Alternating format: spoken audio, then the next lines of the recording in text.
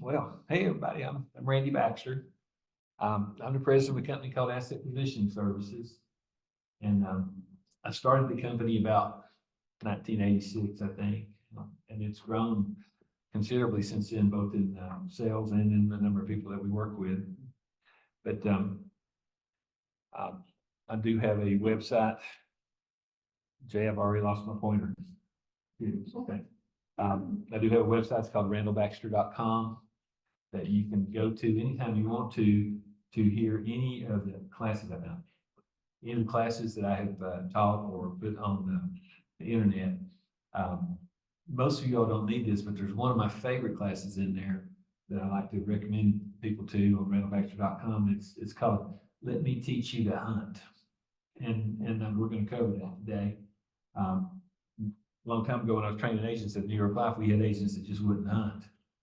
And that's how we decided whether we were going to get rid of them. The general manager would look at me and go, "That boy won't hunt." So we would know that he was telling me to ask him to find another job. But anyway, before we get too deep into it, we're going to be talking about estate planning today. I'm not going to be talking too much about software.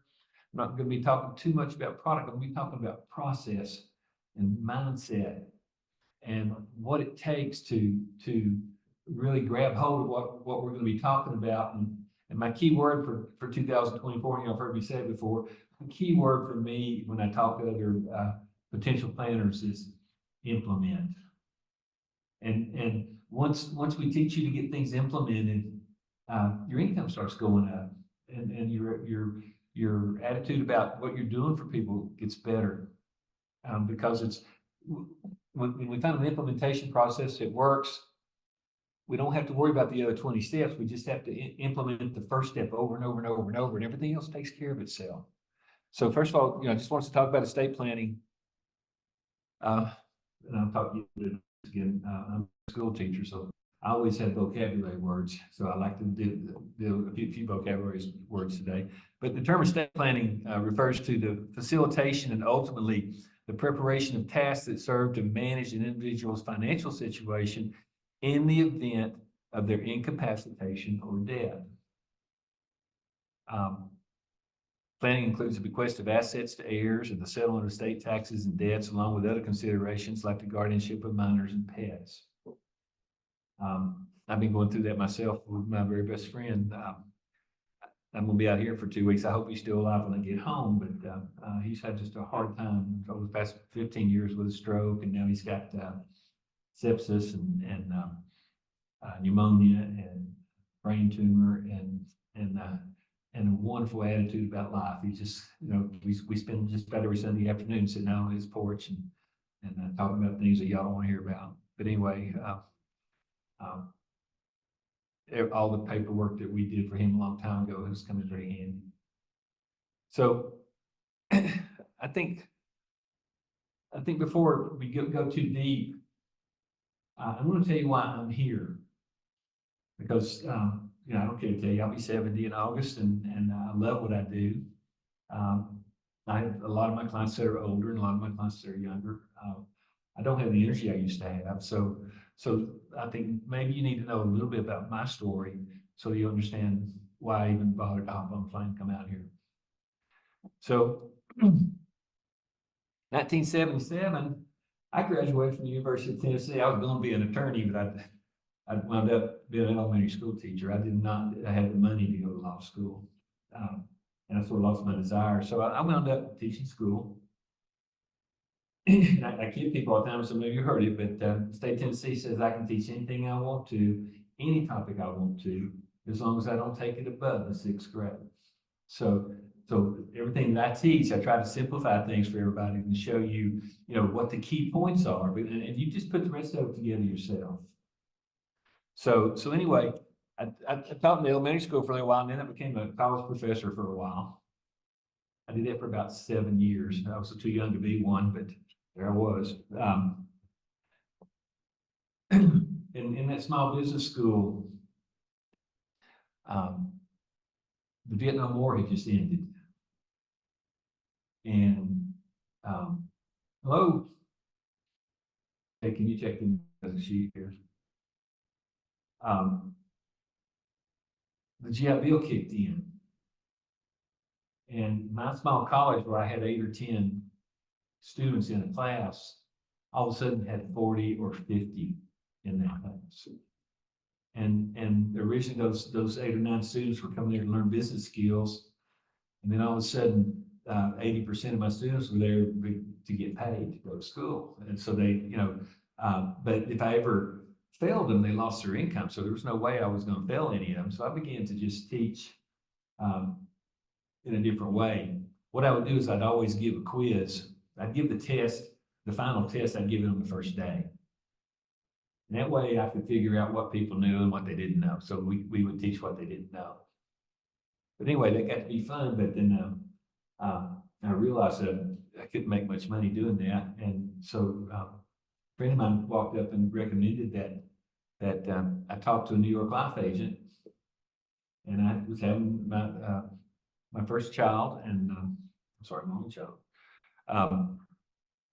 And he sold me a $10,000 whole life policy. When he came to deliver it, I looked at him and I said, "Hal, why did you sell me a $10,000 life insurance policy?" And he said, "Oh, it's got all these great things about it and everything looks like it." I said, "I don't need that. I need $1 million life insurance policy that pays tomorrow to take care of my family." I said, "Take this 10 back and bring me back $1 million."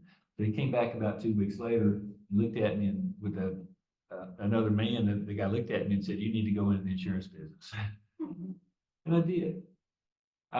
It wasn't, after about 2 years at New York Life, they asked me to start training their agents in the Southeast. So I came there training supervisor and then eventually a training manager where I had training supervisors under me. And again, I was trying to teach things just as simple as I could because that's the only way I knew how to do it. And then one day I looked at everybody's income and everybody was making more money than me. All my students were, not all of them, the ones that learned to hunt, were making a whole lot more money than me. So I went into the general manager and said, "Hey, I quit. I'm going to go open my own company." So I opened up asset positioning services right after that. And I had gotten a little bit rusty when it came to the generation of leads. So I signed a contract with an estate planning company that had existing trusts. What they would do is they would go out and buy retiring attorneys, all the estate plans that they did, and then they would send agents out to service them. And they paid us 25% of the commission, and the company kept 75% of it. But I didn't have to hunt. And it actually made me weaker, not stronger. Because every day I would open my email up and it'd be, "Go see this person, they're waiting on you at 10 o'clock. And I would get there, and I didn't have a sales presentation. They just wanted me to go in there and sell their 3 products. And they told me that if I didn't sell their 3 products, they'd fire me. And I realized real quick that those 3 products weren't for everybody. So I sold the right product to somebody, and that company fired me. It hurt my feelings for about an hour, but I realized that I had talked to another gentleman who owned an insurance agency in Knoxville. He's passed away now, but he was a lieutenant colonel and had his called Tennessee Brokerage. And he looked at me and he said, "Randy, you spend all your time you were spending all your time trying to get people to buy that blue box called New York Life." He said, "Why don't you spend your time trying to find out what people want and what they need, and then go find it for them and provide it to them, and don't have any loyalty to any company." And that was like a eureka thing for me. I thought you had to be a captive agent. I thought you had to represent the company because my biggest enemies were the Northwestern agents and the Prudential agents and things like that, because I was a New York Life agent, even after I quit. And I still own some of my New York Life policies that I bought when I was 29. One was 100,000 whole life. It's got about $60,000 cash in it, and the dividends paid, premiums, all that kind of stuff. And it did everything that I told myself it would do. But when I got fired at that other company, I still didn't know how to generate leads. and what I had actually done is I had sold my integrity for an income. And that when I really thought about it, kind of made me sick. But so anyway, I was sort of lost in my life. I had my insurance business, and then I found this great sport called paintball. I wound up being the 52nd dealer in paintball in the world, and I had a farm, and I played about 40,000 people on my farm over 20 years without an injury. And my daughter and I would travel all over the country and compete together. And then I decided to have a radio show. I still had my insurance business, but I had to leave the paintball business because I couldn't get up and run from the kids anymore. My knees were getting So I sold that part. It's called Splat One, and I sold that part of my life and moved on. So then I opened a radio show. And because some of you know me, I'm a history nut. I study a lot and I read a lot. But on the radio show, I called it The Veteran Next Door. And in that radio show, it was a 2-hour show. So I would go in and I'd say, today we're going to talk about the Battle of the Bulge, or today we're going to talk about Iwo Jima. And by the way, we've got 2 or 3 people from Knoxville, Tennessee, who were at the Battle of the Bulge. And they're here to tell their stories, what happened to them, and that kind of stuff. So I did that for 600 programming hours. And I have another website called The Veteran Next Door. If you want to go there and listen to some of those shows, you can just type in and you can pick the topic and listen to any show you want to. But when I stopped doing that, because my insurance business was starting to pick back up, and I want to tell you why it was starting to pick back up. Those World War II veterans, when I met them, were having problems getting their assisted living benefits from the Veterans Administration, called aid and attendance. And I looked at that, and I got to know some of these guys really, really close, because they told me their stories about their lives and everything, and they were getting told no by the Veterans Administration. So I decided to help them. So I did some research. I realized that I had to get those folks to do an irrevocable trust. And back then, the veteran could take all their assets and put them in that irrevocable trust on Monday morning, and could apply for benefits on Monday afternoon. And because they had an irrevocable trust, any assets they had in there were taxed at a much higher tax bracket than normal people. They had two tax brackets for the trust. One was 12%, and the other one was 38%. And it went into 38% just after like $12,000 of income. So I learned how to do those irrevocable trusts, and I had to have an attorney set it up, and we would go find, and I would advertise them on my radio show. And I learned that irrevocable trust didn't have to be a bad word. A lot of people thought, oh no, it's irrevocable, can't be changed. It's only, it is irrevocable and can't be changed, but you can design it any way you want it to and then make it irrevocable. So we did that for a long, long time.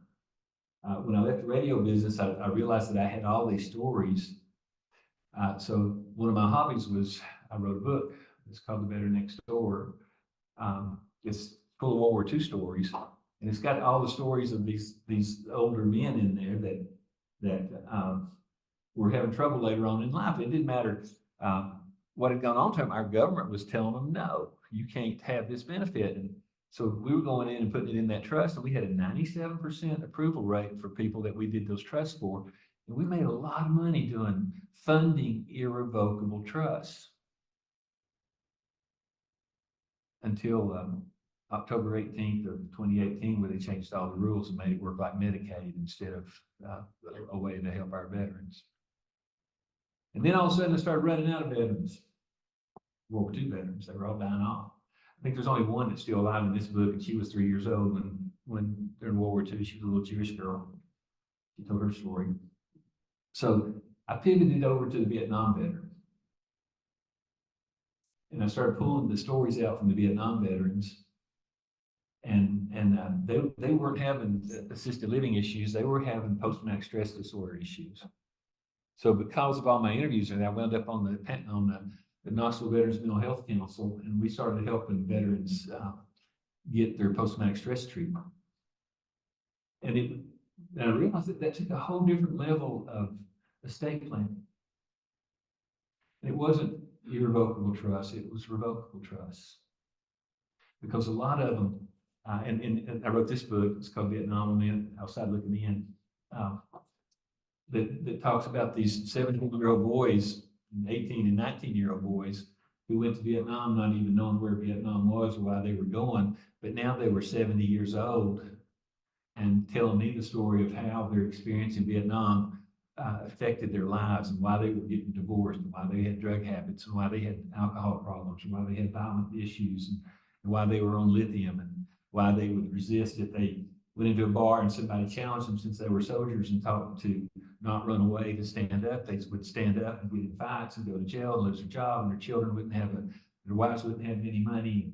They couldn't pay their rent and they couldn't get their medicines. So we put a stop to that in Knoxville. It was not easy, and the Veterans Administration won't let me enter their buildings anymore. But that's okay. So in these two books, I had a real good experience in the irrevocable trust, and I had a real good experience in revocable trust. Well, COVID. Mike, you know my experience in COVID. Christmas Eve of 2020, I was in a hospital bed. I had, I'll be here, and I'll be here, and I'll be here, and I'll be here. And the nurses were coming in every 30 minutes or so, shooting me full of insulin because the medicine that they were putting in me was shooting my blood sugar way up so high. That they had to come in and give me insulin, which would bring it back down. And it was about 9 o'clock that night, and I was laying on the bed. And I was so sick of them coming in and sticking needles that at the time I just started ignoring them. I just shut my eyes and let them poke me. So I wouldn't even react when they stuck a needle in me. And one of the nurses turned around to the doctor and said, "He's not going to make it." And I said, I didn't react. I didn't raise an eyebrow or anything. But when they would start packing up and the 4 nurses left and the doctor was getting ready to leave the room, I raised up real quick and I said, "Hey, Doc, let's talk a minute." And he looked at me and he said, "Are you awake?" I said, "Yeah." And he said, "Did you hear what that nurse said?" And I said, "Yeah." I said, "Let's just talk about it." I said, "What's your prognosis?" And he looked at me, he said, "Mr. Baxter, I don't know if you're going to live through the night." I didn't have to be ventilated. I had something called a cytokine storm. I don't know if any of you know what cytokine storms are, but that's when your body fights off an infection so hard that it doesn't care if it kills you. So I had a heart rate of 160 beats a minute for 3 days. I had a real bad fever and a lot of lung congestion and a room with a big window on it because they had so many hospital rooms that they converted an office into a room, put me in there. They were rolling bodies past my room with the heads covered with the sheets, like maybe 2 or 3 an hour. And I was awake enough to see that going on. So when they came in the next morning, I made them put a blanket over the window. I was just tired of seeing it. So anyway, that was Christmas Eve. And when the doctor told me that, I went, "Oh my gosh, I've got a lot I got to get done. I don't have time to die." And I said, "I've got hundreds of clients. I've got my grandchildren." And I said, "Oh yeah, I've got a book to finish. I hadn't finished this book yet. And I had another book to finish. I hadn't finished this book yet." And I kept thinking all the things that I needed to get done. And so I woke up Christmas morning, I was still sick. And I got a phone call. And some of you heard this story too, but I got a phone call and it was from my grandson. He was 10 years old. And he said, "Papa, you're pretty sick, aren't you?" And I said, "Yeah, I am, Henry." And he got real quiet. And he said, "Well, you're going to miss me when you die."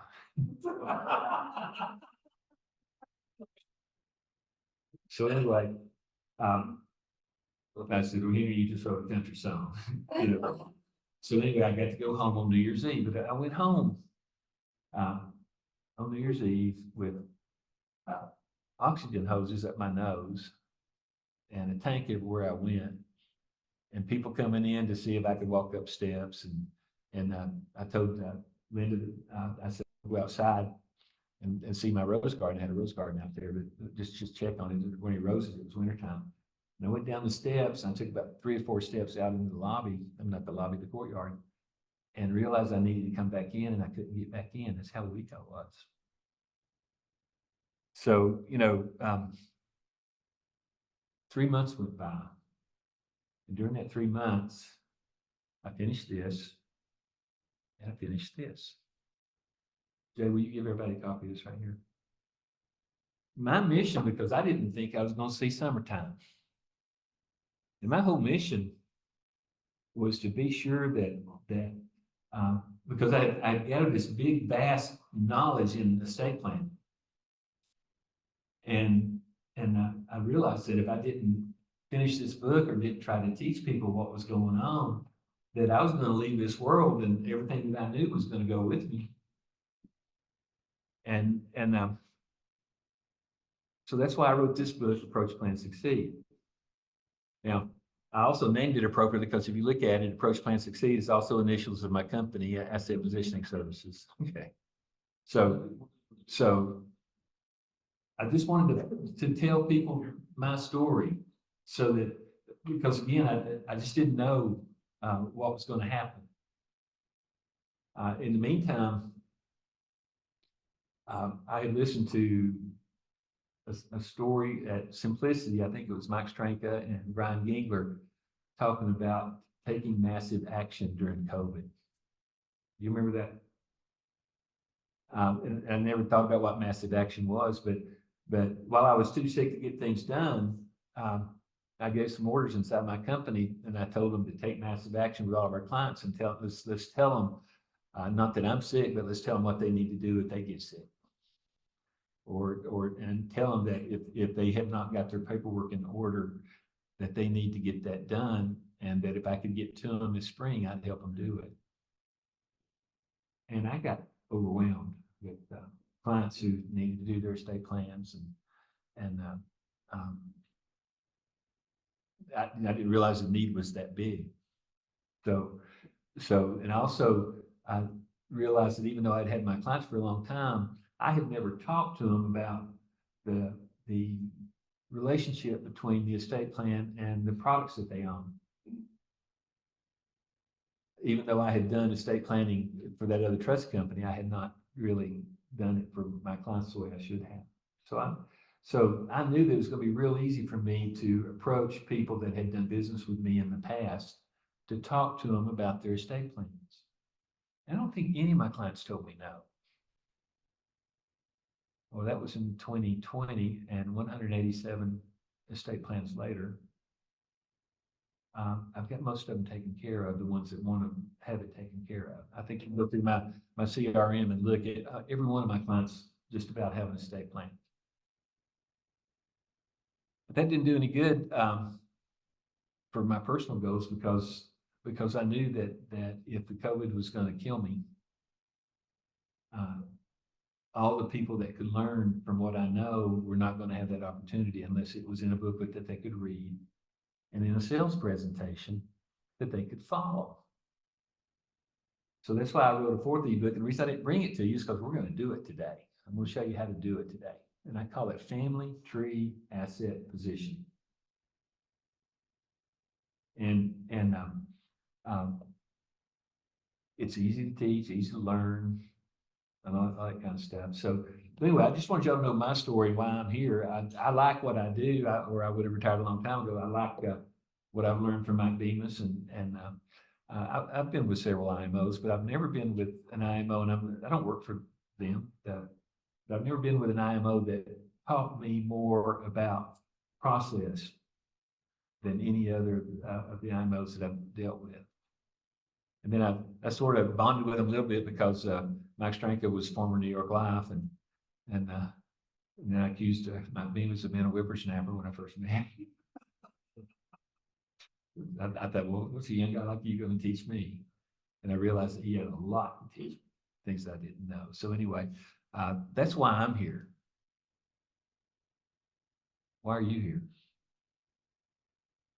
So and I'm going to go over some things, my experiences with people that have engaged me I just want you to be aware of it because this is my experience for types of planners who asked to work with me. And we don't charge a lot. It's not a lot of people charge $8,000, $5,000, $10,000 just to engage our coaching stuff. But my first question for you, and you're not really, technically, you're not an estate planner. You're facilitating the estate planning process with your clients. That's a little bit different. So, I run into a lot of established agents, a lot of tax planners. We have tax planners in here now, real estate agents, bankers, almost any financial services provider looking to add a new product, and or a service to their existing book of business. A lot of times agents looking to break out of a product mode. I've got agents that just sell one product. I've got, it might be Medicare, IUL, the final expense. Some of them are captive agents. I had a New York Life agent called me, and I think she has to cancel her coaching program because New York Life won't let their agents engage in estate planning. Now, they require you to know everything there is to know about estate planning. They teach you to take your products and apply what you know to estate planning so that you can be in their executive councils and those kind of things like that, but don't you dare do it. Okay? That's one reason I had to leave New York Life. I didn't like the shackles. I loved the knowledge they gave me. I loved the products they gave me. But I didn't like them telling me every once in a while that if I didn't do it their way, they were going to get rid of me. So I got rid of them. I just didn't like that. But did I hear your question? Okay. Anyway, captive agents, agency builders, rainmakers. Do you want to know what a rainmaker is? Rainmaker is somebody that generates leads for a sales group. Okay, we've implemented rainmaking in my company. It works pretty good. But anyway, PNC agents looking for a market to enter, and relocating agents that move into a new area. If they'll do estate planning with a workshop, they're automatically considered to be experts just because they wrote a check to get people to come to the workshop. So I'm looking for agents that want to be trained and coached and looking to build momentum. Those are the only three things that I'm concerned with. But there's a big difference between training and coaching. And I get some people that need training bad. They have to, there's 2 ends in annuities and things like that. True. But I can't coach those people until I get them trained. Okay. I had to tell an agent the other day, I looked at her and I said, look, I'm just going to be honest with you. You're not trainable or coachable. And I said, I think it's a mistake for you to renew your license. Because she's all the time calling in trouble and all the time. She called me and she said, I have a client whose mother is at home and only has a $460,000 asset that's in land. And he needs to sell the land to take care of his mother. And I want to help him save on his taxes. And I said, wait a minute. I said, why are you working on saving him on his taxes before he sells the land to get the money to take care of his mom? Oh, I just want to help him on his taxes. I said, well, you're missing the point. He told you what he needed, and you pivoted over to what you wanted. Okay, so if there's anything that you learn, if you're going to be coachable, that shouldn't be that way. Okay. If you're coachable with me, it means that you're willing to listen to your clients and follow a process that they want you to lead them through.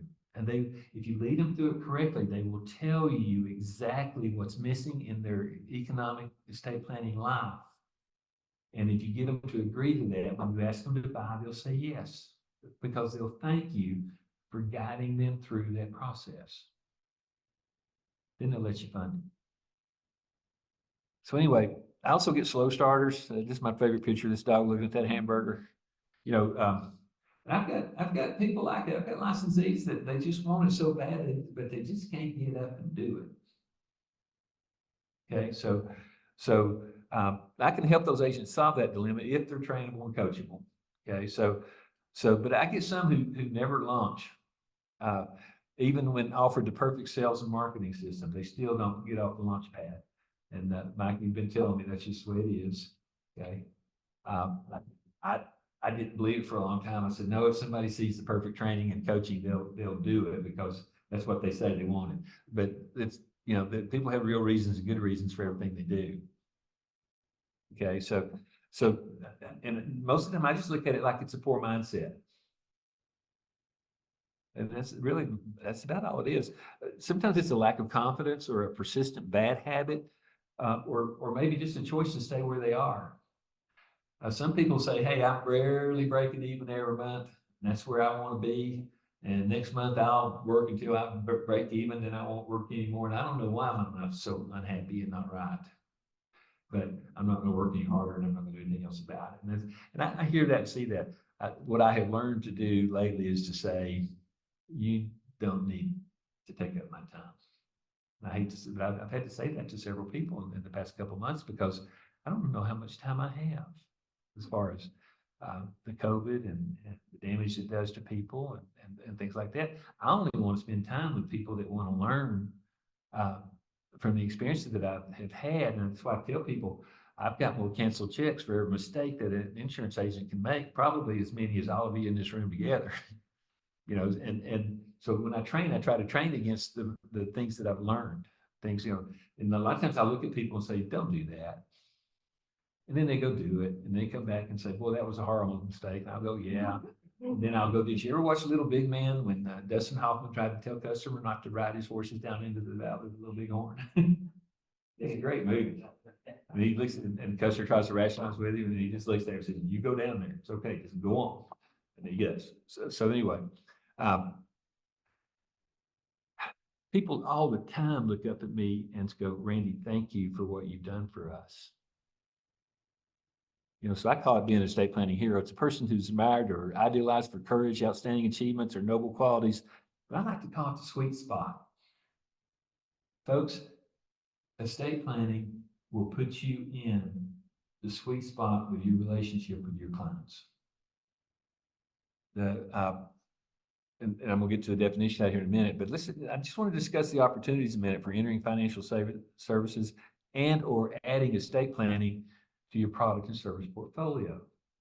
Because if you do this, you've got something new that you can go to all your clients. And when I wrote the book, Approach, Plan, Succeed, I only teach one approach. One.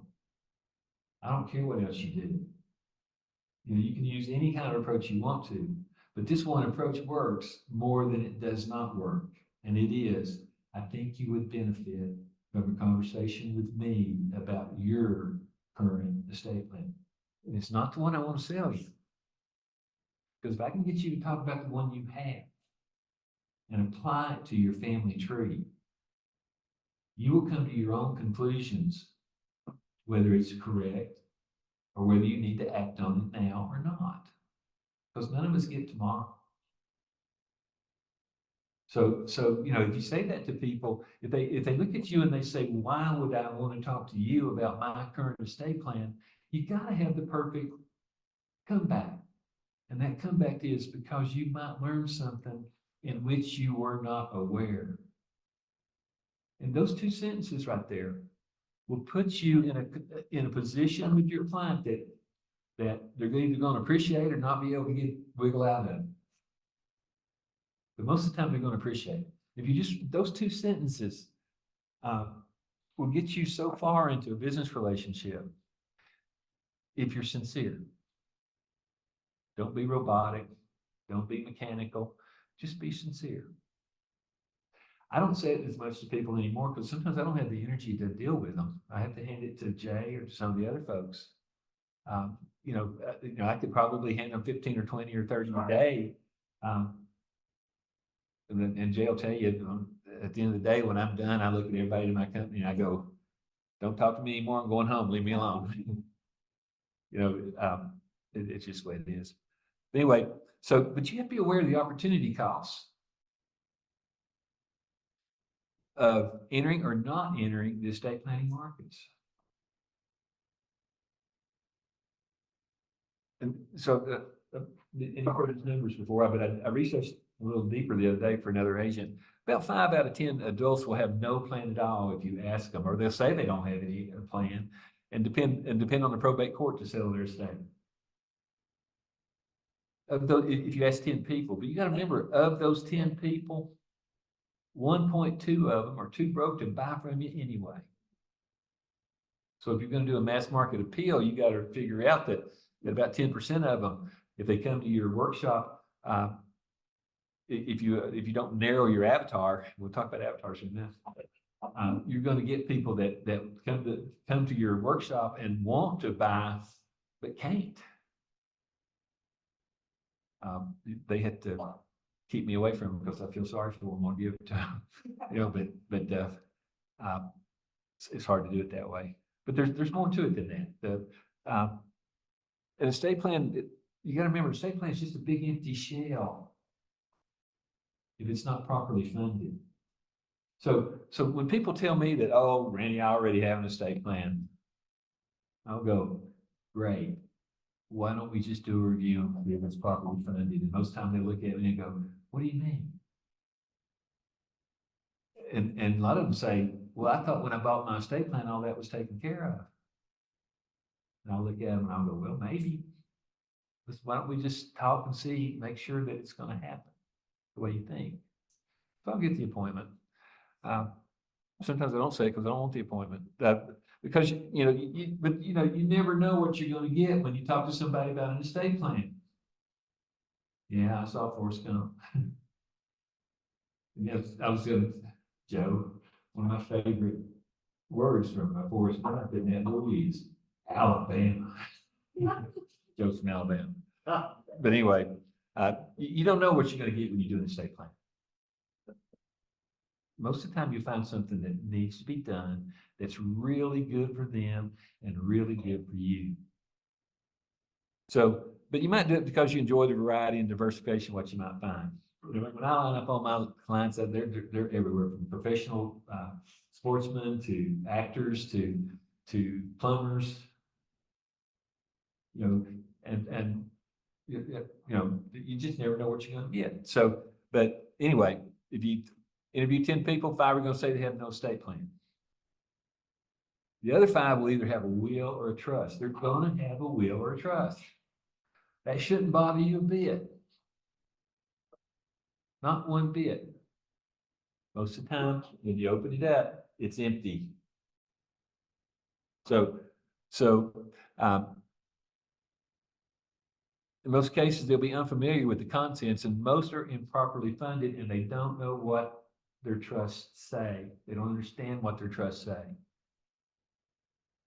They've also had relationship changes and asset changes and health changes that affect what's inside that estate plan. So anyway, who does the estate planning for your clients? If you're not doing estate planning right now, who's doing it? And when you get that phone call from your client and they say, I talked with so-and-so about their estate plan and I need to move some money, and you don't get to keep it because you didn't do it. That hurts my feelings when it happens. It doesn't happen very often, but my feelings get hurt when somebody moves their business. It's usually my fault. But you have to decide if your clients are qualified suspects or not. We're going to look at that in a minute. But anyway, I was looking at this, and some people look at me and go, "What in the world is he talking about?" Okay, so Jay, can you come over here and hook me up? Jay works with me. I'm a technical idiot, and I don't have any more room in my brain to do a lot of it. So Jay's going to set up something that I write about it in this book. I call it the cycle of success, and it works on a spreadsheet. And if you follow the rules of the cycle of success and start with 10, not 100,000, not a blue million, start with 10 people that you think would benefit from a conversation with you about their current estate plan. You see, I get people say, well, I've got 150 people on my list, and I look at them and I go, I don't want 150 people. I want you to do 10. They'll go, why? And I said, because I want you to learn how to do 10. And next week, I want you to be able to replace the ones that you took off the list. You either took them off the list because they didn't qualify, or because you moved them forward from a suspect to a prospect. So anyway, Jay helped me with this, and he did a really good job on it. So now, some of you have notepads, and I want you to draw this triangle. I'm going to show you because we're going to add a second triangle to it here in a minute. So this is the second triangle that we're going to talk about that makes you the most money. But I'm just trying to show you how to get there the easiest, quickest way. Okay, so you got, everybody's unaware about something. Okay, and remember when I told you, if you say, hey, I think you would benefit from a conversation with me about your estate plan, they go, why? It's because you may learn something in which you were not aware. And sometimes people aren't aware of the difference between a will and a trust. And sometimes people just say, oh, that's going to be handled in probate and that's okay with me. Okay, so when we get people that are unaware, when we do our marketing in our workshops,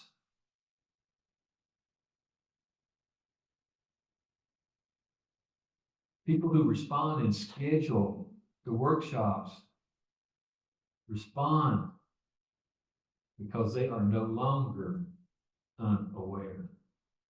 They come to our workshops because they have problems that they've wondered in their mind, that they need to come up with a solution, but they just never, and I know you got around to it. Okay, so but they know that there's a solution out there, but they don't know what it is. But they are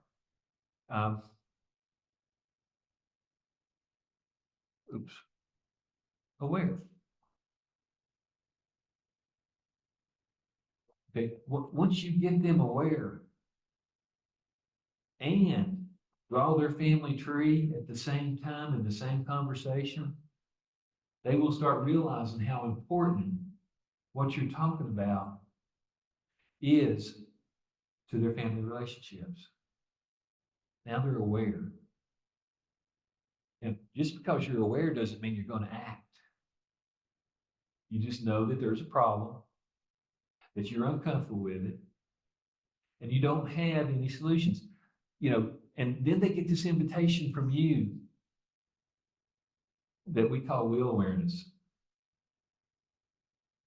Now, we don't tell them we're lawyers. We're not lawyers. We're just going to talk about will awareness.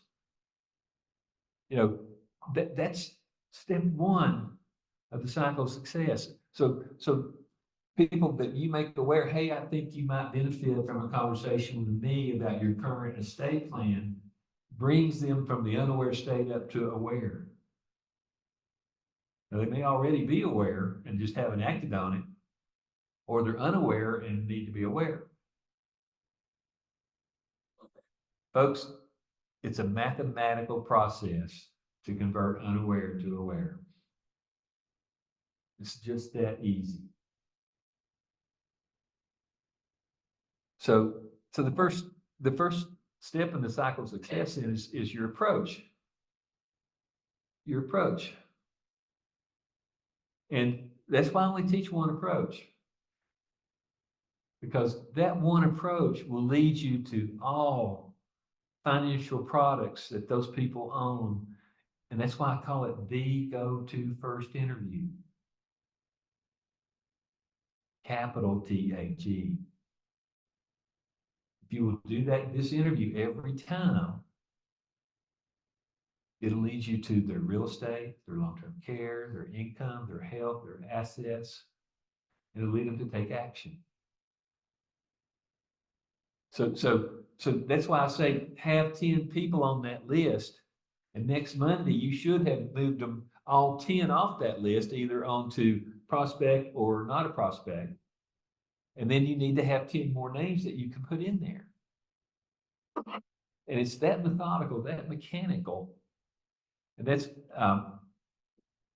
Mike, about 2 years ago, I don't know if I was here or somewhere else, maybe in Baltimore, but Brian and Mike in a classroom said something that just hit me like a stone brick in the head.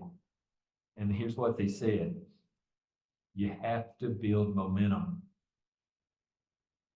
And if you can't build momentum, I'm sorry, that's not even fair to say. Everybody can build momentum. All you have to do is find what works and repeat it over and over and over and over. Not step 2 or 3 or 4 or 5 or 6. And I've already had 2 conversations with agents back east this morning, asking me questions about step 4 and step 5. You know what I say to them? I'll talk to you about that when you finish step 1. Because a lot of times people will go into step 3 and 4 and 5 because they're avoiding step 1. Because it stresses them out. Yes, sir. Randy, would you define what you're really doing when you say build momentum? Yeah. If I say something to you that works, okay, like I think you might benefit from a conversation with me about estate planning, I might be able to go up to one of the many mics in this room and say the exact same thing. And then I might be able to go up to 1 or 2 of the Joes in this room and say the same thing, or 1 or 2 of the Kims in this room and say the same thing. And I would know that if I approach 10 people, I'm going to find 5 with nothing and 5 with wills or trusts. And when I approach those 10 people, I'm pretty sure 7 of them will make an appointment with me and 3 are going to buy. I learned that from these guys. It's simplicity. And even the great Mike Stranka doesn't get all his sales. Dave, I broke that up, you know. I think I broke it. But anyway. So if you want to build momentum, concentrate on what works and repeat it. That's all you have to do. Concentrate on what works and repeat. So you've got 100 clients, you've got 10 weeks, you've got the next 90 days. And Mike, I know you believe in the 90-day plan. Ask Jay if Randy believes in the 90-day plan. Everybody that works in my company turns in a 90-day plan and they update it every 30 days. So I know what's going on. And when they look at me and they'll go, well, I didn't have an income, I'll look at them and go, well, let's look at your 90-day plan 30 days back and see why. And most of the time, it's lack of building a momentum or lack of managing momentum. Sometimes my momentum gets so high, it drives me nuts. Last week, I had to work 12-hour days every day last week. And I was a bear, in the office, at home, everywhere. I just, but I knew I had to get it done. It was wearing me out so I could come out here. So anyway, so find what works and repeat it. It's that simple. So step 1 is the approach. Now, once somebody becomes aware of something, whether it's income planning or estate planning, or the need for a date to the prom, or what you're going to have for dinner tonight, it's all the same. So, once somebody becomes aware of a problem, they start looking for solutions. And you know what they want? They want somebody to guide them through that process that they trust. That's all. They don't even know they want it. You need to know they want it. It's just buried, just underground enough to where you can't see it. But as soon as they become aware that you can help them find a solution, I call it making Mr. Big Ears. They will want to hear what you have to say. Don't blow it. Follow the family tree asset positioning go-to first interview. Follow the interview. Don't skip pieces of it. Learn the power phrases. Learn the process. So you've taken somebody who's unaware, you made them aware, and then you go into solution aware. Now, if I was going to draw that second pyramid, I would put it somewhere between aware and solution aware when it comes to income planning. Most people were, when you go through the family tree asset position, you go to first interview, are they're not unaware of income planning. It's just not top of mind until they realize how important that income plan is for the rest of their lives. But you want to go to that. Don't go to that yet. You're going to get there. You're going to get there within 7 days. Promise you. If you do this right, you'll be in an income planning presentation in 7 days. At least 3 out of 10 times. You just have to be aware. You have to be aware that is a second pyramid that fits in this process. So that's step 2. Make them solution aware. Now, when they become aware, they're no longer a suspect, they're a prospect. So what's the definition, the difference between the suspect and prospect? And I have a lot of agents argue with me about that. And I look at them and go, we can argue about it all day long, but I don't care. I'm not going to change it. A suspect is someone you think would benefit from a conversation with you about their plan. That doesn't mean they've agreed to have the conversation. That just means you think they would benefit. You can't take that to the bank. It's just a silent argument you have with yourself. And if you don't act on it, it's useless and worthless. So once that person says, you know, you're right, I might benefit from a conversation with you about my current estate plan, they're automatically a prospect. Now, here's the way I see it. There's this river, Tennessee River, Holston River, French Broad River. Does Nevada have a river? I don't know if they do or not. But you have a river, and your suspect is on the other side of the river, and you're on this side of the river.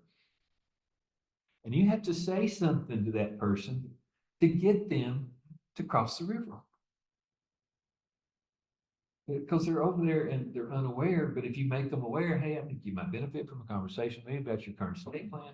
If they pay attention to you, they might look at you and go, you know, I might. And when they say that, they're crossing that bridge. That's the hardest part of what we do for a living. The very hardest part is to turn that suspect that you think would benefit into someone that would agree to meet with you on a favorable basis. So you might as well make it easy. And if you have 10 different ways you can approach somebody, if one works almost every time, you ought to use it.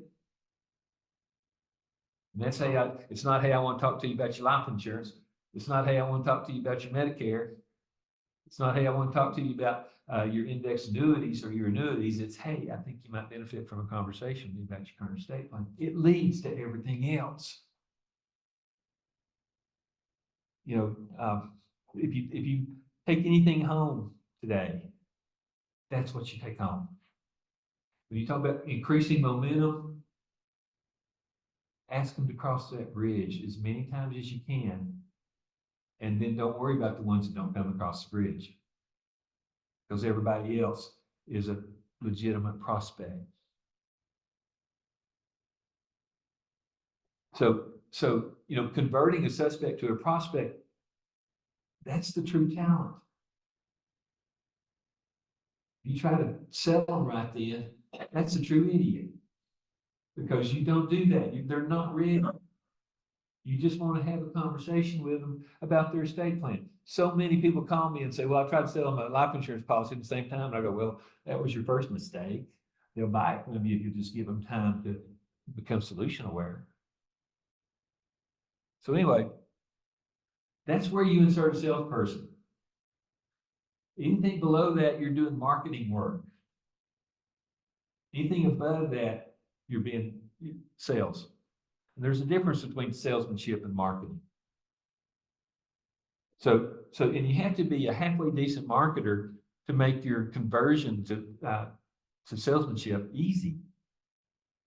You insert the salesman as soon as they become solution aware, because now they need a consultant, now they need an advisor, one that they want to lead them through that process. Use your spreadsheet, move them over. If you move those 10 people over to prospect, you're going to make them solution aware. Okay. And that's where you get to be the salesman. Once we talk to people about solutions,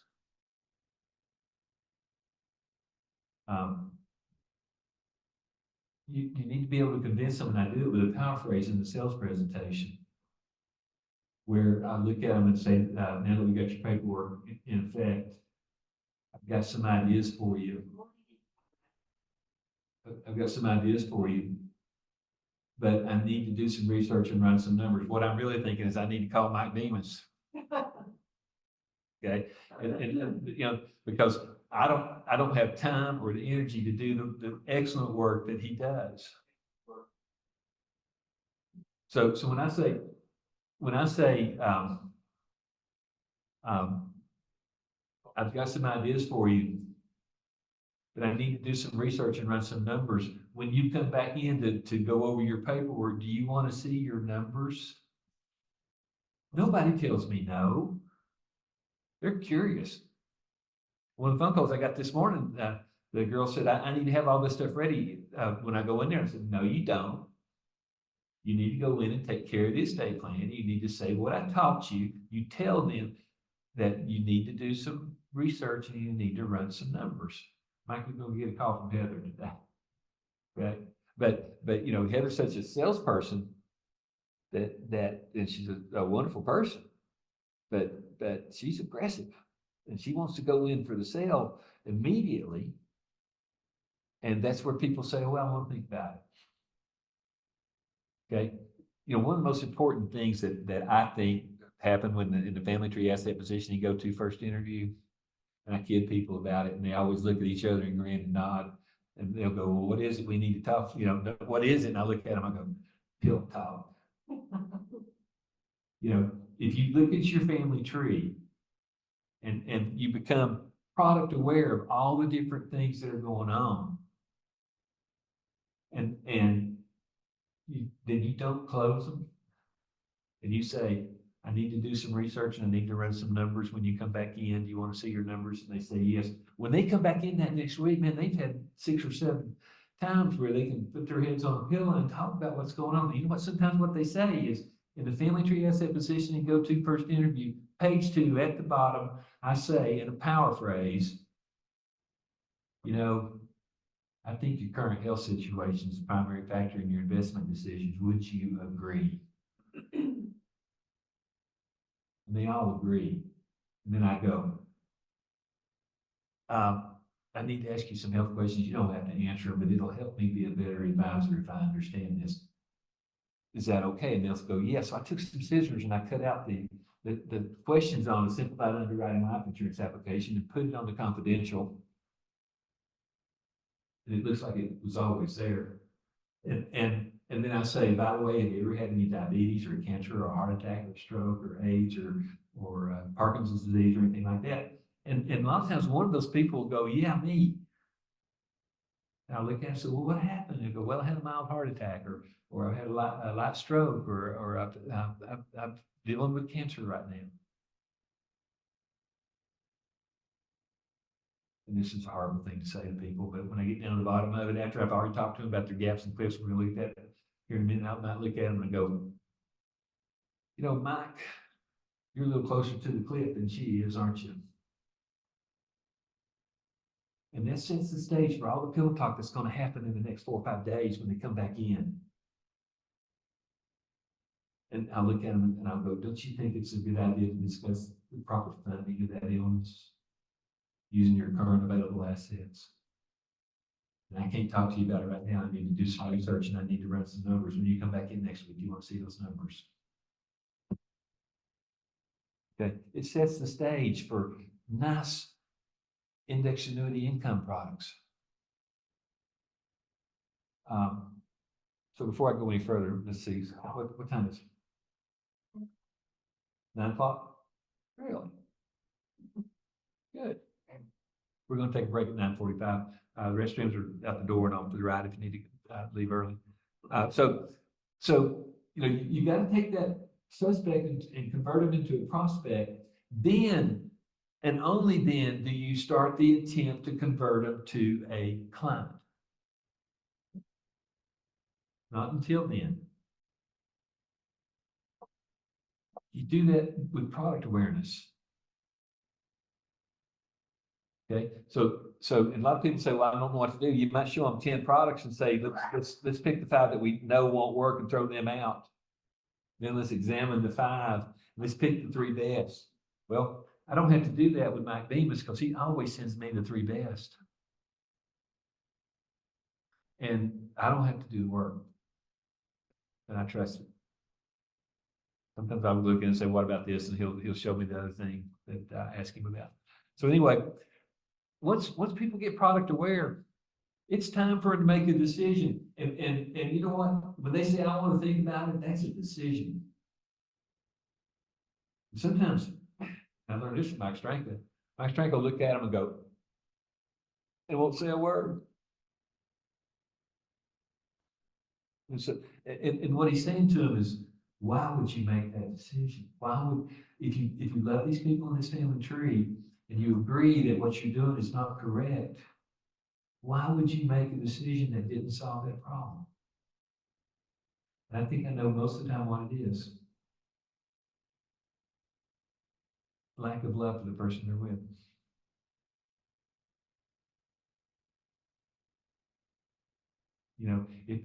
When you do page 3 of the confidential, we're going to hand those out in a minute. And you look down and they have all the assets in the world and they're not properly set up for the health questions and the income situations that they're in and they won't act on it. They may give you a good reason, but it's not the real reason.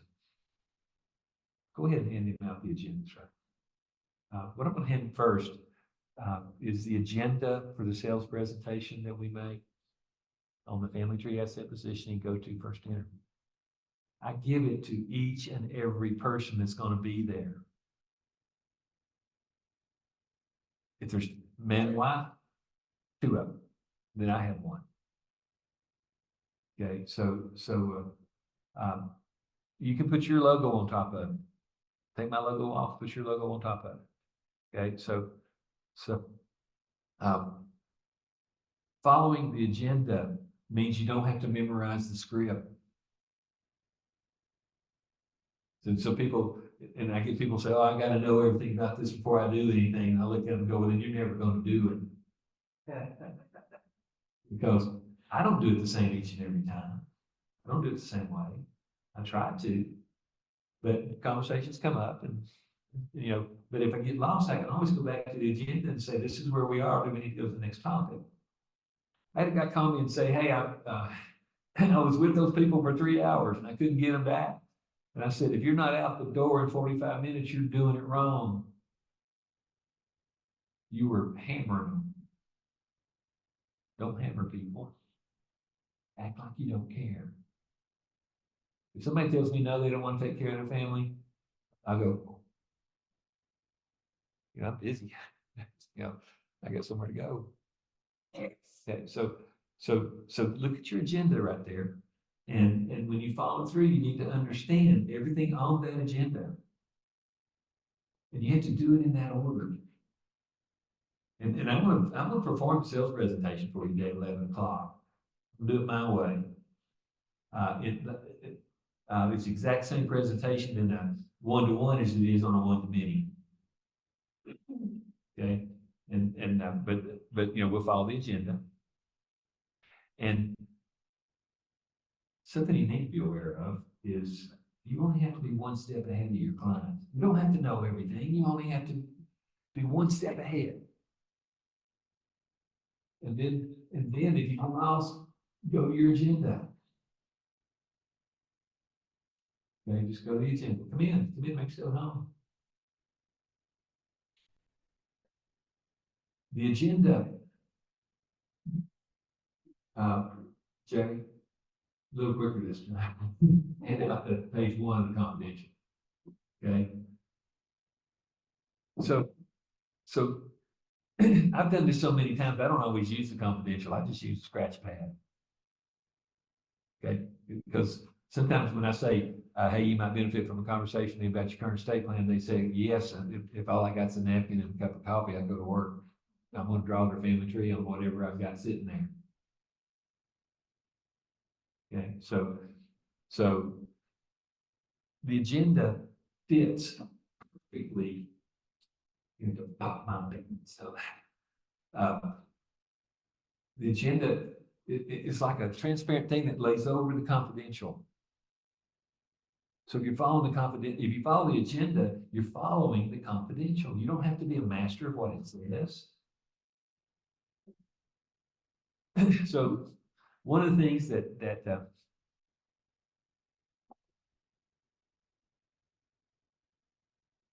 once you get them to make a decision, they're so glad that they made that decision. You know what they do? They advocate for you. When it comes time to ask for a referral,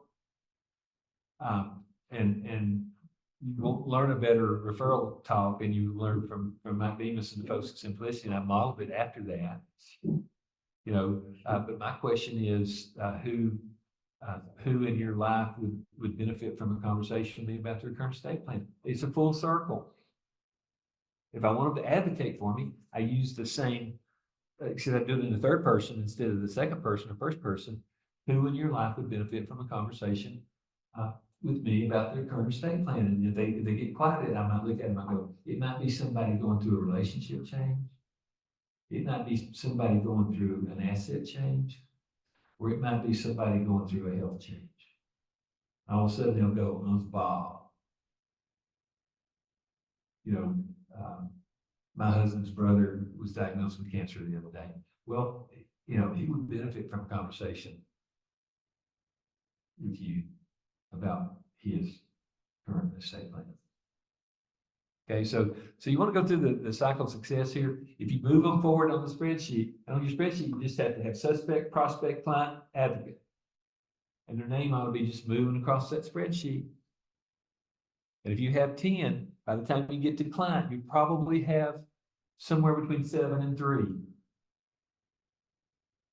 But if you make it to advocate, I promise you, you will replace the name that you had on the suspect list with at least 2 people who are automatically more qualified than the first people you had. So you folks that say, you know, people tell me all the time, oh, I don't want anybody to see. I won't look at them and say, well, you just can't see anybody. But yes, sir. You can go back and say those 4 things, you know, suspect, prospect. Suspect, prospect, client, advocate. That is the cycle of success. And it's just managing the momentum behind the people that you put in the suspect list. You don't have to worry about the prospect list and the client list and the advocate list. It will take care of itself. Oh, okay. There you go. One more. Okay, there you, I'm sorry. Yeah. There it is. How come you couldn't see that, Charles? Sorry. So, you know,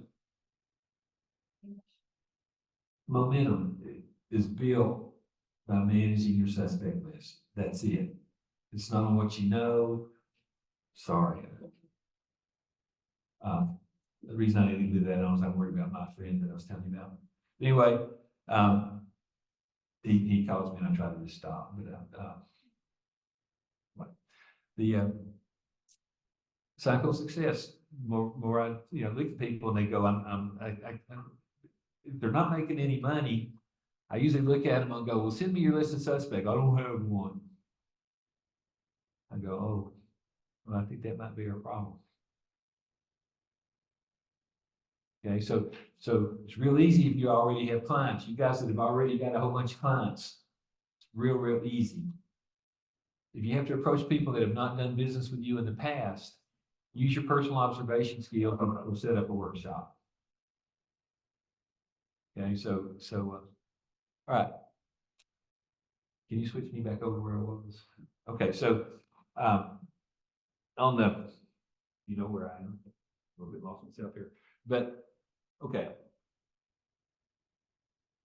You say it's what, 9 o'clock?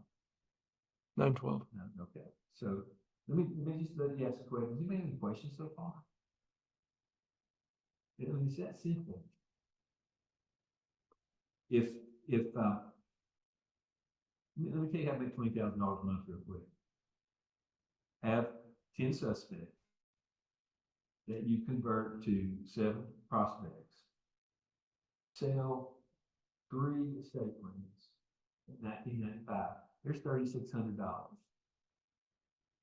Okay, and Mike, what's your average index annuity? About 200,000?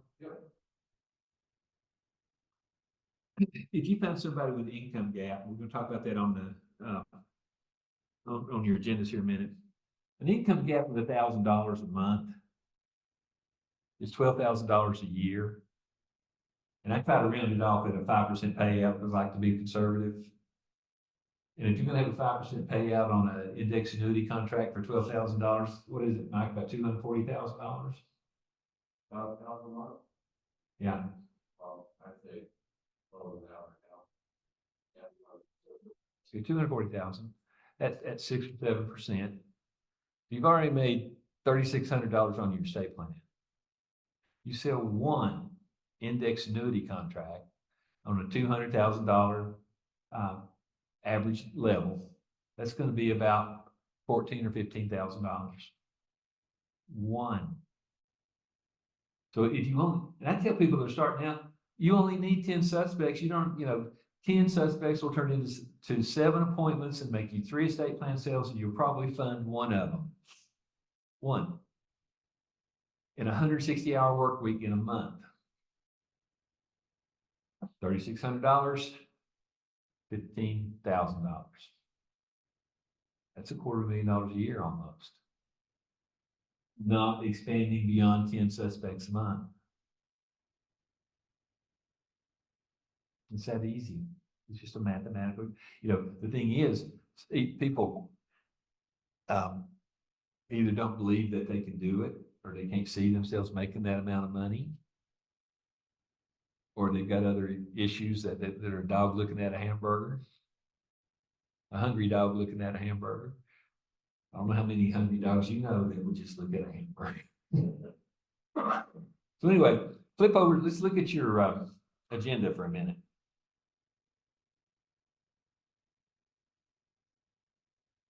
Very first thing that I say to people when they agree to have an appointment, I'll look at them and I'll say, I'm going to be a better advisor to you if I understand your family dynamics. Is it okay if I draw your family tree? That's the first power phrase that I use. Because I want their permission because of something that I call micro commitments. If I can get somebody to move forward on a micro commitment 5 or 6 times in the next 30 minutes, they've already told me everything in the world that they need to know to want to move forward. And if they tell me they're not going to move forward, I'll look at them and go, again, I'll use Mike Strike.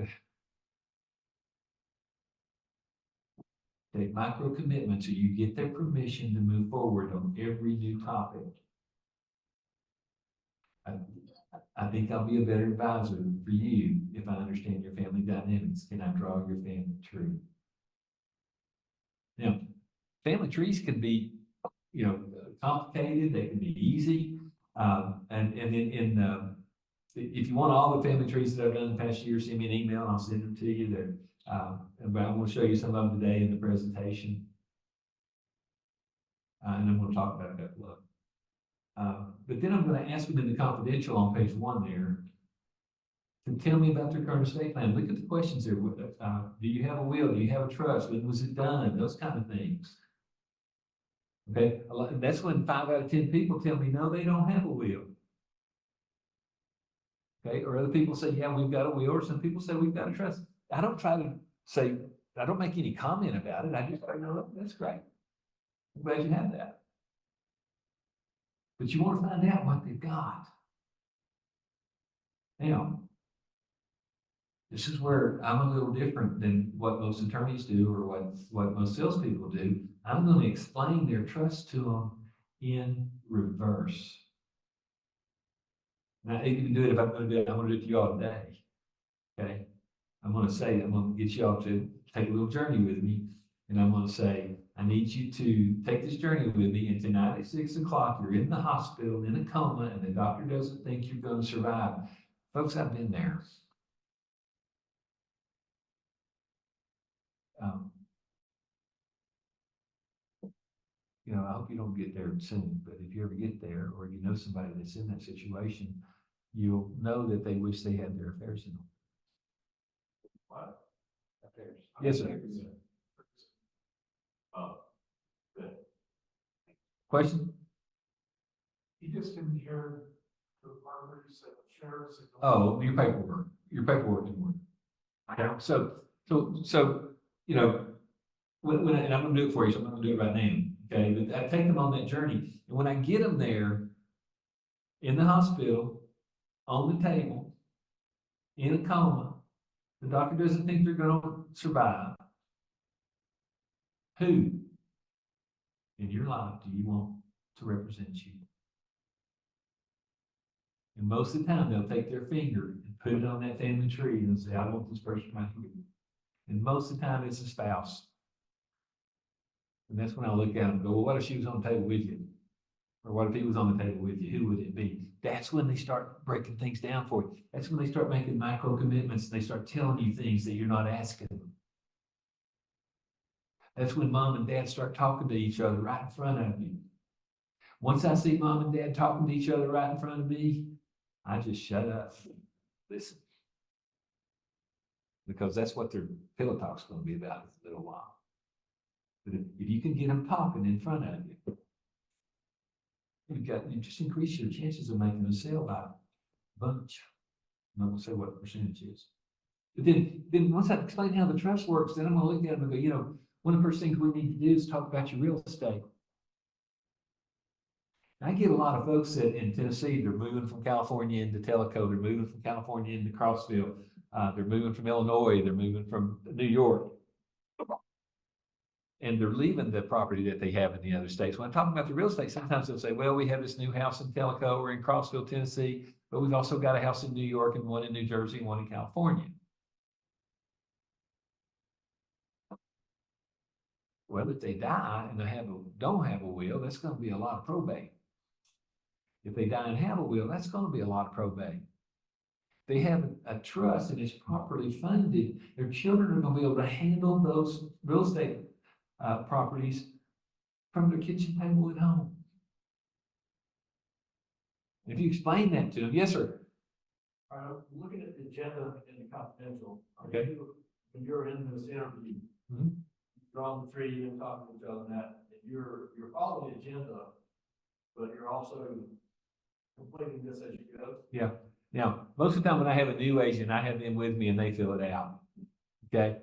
And I'll be honest with you, once you get this done real well, a lot of my confidentials are on the yellow legal pad. Because I just have it there. I usually don't have it with me when I talk to somebody, so I just, whatever I draw it on. Okay. But while you're learning, you need to do it this way. Eventually you might not, but until you master it, do it. Okay.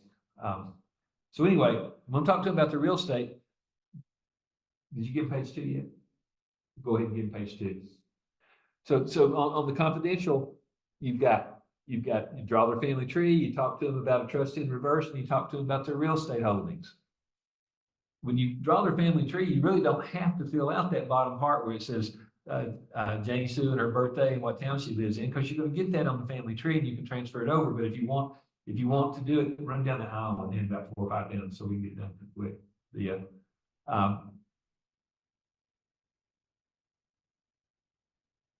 When I'm drawing a family tree, they tell me that Mary lives in 200 miles away and Johnny lives 500 miles away because they moved from California to Tellico and they've left their children in other states. That could be a problem if you find yourself in a coma in the hospital bed and the doctor thinks you're not going to survive. So look at page 2. Yes, ma'am. Say that's more the norm today, where you're having people whose children are in other states. More what? More the norm. Yeah. Yeah. And a lot of times when you ask them why they picked the person that they picked, if they've moved, they're willing to change that inside the trust documents that they have. We call that a restatement. So anyway, go to page 2. Look at the top of page 2. I just have a paragraph up there that talks about long-term care. I don't want to sell long-term care right then. I just want to bring up the thought process in order to expedite the pillow talk. What kind of plans have you two made for that day when you're going to need advanced care in life? Okay, now I do that to them before I ask them the health questions because, I'm trying to guide their mindset. I'm trying to lead them into the conversation exactly where I want them to go in a way that they appreciate and don't even know it yet. So you talk to them about their long-term care. Then you go down to the next one, which is the most important. You talk to them about their income. My confidential is not as advanced as the one that you learned, but in this conversation, I don't need it. In this conversation, all I want to do when I talk about income is I want to talk to them about income not based on assets. This is going to come in for the rest of their lives if they're retired. And income based on assets. I want to separate those things. Because when I go to solve for the gap, I want to solve for the gap based on income not tied to assets. Because that's the money they're going to spend first. So then I want to explain to them what a gap is. And a gap is when their income doesn't meet their expenses. And we want to find out what that is. A lot of times it might be 500 or 1,000 or 1,500. If it's 1,000, I know right then, I hope when I go to page 3 that they've got $250,000 or more. Because I know I can close the gap for them just by moving their money across the street. So, and that's what I tell them. If we can solve this problem, no cost to you, we just got to move your money across the street. And sometimes they don't understand what I mean, but they will here in a minute. Okay, so I explain the gap. And you tax planners, you already have that information. You got it all. The insurance agents, you got to ask for it. So you explain your gap, then you say, now, there's 2 kinds of cliffs that I want to talk to you about. First kind of cliff is if one of you die. I haven't asked a word about the health questions yet, but the one that's sickest, the one that's healthier already, it's running through their brain. But just as soon as you say that, their brains start clicking. So the first cliff is when somebody dies. How does that affect your income? The other cliff is what if they get sick and don't die? And expenses go up and income stays the same.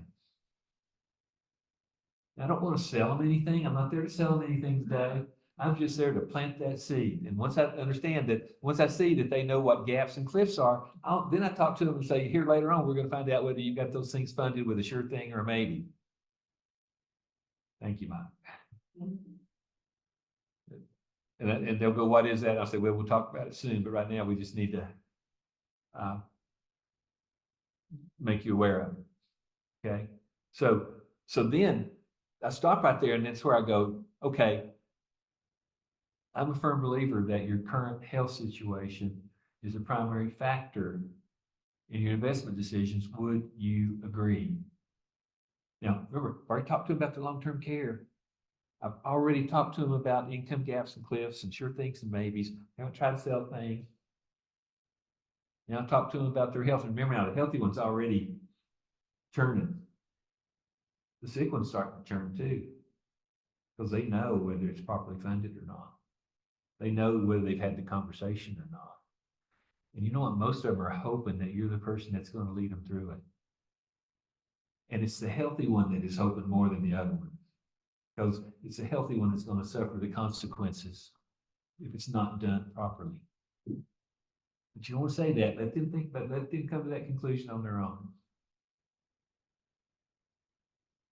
That's why I don't care after I've asked the health questions, I don't care at all to say, Mike, you're a little closer to the cliff than Jules is, aren't you? And if you know it's true, you know, and it's usually not you that'll agree to it, it's Jules. Jules will start shaking her head, yeah. But she's the one at risk. Okay, so then have you handed them out? So can you see where page one, you go in and you build on page one, the family tree, the way the estate plan works, the situation they're in with their real estate, the situation they're in on how they considered their long-term care needs. You've had the discussion with them about income gaps and cliffs and sure things and maybes without trying to sell them anything. And then you've had the health conversation with them that makes them realize that one of them could be a problem or one of them could be in trouble. Yes. Clients who have properties in multiple states, do you recommend an estate plan for each state? I recommend that they put it all in the trust and decide what they want to do with it without taking the other states into question. Yes, sir. What was the question? The question was, if you have property in multiple states, Do you recommend an estate plan for each different state? no, you just can have whatever state they're in, can deal with property all over the country. You don't have to have all that. So now you got page 3. This is where I split a little bit from what Mr. Stranka says. But you got to remember, I'm not in the closing interview. I'm in the opening interview. That's why I look at people and I go, I don't need the exact figures today. I just need ballparks. You can bring the exact figures in next week, or you can fill them out on the form. But I need to know, you don't even have to answer. I need to know about how much money you keep in the bank each month to pay your bills. Sometimes they'll look at me and they'll go 5,000, 7,000, 30,000. It's different every time. Remember, you never know what you're going to get. And then you look at them and go, do you have any money markets? And sometimes they'll say no, and sometimes they'll say yes, 700, 800,000. And then I look at them and go, do you have any annuity contracts? And they'll go, yeah, I've got one at Allianz, one at Jackson National. And see, I know that it may not be appropriate. It may not cover their income. It may be an accumulating annuity. It may not be, they probably don't even know what it is they bought. But it doesn't matter. I just need to know if they have some. And I'll go, how much do you have? They might say 200,000, 100,000, or whatever. Okay. Don't try to go into a sale, just keep on moving through, and then say, well, tell me about your life insurance a little bit. And they'll tell me. Sometimes they'll go, by the way, some of that life insurance I have takes care of that upper problem up there about the long-term care. And I'll go, well, good, we'll cover that in the next conversation, right? But that's good to know, thanks. And they'll tell me about their life insurance. And then I'll look at them and go, tell me about your IRA or 401k, and they'll tell me, and I'll say, where is it? And they might say Fidelity or Vanguard or American Equity, or whatever they say. Just write it down. And here's what I do. I look at them, and this is you said something to me yesterday. Listen to this.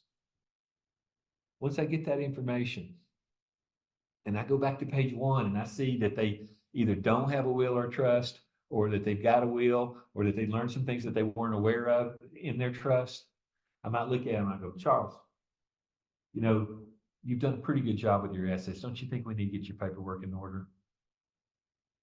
How can they say no in front of their spouse? If they do say no, that's pillow talk too. That's big pillow talk. If they know, you're like, That's right. That's right. Randy, to Yes. go back here real quick. I Okay. understand part of it. I want to make sure I understand all of it. What Kim just asked you. You got property in California, Arizona, and Texas. Put it in the trust. Yeah. Now, when you go to fund the trust and then you record it with those counties, that's after the process, right? Is that? Yeah. Yeah. And we did about what, $5,000 or $6,000 in extra income last month on quitclaim deeds? Can you repeat the questions? Go ahead. And No, you, I don't know if I can remember the question. What? I'll say. Go ahead. So, So the question is around if there's multiple properties in different states, do you need multiple trusts for those properties? The answer is no. You can put all those properties into one trust. And then when the eventual does happen and they don't need to go through probate, it's all within the trust. They don't need to go to every single state like they would with like a will or something like that. As long in as those it's funded, cases. it's been funded. As long as it's been funded and the ownership of the property has been changed to be the owner of the trust, so doing a quit claim deed. And we have found that I was undercharging for that so much. We were charging $130 and I was making $30 just to cover the expense. And then I learned from another trust company, they charge $350. So I looked at everybody that works with me and I go, we have a new fee. It's $350. No one has questioned that fee. And I think just in April alone, we did, I don't know, maybe $5,000 or $6,000 worth of extra income in quitclaim deeds. Money that we weren't getting until somebody made me smart enough to know what to do. And I've been doing this for years. And I think about how many quitclaim deeds I let go, you know, by the attorneys. Yes, ma'am. The quick claim deeds, Yeah. are you saying that you're using, deed works for that? We use DeedWorks when it's not a Tennessee, but I have an attorney on staff. Okay, and Courtney's gonna teach a class for you all that want it. It's either next Tuesday or the next Tuesday that she's gonna teach you all how to do DeedWorks if you wanna learn how to do it. So, but she'll do it for you for $75. So for $350, you pay us, we pay DeedWorks, we pay Courtney, and then we'll send you a check for the difference. You know, but that's just if you want turnkey. If you want to do it yourself, you should be charging $350, and that includes registering with the courthouse. We charge $300 for the deed, $50 to send it to the courthouse and pay the fee for them and get it mailed to them. So we ran into somebody the other day who had 4 or 5 pieces of property, didn't even question $350 times 5. And they looked at it and said, "You mean you do that for us?" "Yeah, thank you. Just give us some money." Okay, so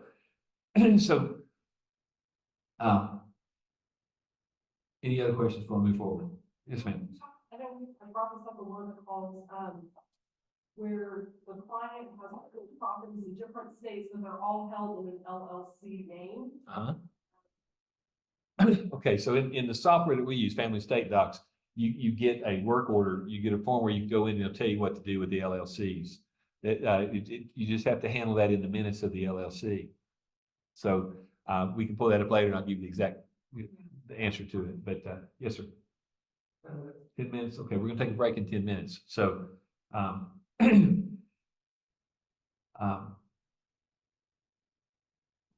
you're following the agenda and you get to the point where it's time to close and you say, "Don't you think we need to take care of the, get your paperwork in order? All I need to do is get a credit card for $1,995 and we can get rolling on this." And then I just hush, because that's when they reach in their wallet and me the credit card. Okay, I don't even, question the price, because I know that our software gives them lifetime changes, and they never have to pay another attorney fee. They never have to pay another fee. All they have to know is their login and their sign in, and they can go in and make that change themselves when they have a relationship change or an asset change or a health change. Okay, but that's not what happens. Yes, ma'am. Sometimes, a lot of times, a lot of people say, "What do you charge for a trust?" Like, they just come to me with that question. Mm-hmm. So we haven't had any conversation about, you can benefit from maybe a conversation with you about your current estate plan or anything like that. They're just like, "What do you charge?" I know what I say, but I don't. Well, I say it depends. I want them to go through the first interview. How would you, take that question and then convert it? I would say, estate planning costs vary. To give you a proper answer, I need to start with understanding your family dynamics and what we would have to put in that estate plan. Can we get that started? And then I'll give you the answer.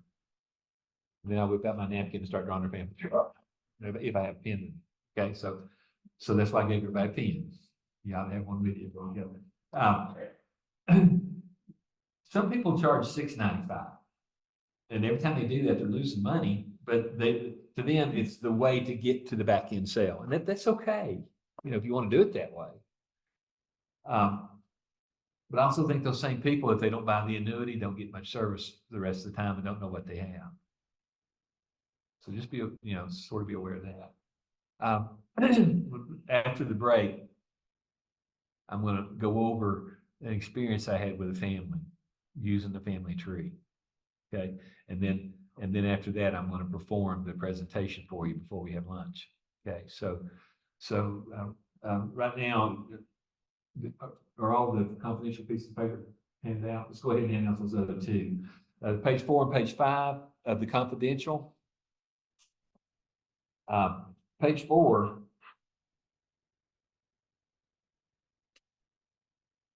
Is a checklist of things that if someone has an enforced trust,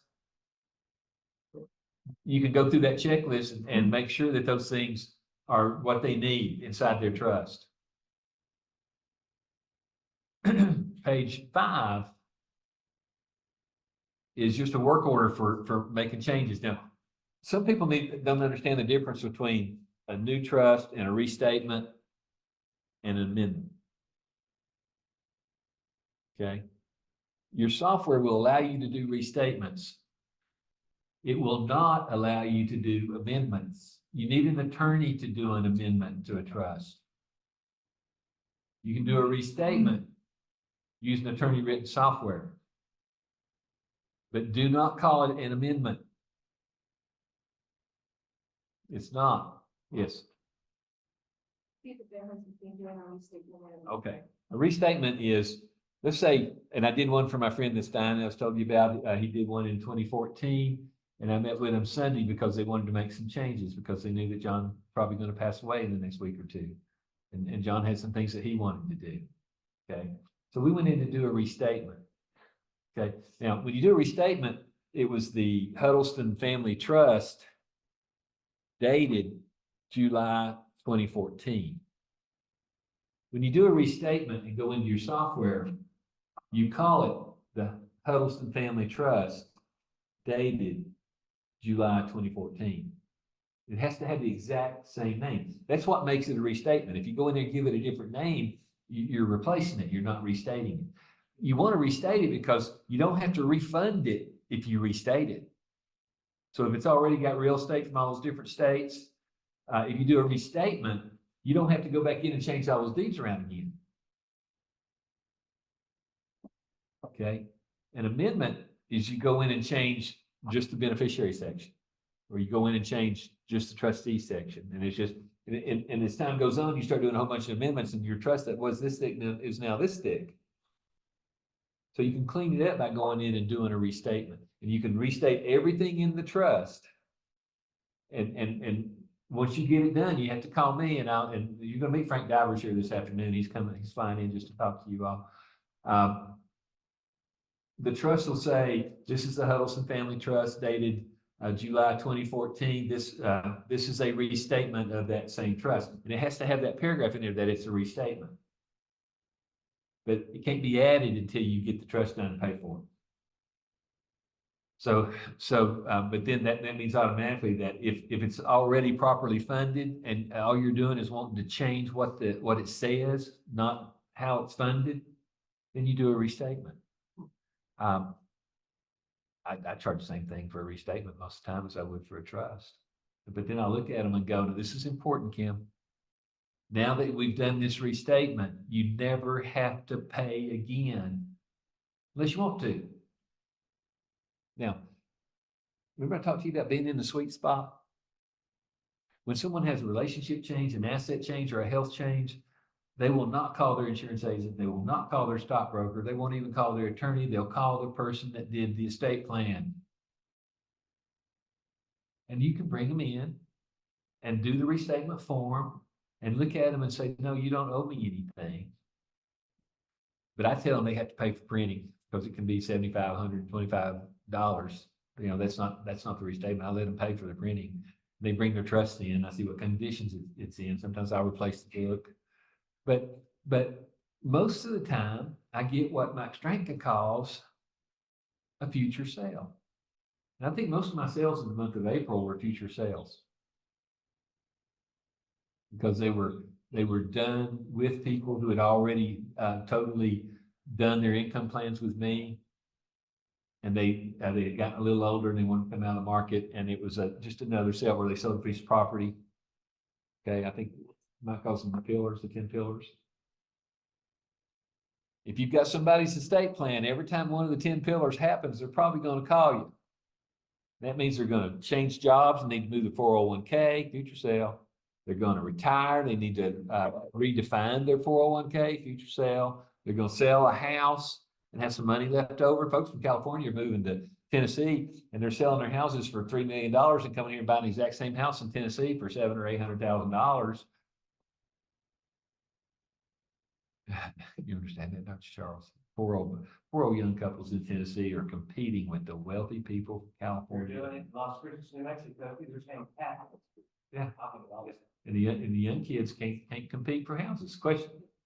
So every time they go in and change something, once we've done there, if they go in and change something, we have to make sure that paragraph. You need to, yes. Yes, just call me and they'll push a button in Phoenix and it'll print out that way. Okay, and then you have to prepare the entire thing. Print out the whole trust. And There's an email that we can send you. So, yeah, okay. so you build it out in family estate docs, and then to add the restatement verbiage, you send an email to support@estatedocspro.com. So support@estatedocspro.com. Just tell them the name and that it's going to be a restatement, and then they'll change that verbiage so it's in there. The young guys learn the easy, quick way to do it. Us old guys, I like to talk to the person because I think there's a future sale there. Okay, but you're right. Okay, Well, you're still talking. Yeah. right. Okay, any other questions over here? Does see another question? Fine. Here on the restatement amendment difference again. Okay, an amendment is you're going, okay, so an estate plan or trust might have section 1.1, 1.2, 1.3, 3.1, 3.2, 4.1, 4.2, 4.3. An amendment is you go in and change section 4.1, nothing else. You go in and just change that one section. The way you change it is you have to say, we're changing section 4.1 that says yada, yada, yada, yada, yada, yada, yada, maybe 4 or 5 paragraphs. And then it needs to say, then we're going to change section 4.1 to say this. And then you got to say what it says. And it might take 1 paragraph and turn it into 2 or 3 pages. Amendments get lost. Randy, Yes. I don't know if this makes sense, but when I explain a restatement, I'll say you have your original trust that has assets in it, and now you decided to update information, but there's no reason to fund the newer trust, so you restate it, and it's like a backpack, you're just taking everything that's in this trust and attaching it to the new one and it moves forward. Right. Okay. So, and restatements are going to happen for every estate plan you do. And so will future sales. As people get older, they start storing money. I think the last 6 or 7 future sales I did were 400,000, 400,000, 500,000, 1 million. People coming out of the market because of the 5.4 or 5.5 interest rates. You don't make as much. You only make $25,000 on $1 million contract. Can I just clarify then what I am understanding of the restatement and the amendment? So a restatement is pretty much you going in and just changing the original and then reprinting everything out. It's me facilitating them making those changes. Okay. If I say I'm making those changes, I'm practicing law. Exactly. Okay. You're just facilitating them to answer those questions according to the attorney written software. You're coaching. So, but you're essentially, they're giving you the permission to change everything that was originally written, and you're printing them out a whole new document. An amendment is an addition to the original. It's just that 1 paragraph. You're only changing that 1 paragraph. And if you're not careful, you'll have a couple $1,000s in amendments. Okay, when you can just do the restatement for free, as long as you're paying that $30 access fee once a year, which I don't think Estate Docs Pro has charged anybody yet ever. You're correct. Okay. Yes, sir. Will those pages have to be notarized? Yes. The whole document needs to be notarized. An amendment, that has to be notarized, but if you do a restatement, you just notarize and witness the whole document. Yes, sir. Since there's everyone concurring with what she said, what is it that she said? Go ahead. Go ahead. So the software doesn't allow for restatements. So you can't go in and say, change section 4.2 to saying this. You'd have to use an attorney and have an attorney cost to make that change. Sometimes we'll do a family estate plan, and there's something that the estate plan can't do, and we'll actually have an amendment added. So that's an example of an amendment. If someone comes to you and wants to change something though, and it's something that family estate docs can do, rather than doing an amendment and involving an attorney, you just make that change within the software and then email the support at Estate Docs Pro for them to add the restatement verbiage. And then you just print it out, get it signed, notarized. It's just like it's a whole brand new trust, but it's the same trust, just in a different name. You just change that one section. But a restatement is you're redoing it all. It is time for break. Okay. Okay. I'm sorry. We're gonna take a couple questions, then we're gonna take a break. Go ahead, sir. Someone comes in, they have an existing trust. Well, we're gonna provide them with a new trust. We're gonna do a restatement. Yes, sir. Correct. Yes, sir. So we're just going in and creating the new trust, and then we're gonna put that paragraph in there that this is a restatement of the existing. No, it's not a paragraph. You're replacing the whole trust. So for example, I had a client who moved here from California, and she wanted to update the trust to be, well, update it just in general, but keep the same trust name, the same trust date, so that she doesn't have to refund it all. So in that case, I build it in Family Estate Docs Pro, tell Estate Docs to change it to a restatement and print it out. And then that way it's the same trust that she had. It just is now updated to Tennessee and updated her wishes to what is currently.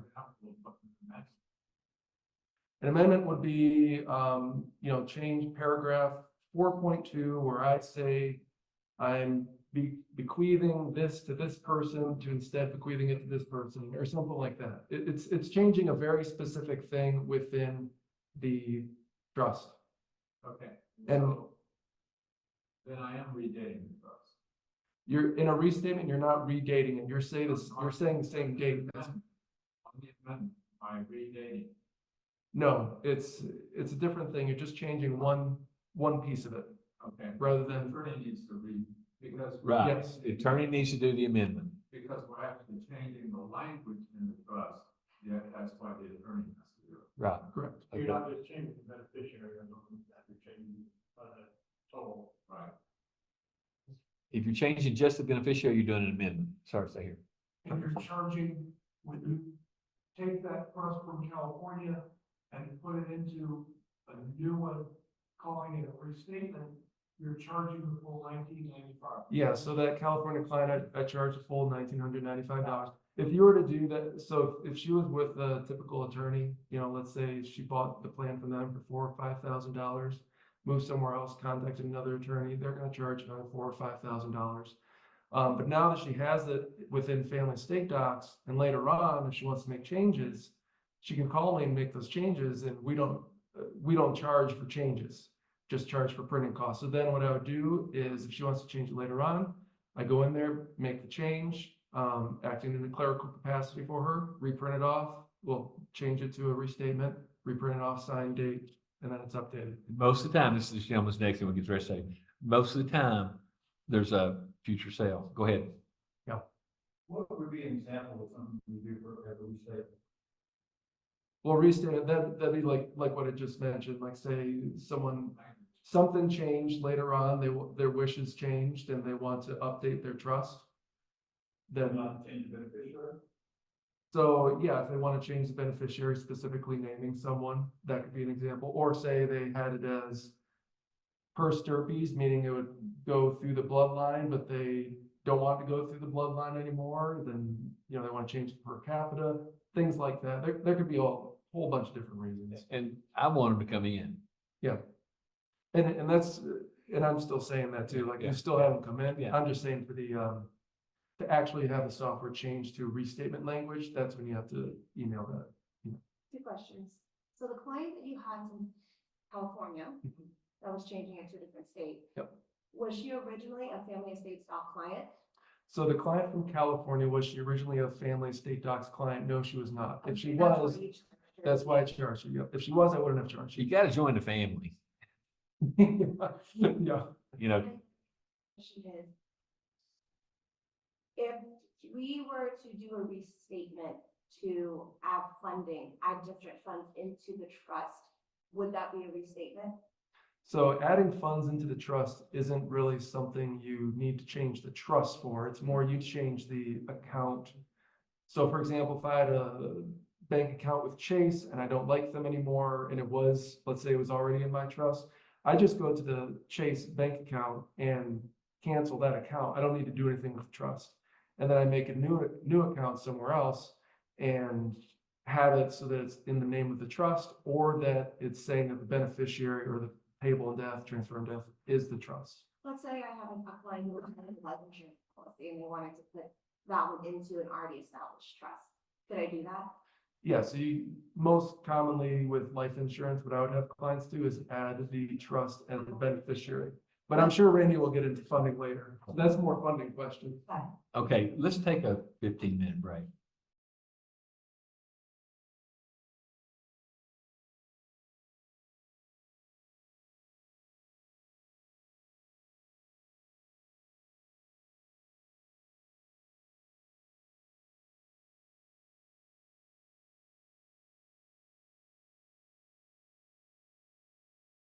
Cynthia had a question in the chat. Can I ask you the question now? Yeah, go ahead. Okay, Cynthia wanted to know about a reinstatement. Is that if more than one section needs changing, is it still a reinstatement? Yes, if you do it as a reinstatement. If you do an amendment, you have to need to have an attorney to do it. Okay, so if it's more than one section, it's still a reinstatement. Okay, thanks. Well, no, you can do a restatement and just change one part of the trust. But then it's still a restatement because you're printing out the whole document. An And if amendment, you- you're not printing out the whole document, you're just going in and changing a paragraph. And that you need an attorney to do that. Okay, But and you're if changing it's the wording. okay, You know, we don't And change if it's- wording of anything. okay. Does that answer your question out there, Mr. Question Asker? I've asked Cynthia to unmute to see if that answered her question. Okay. But I think she thinks we're on a break now, so I'll just pop that answer in the chat to her once we get back to it. Okay. Hey, Randy, Hey, that Cynthia's question actually triggered a question on mine. I guess just for, clarification. On a restatement, you said a couple times changing one thing, but it's like if you can actually change multiple things as long as you're not asking for a wording change. Am I correct in that understanding? absolutely. Okay, all right. I said you had said one thing that confused me. I thought, well, do we have to reprint this multiple times? But thank you for the clarification. Okay, yeah, we never change the wording on your own. Use the attorney written software.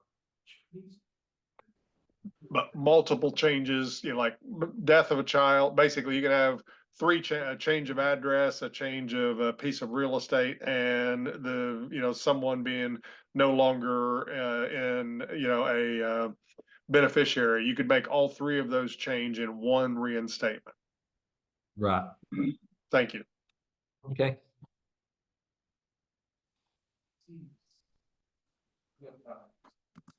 Okay. I want to talk a little bit about approaches before we get moving here. You can do an approach one-on-one, but you can also do approaches one to many.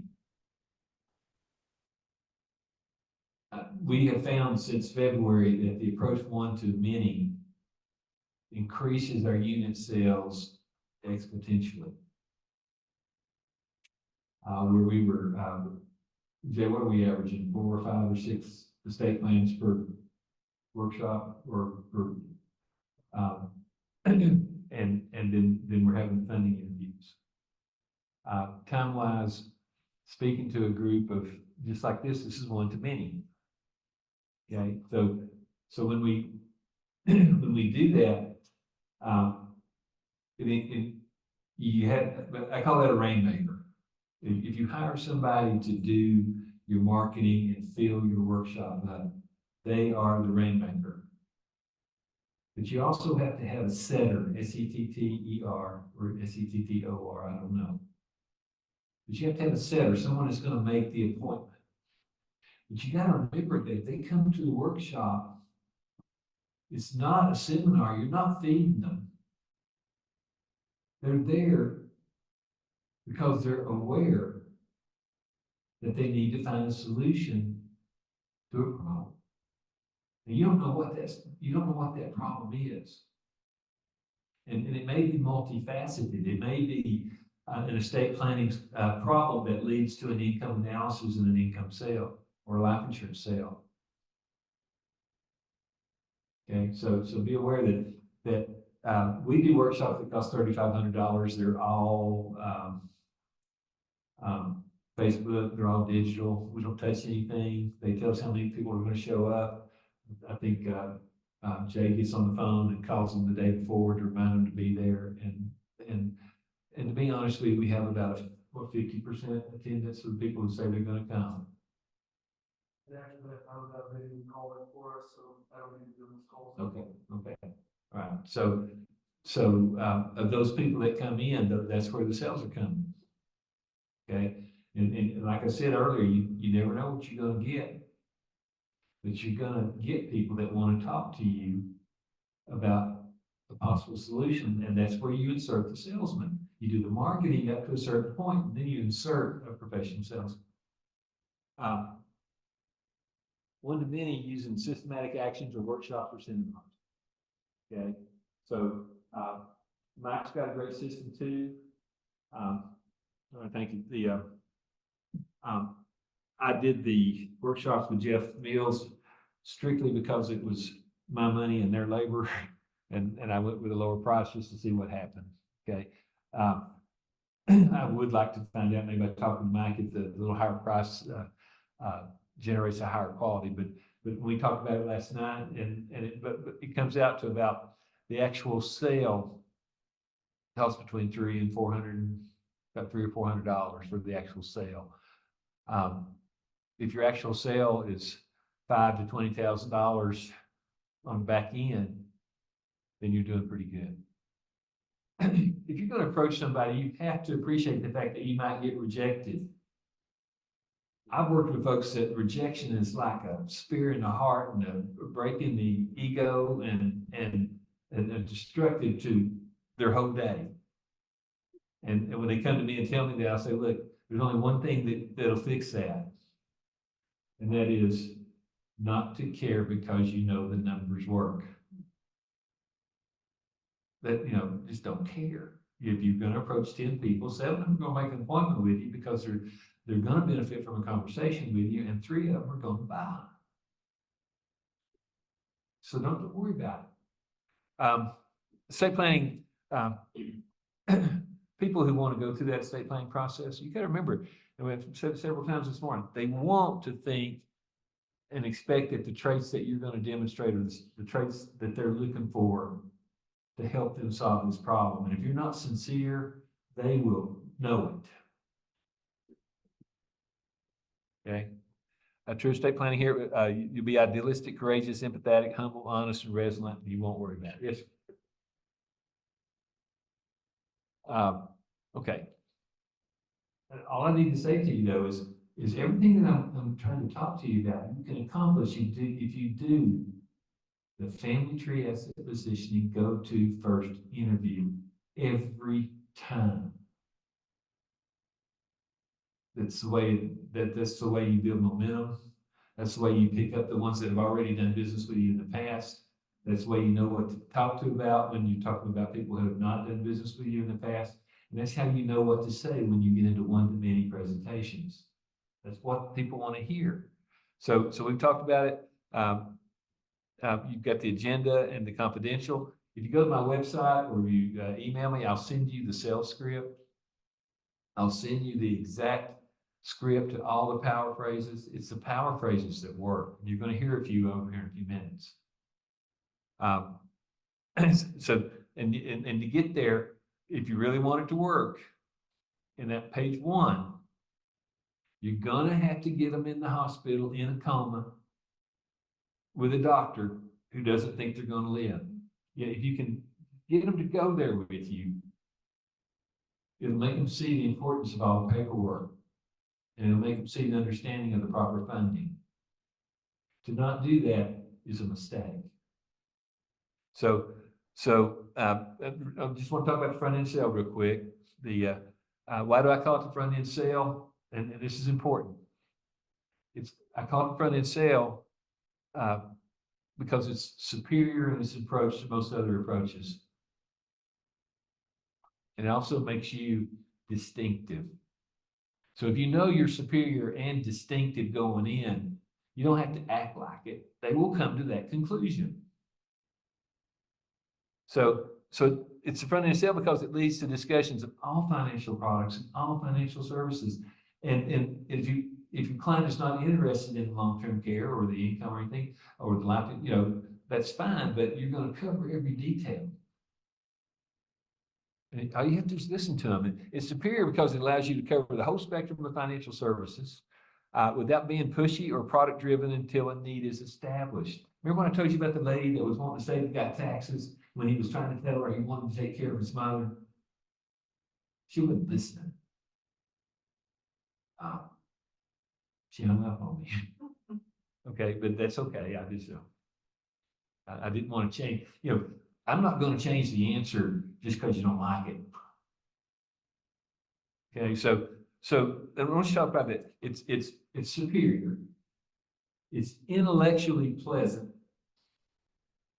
And it's a no-brainer. And I don't know, do you know Todd Brown? Have you ever heard of Todd Brown? Todd Brown is a major marketing person. He did some of the marketing campaigns for some of our presidential candidates. And he talks about his SIN offer, S-I-N, superior, intellectually pleasant, and no-brainer. And if you can get the client, the prospect, I'm not calling the client yet, if you can get the prospect to agree that what they need to do is follow your recommendation, it doesn't mean that your recommendation is right. It means that you have the opportunity to make a diagnosis, just like a doctor.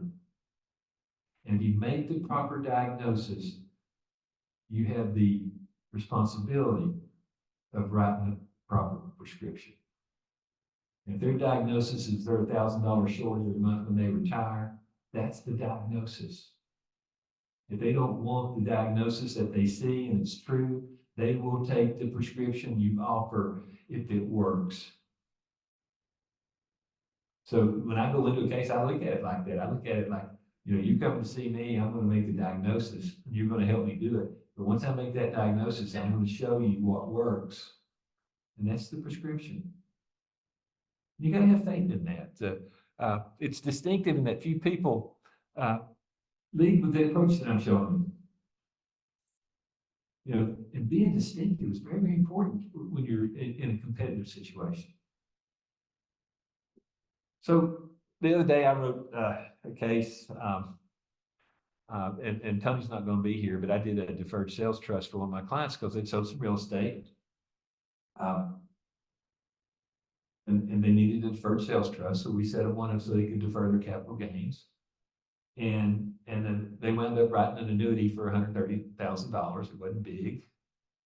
And I went and delivered it, and they said, "What are we going to do with this?" And they showed me $1 million investment account with Osaic. And it was paying 5.7% on bonds. And I said, "That's great." And so, "You're paying taxes on it this year, right?" And they said, "Yeah." And I said, "Well, doesn't that income make your Social Security payments, your Medicare payments go up and stuff like that?" And they said, "We don't know." And I said, "Well, didn't your broker talk to you about that?" "No." I said, "Well, what if you could get 5.5 and not have those increases in costs and not have any risk to your principal? Would that be something you would consider?" And they said, "Yeah." And I went back 2 days later and they gave me $1 million. the American National's got it. As soon as they cash the check, I will get paid anything. So the broker called them and said, this is what he said. I could have done that for you had you asked. And I said, Judy, he didn't ask.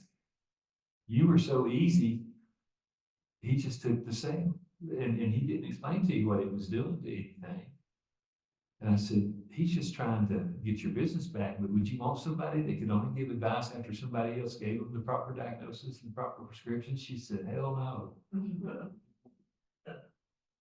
Okay, but that was future sale because we'd already written 3 or 4 income annuities. And she approached me. No, I approached her on an existing trust sale that an attorney had done and not funded. And since then, I think we've written 2 or 3 income annuities and probably running on $1.5 million worth of MIGAs. Okay, but it's because the attorney didn't think it was his job to do it, and the stockbroker saw it as too easy to sell to have to work for it. I don't think he'll ever call her again. Yes, ma'am. So when you talk about the attorney public funding, so when you're going through the process of getting the information, the only way I know to know whether or not that asset is properly funded is to see the actual title. I mean, how do you determine which assets have been properly funded and which ones haven't at this point? In the second interview, Are you have statements in the second interview? in the second interview. Okay. I think that's what Mike asked for too in the second interview. It's the same. It's just, that's why I do ballparks. Yeah, ballpark and then bring in your statements so we can take a look and see if it's properly funded. Okay. And when I do page 3 and I do the ballparks, I already have a list of what we need to examine. Okay, I'll tell you something cool. If they don't understand how their annuity works, get on the phone and call that annuity company and say, I need you to, and I'll tell the client, I need you to give them permission to talk to me. And then I'll talk to them and I'll listen to them a minute and they'll say, is this your agent? And they say, yeah, I know I've got the case. Because the very fact that we put them in the conversation with the company to explain what they've got, they'll right there, not without even talking to me, they'll say, yes, this is my advisor. Okay, and you win every time. I mean, every time. So I want to talk about an avatar. We've talked about that before. And when I first introduced Avatar, somebody fussed at me and said there was one of those blue people in that movie. Well, an avatar has existed since marketing began. And an avatar is somebody who fits a description of somebody that you would like to sell to. They're not a suspect yet. An avatar is just a description of them. Plato said when he was having an argument with Aristotle, Aristotle said the only way to have a perfect chair is to build a perfect chair. Plato would say, no. The only way to have a perfect chair is to have one in your mind that is perfect, because that, if you try to build it, it won't be perfect. So an avatar is the perfect person that would benefit from a conversation with you about their current estate plan. You don't know who it is until you find out that they have a name. So you have to understand your avatar. And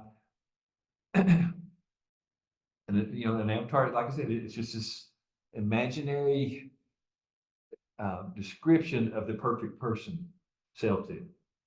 Person with an income gap, or a person with an income cliff, or a person with an illness in the family that's not properly funded. When people show up to the workshops, sometimes they'll walk up and that's what they'll say. Well, they're not an avatar anymore. It's Miss Smith. But you have to be looking for the avatar before you can put a name on it. So an avatar could be new parents. If you want to go to new parents, it could be new grandparents, new retirees, soon to be retirees, newly divorced, soon to be divorced, lottery winners, newly diagnosed cancers, excuse me, stroke victims, dementia. I've written a lot of cases for people that have just had a diagnosis with some kind of like dementia. Especially when they say that on the health questions on page 2 of the confidential, because it's going to get worse, and it's going to put their savings and their money at risk if they don't deal with it. But to move an avatar forward, you have to have a name for it, and it could be y'all heard my description about the Brady Bunch. Okay, you've heard my description about the Clampets. Okay, you've heard my description about the Cartwrights. How about the Jetsons? You know, I get some people that are 20, 25 years old, and they look at me and go, who are the Jetsons? You know, or the Flintstones. Okay, you know, the Skipper, Gilligan. You know, all these people have their own family trees to draw. Poor old Gilligan didn't have a father, didn't have a mother, didn't have any brothers and sisters.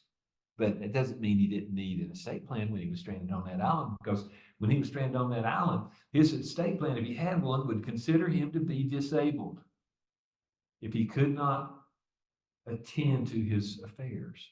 And that would have automatically put who he appointed in charge. That's what happened to those 400 something hostages that Iran took back in the 70s. They were all considered to be disabled because they couldn't handle their affairs. Okay, or Thurston Howell III, you might run into Thurston every once in a while. But they could be a butcher, baker, candlestick maker, union man, entrepreneur, fuller brush man, Barney Fife. It could be anybody, but you know, once you get a name on them, they're no longer an avatar. They could be same-sex couples, May, December romance, which another one of my friends, he's my age, but he died about 2 years ago with prostate cancer, but he had a 30-year-old wife, and 30-year-old wife's, they've had a 2-year-old child who accidentally knocked the truck out of gear and put it in neutral, and it ran over his wife and killed her about 6 months before he got prostate cancer and died from it. And then there's a 3-year-old child sitting there. You know, we had it fixed in advance, but we didn't know all that stuff was going to happen. Okay, so it could even be St. Francis of Assisi. That doesn't mean he doesn't need an estate plan. Okay, but estate planning is like a box of chocolates. I talked about that. Yeah, I did steal it. We don't need to cover that. We've already covered those things. But Tony Philippone called me, and he's some of you know him, and he's one of the Simplicity agents. And he called me one day, and this is what he said. He said, Randy, I have been dealing with this client for years on her estate plan. I couldn't get her to budge. And he said, the family tree asset positioning, go to first interview worked like magic because it cleared up all the issues. And I think that tomorrow and the next day, we're going to talk about objections a little bit. If you do the family tree asset positioning, go to first interview, you eliminate most of the objections in advance. Okay, but then you're ready for the, you know, if you study and learn how to handle objections when they do come in, you can handle them because you've already got all that information you need. And that's why I really like Max Rankin's major objections. You know, if they won't do what they need to do. So anyway, then again, that takes you to the sweet spot. So all right, we'll go on. Okay. We'll talk about the back end settlement a little bit. So I went in Carlsville to an estate plan that was already in force. And I found that dad was a military veteran with service-related disabilities totaling about $10,000 a month. Mom was an airline stewardess and had Social Security and airline pension of about $3,000 a month. They were both in a second marriage. Both of them had lost their spouses. We never would have found that out had we not drawn the family tree. And when we drew the family tree, I found out that her family was dysfunctional. Okay.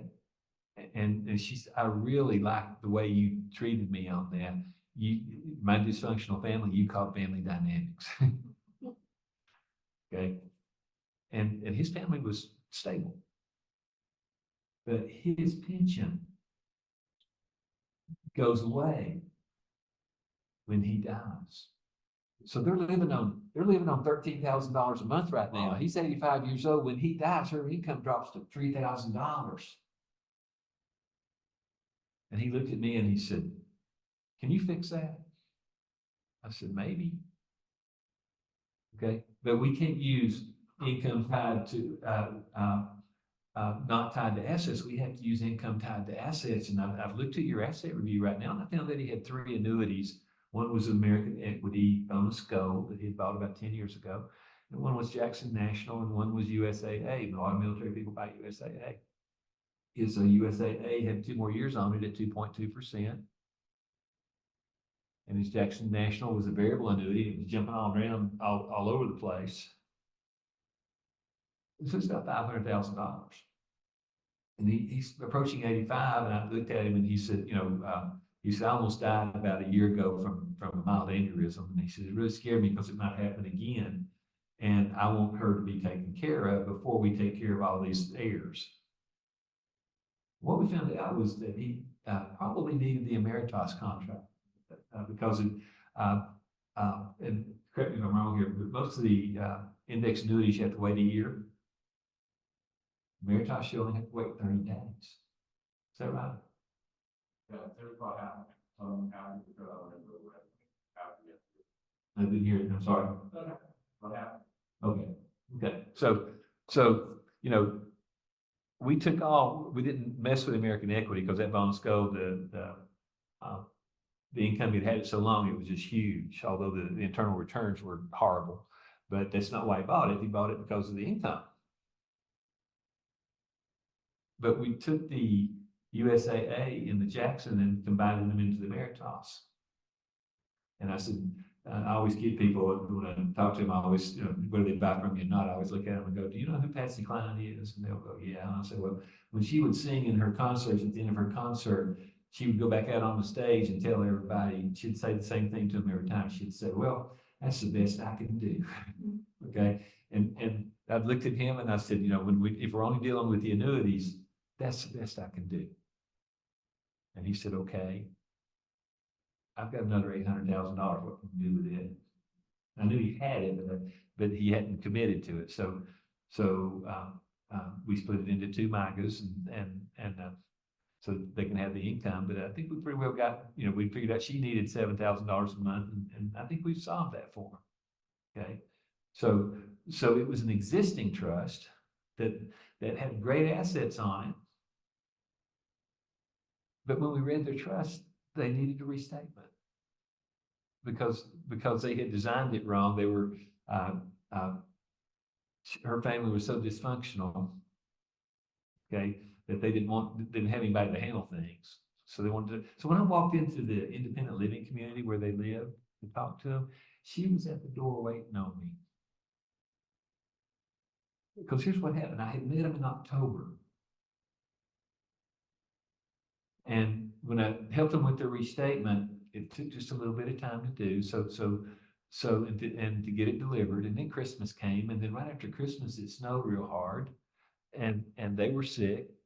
So here it was March. So almost 5 or 6 months before I went back for the funding interview. Okay, lots of pillow talk. And when I walked into the door, she was there waiting on me, and she ran up to me and hugged me, and she said, I'm so glad you're here. You're the only person that knows us well enough to help us make these decisions. And it was because of the family tree that we drew. And she knew that her dysfunctional family in reality was just family dynamics. And she said, we just need to fix these family dynamics. And she said, we talked about it and talked about it and talked about it, and we're just glad you're here. So that was 800 plus almost 400 that happened 6 months later. If you do the first interview and give it time to incubate appropriately without putting pressure on them and showing them the diagnosis and offering the prescription, they will buy. I promise you that's what they'll do. Okay, so does anybody have any questions about anything like that? Are you working on a case like that? And here it is: by drawing the family tree, I found both to be in a second marriage with family issues on one side that were unstable and family conditions stable on the other. And you know how they told me about that? They start taking their fingers and poking it in the holes in the family tree and say, these people are crazy. These people are not. Okay, those are called micro commitments. They were telling me about their family.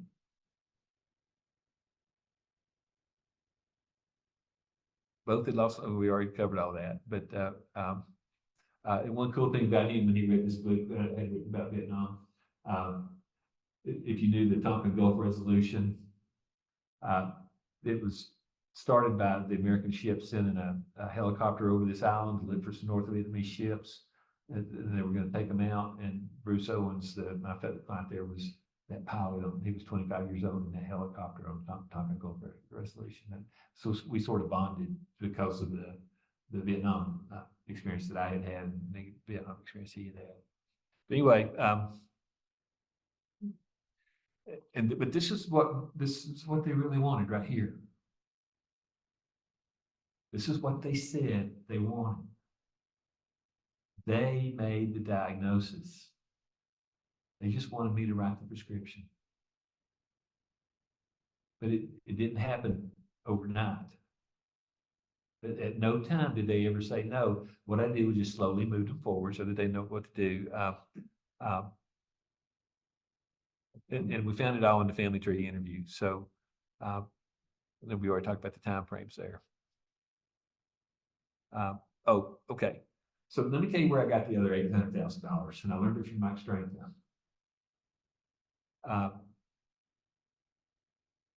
And I had learned it in the winter thing that we had. Where was the winter? In Florida. Mike Strength. So I said exactly what Mike Strength said. And I looked at him and I said, Bruce, concerning your age and health and the stress of your everything, you've already won the game. Why are you still playing? That's all I said to him. It wasn't long after that he said, hey, by the way, we got this $800,000. I took it out of the market right after you came. It's sitting in the bank. What do you want to do with it? So tomorrow, if you're here, if you're part of the thing, you have to listen to what these coaches say, what Mike says, and what Mike B says, and what Brian Ginkler says, and what Chris Guy says. That they say things that aren't printed. But if you write it down and use it, you'll find that it's worth a lot of money. Anyway, oh, what was that? Oh well, you missed it. Oh, here's what happened. They both walked me out of the independent living community there in Crossville.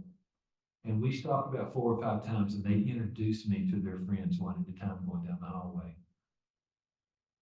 And I've already got one appointment with one of them because one of them called and said, I need you to do for me what you did for Bruce. So these people become advocates. If you actually go in and make the proper diagnosis and then make the right prescription, they will talk with their friends. You call it a referral. I call it advocation. And it's easier to get them to talk when you say, hey, is there not, and I learned this from Simplicity people, I want to do business with people like yourself. But see, if you're dealing with the elderly, 75 to 85 years old, I was reading some kind of report the other day, about 75% of the people that are 75 to 80 years old have some medical condition going on in their life that when I read that, I automatically thought that I needed to find out if that medical condition is properly funded or not. Only 1.2% of the families in the state of Tennessee have disabled children. Charles, would you be interested in talking? Why don't you come up here and talk a minute? Tell me what's going on. Come on up here and talk. Just anything you want to say? Yeah, Randy asked me this morning if I wanted to speak. I have a 29-year-old autistic son who's also labeled MMR, which is mildly mentally retarded. He is definitely smart in a lot of ways. Randy was asking me some of the things he does well. Some of those things, he loves to play the video games. He's a master at those games. He plays them until he just masters them, right? Plus, he's a sports nut. Of course, I'm a big Tennessee ball fan, being from Tennessee. Big Titans fan, football, Predators for the hockey. My son just follows right in my footsteps. We're cheering him on as we're watching the games. But he's a lot of fun to be around. But it's it's a big responsibility. Back when he turned 18 years old, you can't get conservatorship until the child comes of age. So we did that. Me and the wife went through the court system and paid one of our friends who's a local attorney to gain conservatorship over him so that we could make sure we made decisions for him that he can't make for himself. Okay. Because by not doing that, he could be put in a position to, people could take advantage of him. Of course, he is at home with us, and he probably always will be as long as either one of us are living. I have another situation where basically me and my wife, we adopted, I'm going to confess here, this is my oldest son didn't want to take the responsibility for having his child. So when the child was basically a year and a half old, we also adopted him, even though he's technically my grandson, our grandson. We adopted him so that we could take care of him. And he's been with us ever since. Ever since he was basically a month old, he's been with us. So I understand the dynamics, and I'm gonna have to have Randy push me a little bit more here to get mine done. I did pay to have my trust done, so I've got to get that done. So it's an important. You said something this morning, that you were having a problem picking the successor. Yeah, because, well, okay, without going, you were talking about the families earlier. I have two brothers. I'm the middle of three boys. Older one's 5.5 years older than me. He lives about 140 miles away. He's not going to want to take care of my son. My younger brother and I don't have any relationship at this point. So my side of the family was always, for the most part, is dysfunctional, like you were talking about, right? The family dynamic, right? My wife's side of the family is a little bit more, they're a little more tight knit. And she has a couple sisters and one of her brothers, but there's only one of those. So that's okay. There's only one of three of those that we would consider, but she's the older sister. So she's 60 now. So, having someone at that point, it's an issue, right? So, hopefully we're going to be able to take care of most of this stuff. And hopefully our younger son now will hopefully take care of him. Of course, there's things that me and my wife have to do. I need to set up an insurance policy so that it would be funded, put it in the trust so that he would have money. He does get SSI. He has disability, so he gets a little bit of money every month for us to help take care of him, which pays a few of the bills and pays for food for him and clothing and stuff. So I'm just here to tell you, Randy asked me to speak. It's important. Okay, this is important stuff that we do, and I need to follow up and follow through. Okay, on my own situation, and with Randy's help, that's what I'm going to do. So, Thank you. you're welcome. If you find that, those parents need you to talk to them. And a disabled child benefits more from a big life insurance policy than they would from an IRA. So why not take some money out of that IRA and pay that premium for the life insurance policy? Yes, ma'am. When you do come across special needs and things like that, how does the software manage? It's built in. You feel like answering that, Frank? You want me to answer that? Yes, please. So, Come on up here where they can hear you. okay. So one of the things that we learned 15 years ago, when we started working with attorneys, is attorneys are not totally unlike most of us. In other words, they're looking for more business. So they have a tendency to brand documents. You know what I mean by random? So you look at a trust and you can say, you know, people that have a special needs child, they need a special needs trust. True, they do. If it's a handicapped child, minor, adult, that family needs a special needs trust. So most lawyers would say, we're gonna put you into a special needs trust over here for your child. So it becomes another document, separate document from the family trust. You don't have to do it that way. So what we did was, our attorneys did, was they built the language into our trust. So that when you're doing the interview, when you're entering a child, so there's a box that says enter a child, you click on it, and it opens up and it's a form, and you fill in the blanks, name of the child, age, all that. And then in the right-hand corner, it says, is this child disabled?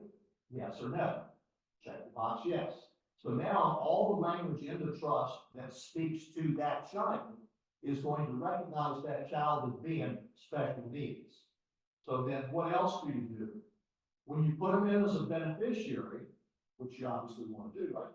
So when we put them in as a beneficiary, you put them in as income only. No lump sum. If they were to receive a lump sum, then it could jeopardize their social security, their government's, you know, their support. So you don't want to do that. So you put them in at income only. Law is defined as health, education, maintenance, and support. Those four categories pretty much cover everything someone's going to need, don't they? Health, education, maintenance, support. What else do they need? You can find something in those four categories. So the spouse then can take whatever's needed out of that trust, whoever the successor trustee, to take care of that child to meet their needs, in addition to whatever they're getting from the government. So it is there, it's in there, all you do is check the box, all the language, you don't have to worry about, all the language is in there, specifically making it clear that this child is special needs. Does that answer your question?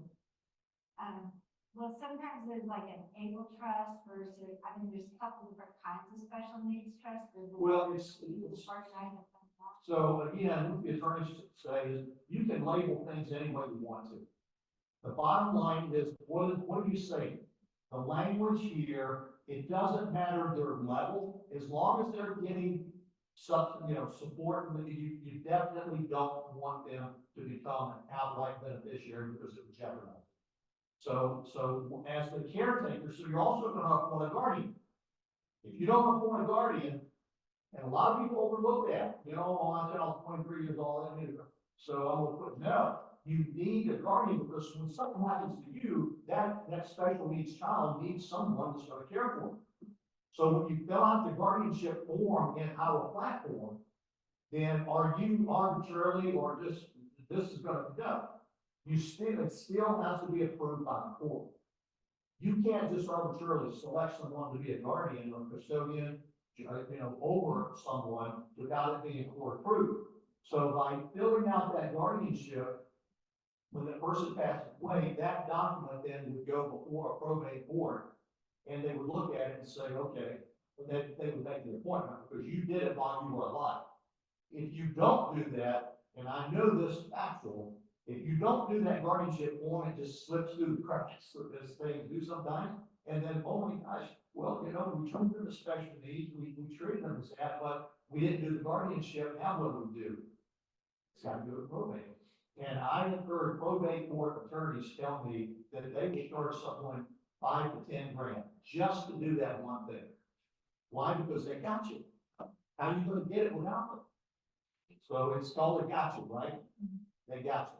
So make sure when you're working with anyone that has a special needs member that you do that guardianship, get it done so that legal bill doesn't hit your estate. Right.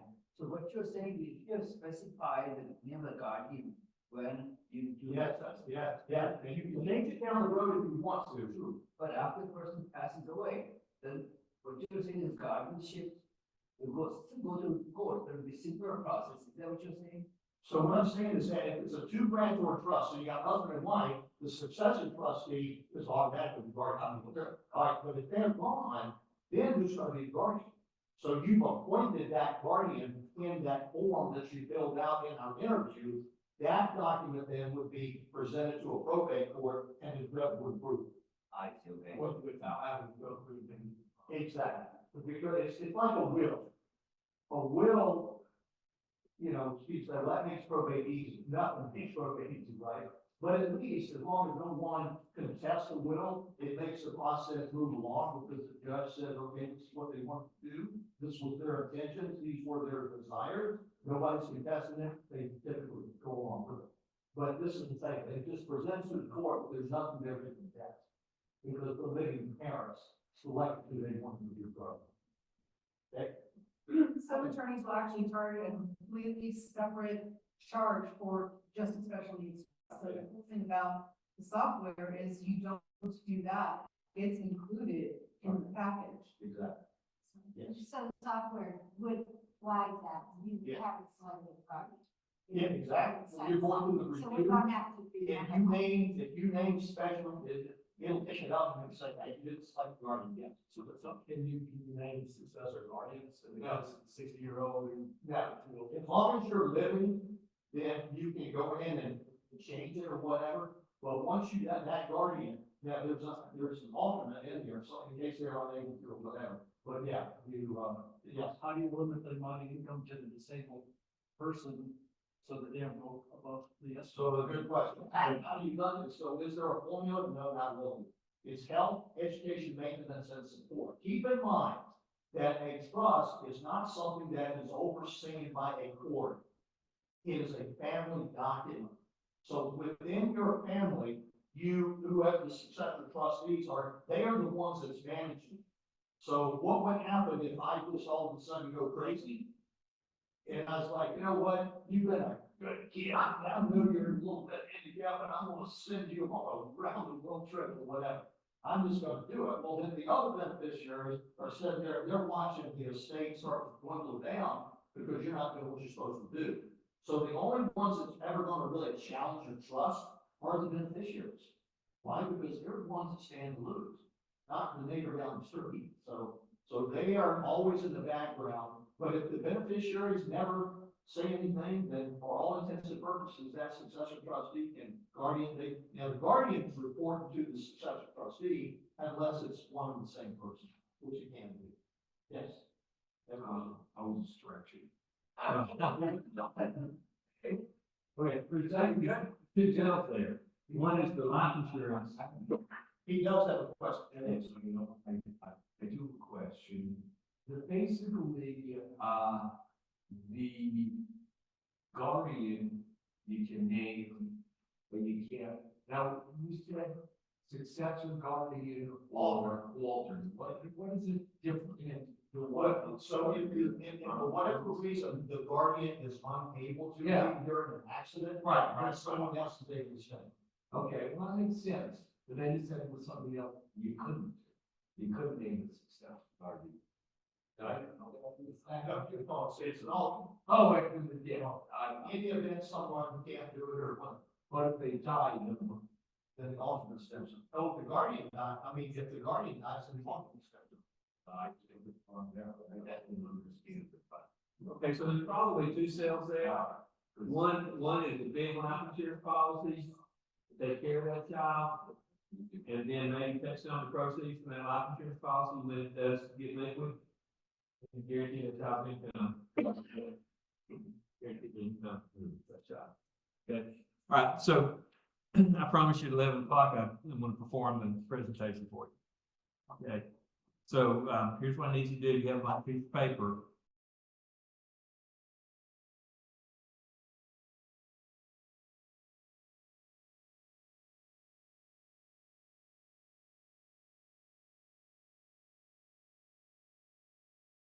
This is the workshop that we do. We call it Will Awareness. And, this is what they see when they come in.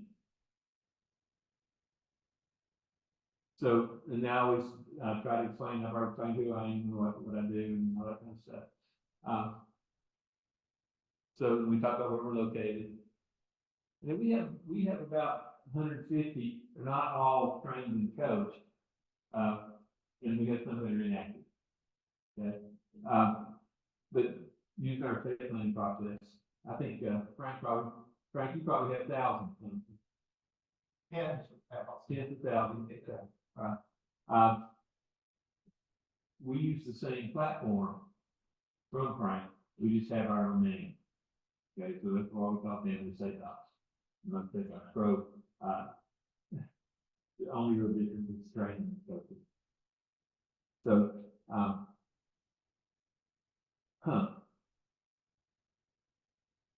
we don't waiver. We don't waiver at all from the approach. So if I was talking to you, I'd say, you might benefit from a conversation, about your statement. It never changes. So, today you might learn something which you were not aware. And I'm talking to these people. You gotta remember, these people came to this will awareness, workshop on their own volition. I'm automatically gonna make the assumption that they've got something that they're aware of that's bothering them, that they're looking for a solution for, and they don't know what it is, and they're looking for somebody to lead them through it. That's that training. So it's safe for me to assume that they're not just coming for fun. They got something on their mind. I just have to draw it out of them and get them to be willing to talk about it. I'm good at it. So the question today is, I'll ask them, do you have a will or a trust or the governance plan, also known as probate? That's in your software. And we're not going to go into that part of it. There's a file in your software that has that set aside. So what you today?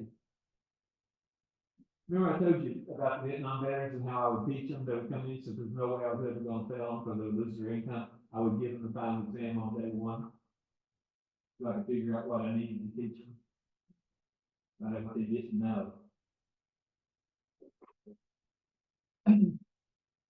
Today's presentation should help you identify what you currently have, if that's the correct solution for you. So in your software, that quiz is there.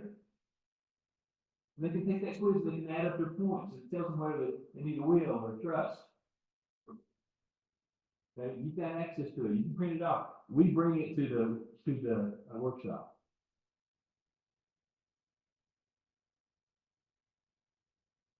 And that's again, as a former teacher, I always tell the quiz should not prove what you do not know, but should discover what you might already know and what you need to learn.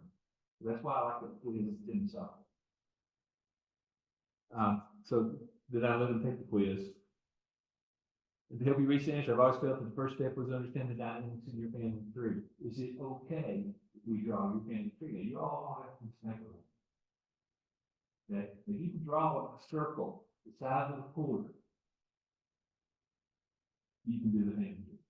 So what would you do? Just draw a circle the size of a quarter. Go ahead and do it, everyone. Yeah. There's going to be 25 different family trees we're about to draw. Okay, and if you don't want anybody to know, do it like this. Okay. But is it okay if we go ahead and do that illustration? Everybody say yeah. So let's try your family tree. Everyone has a distinctive family tree, and the first purpose of the diagram we're about to do is to show you the structure and the people in your family or your world that you would want to represent you if you were to undo yourself. It's the whole purpose.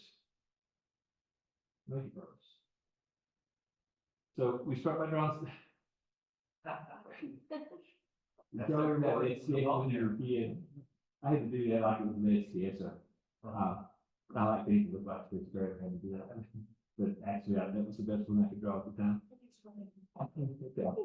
Okay. So you have to pretend like that circle is the face on the clock. And at 3 o'clock, if you're married, you draw a line out about 2 steps and 2 inches long, and draw another circle at 9 o'clock, connect them, like barbell. And that's if you're married. If you're single, you just have one circle. If you're married, you have a circle with a bar and no circle attached to it.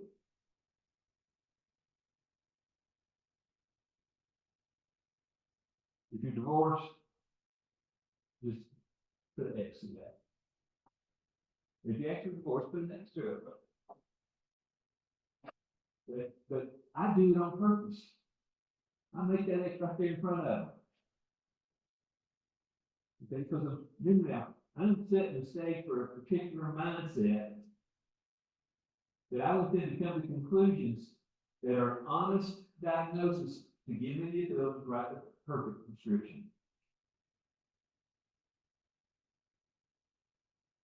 Oh, I already did the extra, huh? Or if you're a widow or widow.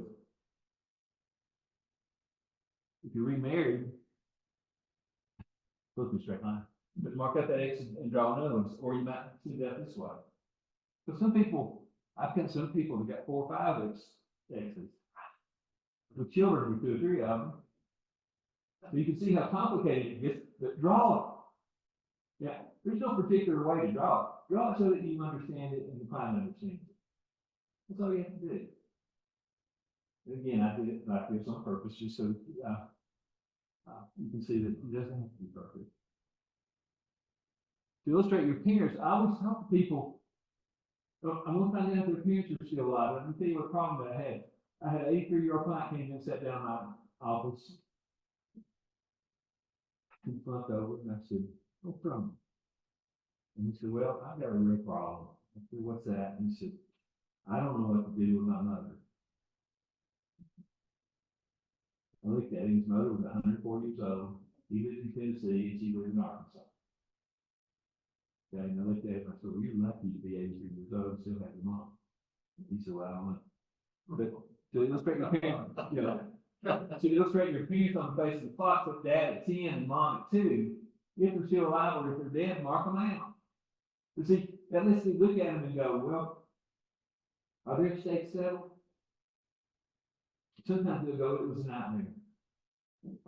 Sometimes they'll just say, "Yeah." Okay? You have children born to the marriage, connect them to the line right here. So that if that's your structure and you have children born to this marriage, add them in there, right here. Okay? And then I'm going to ask them, who's the oldest, what's their name, where do they live? Because I want to find out if they're spread out all over the country or they're living in the basement. Sometimes they'll make remarks. And one the other day said, "My son hasn't spoken to me in 20 years. And I said, "We still want to include them?" She said, "Yeah." So that's true love. So if you brought children to the marriage, you won't put them on the line up here. You connect them to the one that brought those children to the marriage. Okay, so that makes them understand. Looks like an amoeba. But if mom brought 1 and dad brought 2, and they don't have any children of their own, that really affects the decision process. It sure did in my life. My mom had 6 kids. I'm number 3. When we communicated, I took my brother's birthday card and I said, "Happy birthday, number 2 and number 3. So that's just the way we deal with each other. But she divorced my father.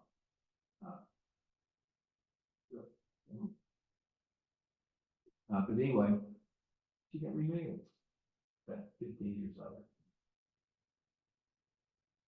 They didn't discuss things that they brought to the relationship, but as my mom got older, and was dying of cancer from, she worked at Oak Ridge and got really poisoned during World War II, when she was starting to really get sick, she had some real issues with her second husband on what to do with the family farm in Riceville, Tennessee. And I heard her talking to my stepfather, and she said, "I was born on that farm. And when I die, that farm is going to my children and not your daughter." And then I heard him say, "When we got married, I owned this house. When I die, this house goes to my daughter and not your children." You were starting to fight, weren't you? What? You were starting to fight there, weren't you? Well, no, I was just listening to the conversation, you know, but When you get uncomfortable. well, we solved it. We put it in a trust, and that's what we said. We bought property, you know, we just said that. Okay? But it sure did help to be able to draw it. Okay, so right here, it could be you have both. You might have children born in marriage, and mom brought one with her. If you have that situation, draw it like that and make circles there. Well, can I talk to you about the 83-year-old man? This one. If your parents are still alive, and you're married, and have children born in marriage, and children brought from marriage, your family tree could look like this. And when you're prospecting, that's often you that has not become a client, sees that. What did you see what I did? Okay, but if this is their structure and mom and dad are still alive, okay, they're probably elderly. Probably, if I'm talking to this guy and I said, you might benefit from a conversation with me about your estate plan. Suspects.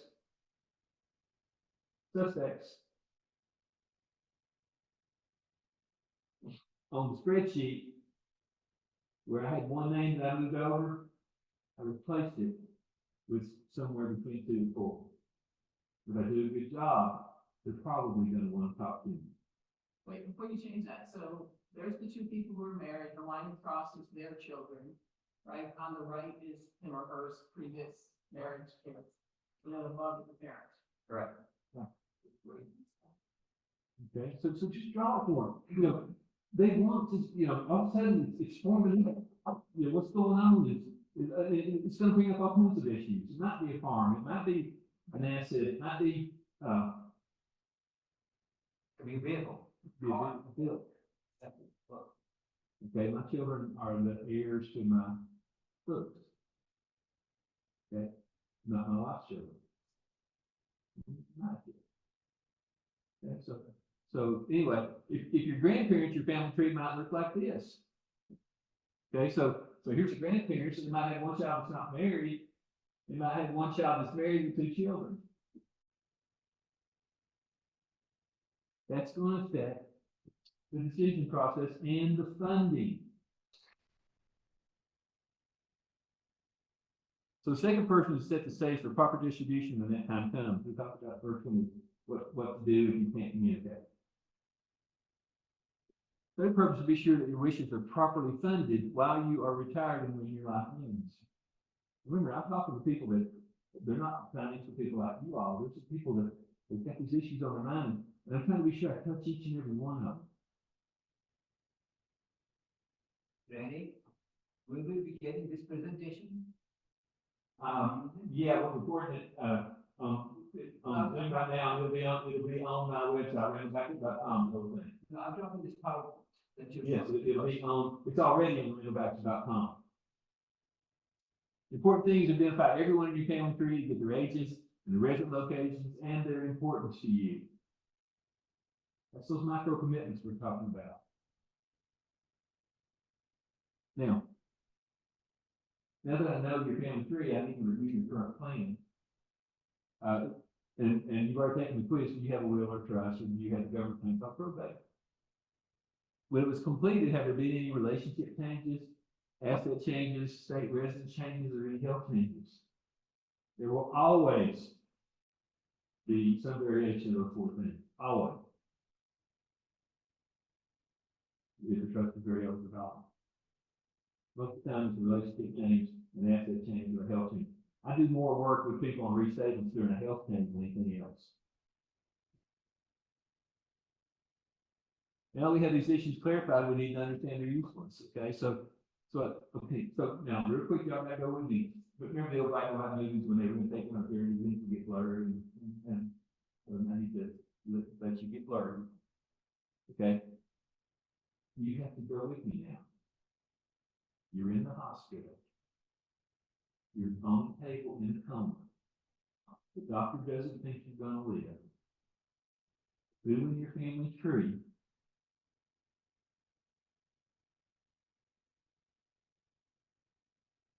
do you want to represent you? That's when people start taking their finger and go, here, this person. They start telling you who they want it to be. Most of the time, they'll pick their spouse. So here's what I say to them. Well, it's a good idea to pick your spouse. But what if she was on the table with you? Who would the successor be? And that's when they start getting serious. Now, they've already told you who they would want for their healthcare power of attorney. That's exactly what they just done.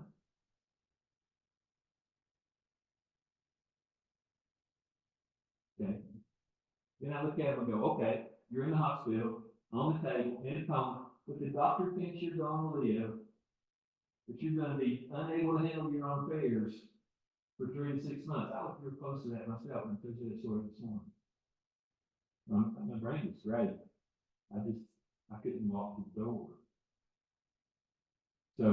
So the time is 9 p.m., then you can find yourself in the hospital table. Okay, you've already done that one. You think you're gonna survive. Who do you want to represent you in your finances while you're going through this healing phase? And most of them will pick your spouse. I go, great, now she's done that with you.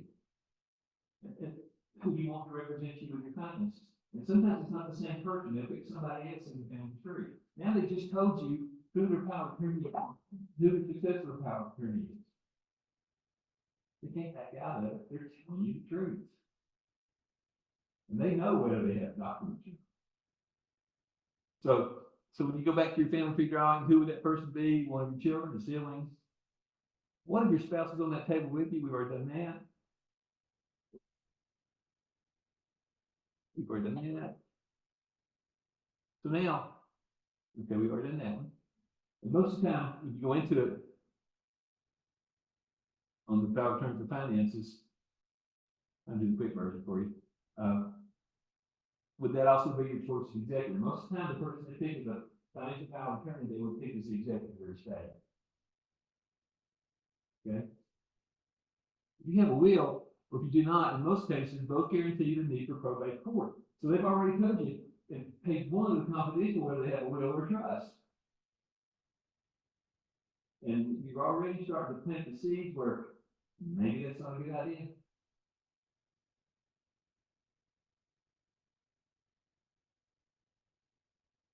Properly designed and properly funded your trust to prevent that from needing to occur. You won't have, in Tennessee, you still have to report to death, and you still have to get a letter from the 10th care saying that you don't owe any money for Medicaid or anything like that. After that, you're done.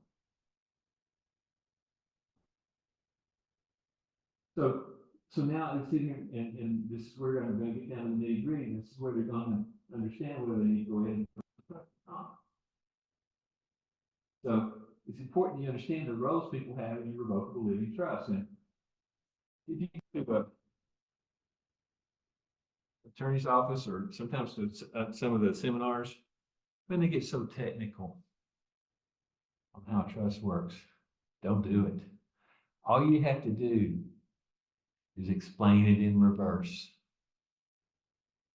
Instead of saying this is a trust and this is how it works, everything like that, start with the advanced care directive, go to the healthcare power of attorney, go to the finance executor, now you're up to the trust. Now all you have to do is explain to them how the trust works by explaining the different roles in the trust. So first of all, on your drawing right there, who would be your trustors? Would it be you and your spouse? Would it just be you? I have some cases I've written that we can't let the spouse be the trustee, but they're going to be a trustor because they've got vascular dementia. But you know what? You'll always be trustor. Once you pick the trust between a man and your wife, you're always going to be trustor. Always. Dead, whatever. But you probably won't always be trustee. Okay, so that's where you want to get down with the nitty gritty on how the trust works. You want to talk about the other major role in the trust document is the trustee, because the trustor is the owner. Some states are called trustors, sometimes they're called settlors, sometimes they're called grantor. But they're all called trustees if they're going to be a trustee. So most of the time the spouses are going to be the trustees.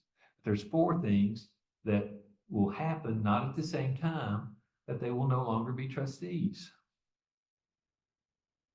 And I have several estate plans where mom and dad are still alive and neither one of them are trustees anymore because of life events that have happened to them. And they might have happened at different times. Nobody got promoted at the time. Okay, so let's talk about trustee cannot change the rules. The trustee's job is to follow the rules. So you'll always be trustor, but you will not always be trustee. So one day, one of you will pass away. Okay? That doesn't promote anybody. Most of the time, that just means that the surviving spouse is going to be the remaining trustee. But what if one spouse dies and the other one, two doctors agree that you can't be making decisions? Okay, so now both parents are taken out as trustees, aren't they? So the other one is a judge could rule that they can't be trustee. And there's one that I do a lot that I never expected to do a lot is a trustee can resign. One of the spouses can just resign. I've got two in Halls, Tennessee. They're both in their 90s, and the kids are worrying them to death about their assets and everything, about who's going to do what. And they got the trust and read it and didn't like it and put pressure on mom and dad. So mom and dad just both resigned and turned it over to their son, who's an attorney. And they said, don't ever talk to us about this again. Go talk to our new trustee. But that stopped all the argument and all the fussing and things. Okay, so you want to explain those things in reverse. You want to have successor trustees nominating whom you trust to follow your wishes to the letters expressing your irrevocable living trust. And in most cases, 9 out of 10 times, they are in that family tree you drew. And they will tell you why. If they're telling you why, they're also telling you that they're going to buy. So anyway, if you choose to establish the terms of your estate plan, we'll do the following. We'll review your real estate holdings. This is what I'm talking to these people that showed up. We're going to, in the next interview, we'll review your real estate holdings. We'll look at your long-term care plans. It's on the confidential. It's in the agenda. It's in the script. It's in the power phrases. We're going to look at your income plans. We're going to help you with, we're going to talk about your health conditions. We're going to talk about your assets and current beneficiary. Remember now, in the workshop, we're not doing the actual interview. We're just telling them what we're going to do when they come in. Does that make sense? You want to make them aware that there is a solution that can solve their problem, and that you're going to help them make the diagnosis, and then you're going to help them write the prescription to solve the problem. Folks, everybody that comes in will be listening to you. They will expect you to be the person that's going to help them solve it. They will have immediate respect for you, and they will bond with you because you did the webinar. Randy, when you're collecting this information, what are they expecting from you? You are not an attorney. Are you going to tell them you're collecting the data for input on software? I'm the facilitator. So you're going to input the data in the software to generate a trust? We're going to use attorney written software based on the information. All we're doing is helping you answer the questions. We're not writing the wording. It just says, who would you want to represent you on your power of attorney for healthcare? And that software is so good, it's got these little blue balls on it with question marks. And if you don't understand the question, you can punch that button and it'll come up and explain it to you. Okay. You're helping them with their answers. You're not creating the answers for them. Yes. And kind of to piggyback on his question, he said, how can we do this? You guys aren't attorneys. Have you gotten any pushback on the group level from people questioning? Occasionally. Who we are? Yeah. And How are you able to do this? we tell them it's attorney written software and that we're helping them make their own decisions. Yes, ma'am. So as you're doing this in a workshop format, I'm assuming that there's set documents that you're handing them to you to do this. Are they turning that in to you? Okay. Or are they bringing that in the appointment? What's the? No, what I do is I see, again, we're just giving them information. And Jay, tell them how we handle that at the end. Okay, all right. Because usually by then I'm so emotionally drained because I get into it so much, and then I'll turn it over to Jay. So the way we do it, they have basically a packet in front of them in each of their seats. They got water, pen, and then they have 2 pieces of paper. On this piece of paper is a quiz, which basically goes straight from Family Estate Docs, and I just modified a little bit, but it allows them to go through and they get an idea of what they have now, if that might be proper for them. On the back side of that is a graph paper with a circle drawn on it. That's the start of their family tree. So that's that conversation. The other paper, blinking right now, I know one part of it on the back side of the second paper is a leave behind, meaning like it's just got information they can take with them. On the third piece of paper, I can't remember right now. Well, we wanted to make an appointment. Well, yeah, and I'm gonna Okay, get to let's that. just but go you to guys that. asked Let's us go to to hand that. up. Go to that. Okay, well, so during it though, we're not having them fill things out and then give it to us. We're going through all this information. And here we're describing what we would do in the first interview, you know, if they want to book a complimentary appointment with us. And then we direct them to do that at the end. There's a couple different ways we've done it. One is just that they come up and let us know if they want an appointment. We will contact them, set the time. The other that we started doing more is we have our schedule, like out at another table, like with time slots and everything. They just put their name in there for when they want it, if they happen to have brought their calendar with them. And they actually walk up and pick the date that they want. Yeah. And then we have Jay call them and confirm the appointment. Yes, ma'am. Educational workshop, so Yeah, and we usually do it at libraries and colleges. That's mainly where we've done it under under an umbrella of a nonprofit name too, that Jeff Mills with the Yeah. marketing sets up. The only thing we're selling is the opportunity to make an appointment if they want it. We don't try to sell the estate plan right there. You know, they're not ready to buy. You got to remember, they are solution aware and they're still looking for products to solve the problem. We got to bring them in to get them to look at the different products that they want to solve the problem. Okay, thank you. Okay. So now look at people and say, would this process be appropriate for your family? Several reasons people do not have estate plans. Jay, come on back up. Slow to get my steps in. Yeah, I do.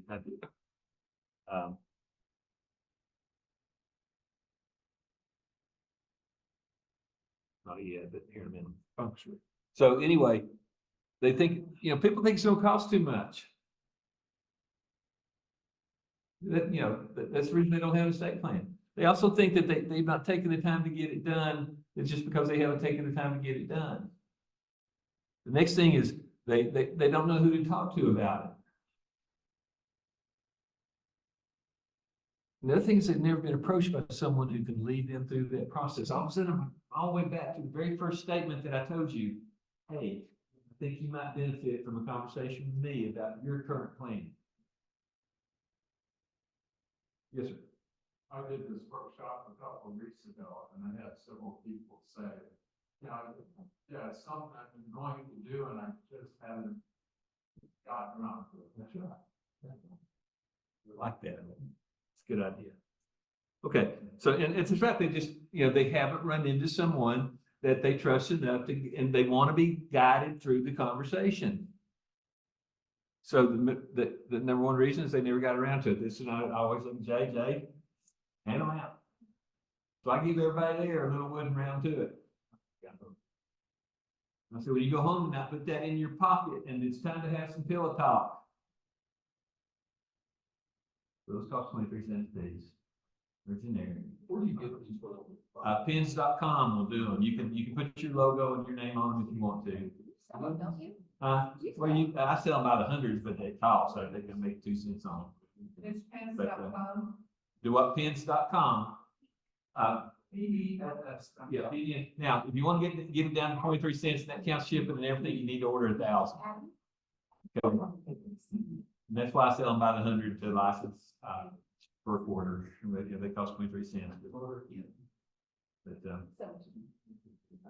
I charge the quarter, said 23, let's say that's my 2 cents worth. So anyway, you want to give away your round twos because it reinforces what they know they need to do. And when the setter calls, we have setters and closers. The rainmakers, setters, closers. Okay. Jay's pretty good at setting and closing. But when you call them and they have their round to it there, they'll go, yeah, let's make it. We have a high appointment ratio.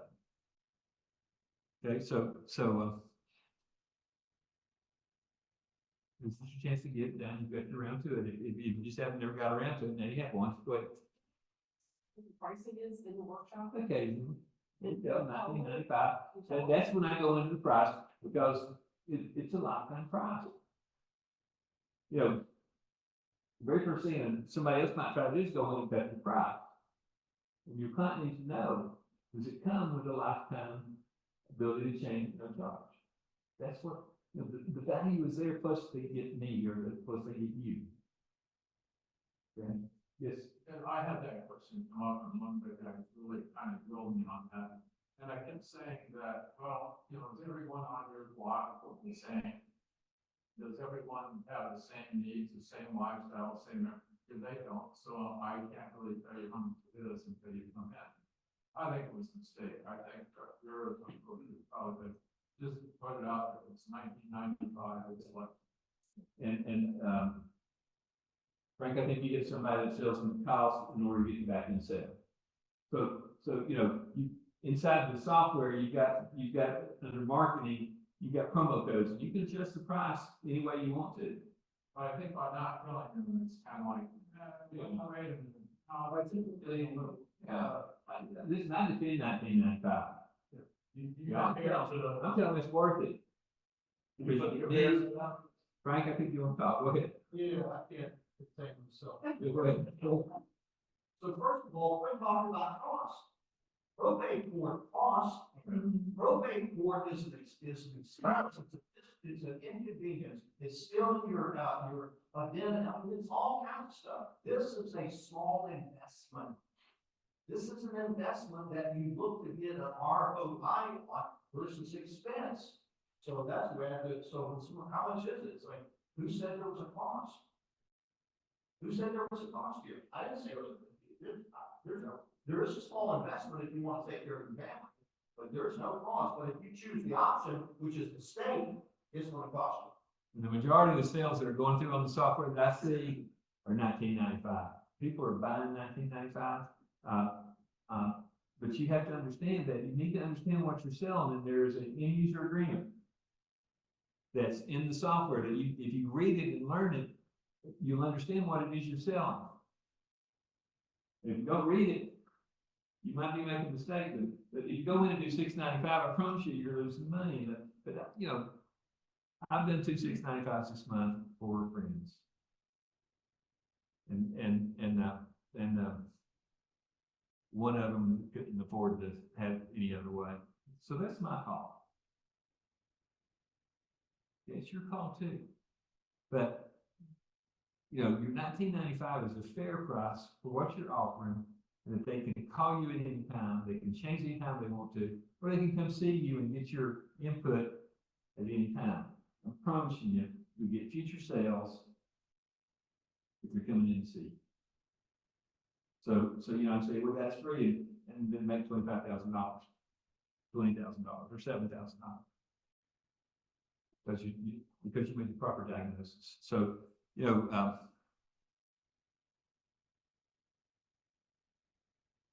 if you choose to own your own estate planning license, you can store it in your own cyber vault and can pull it up for printing and to make changes for the rest of your life. It costs you $30 a year. Is that right, Frank? $29.95. Yeah, okay, $29.95. And that stores it in the cyber vault? Yes. And so they lose it, they can pull it up. Okay, they're also willing to pay $75 for you to do it for them, right? That, you know, they'll, you know, some people are they're most likely to say, it's not very good.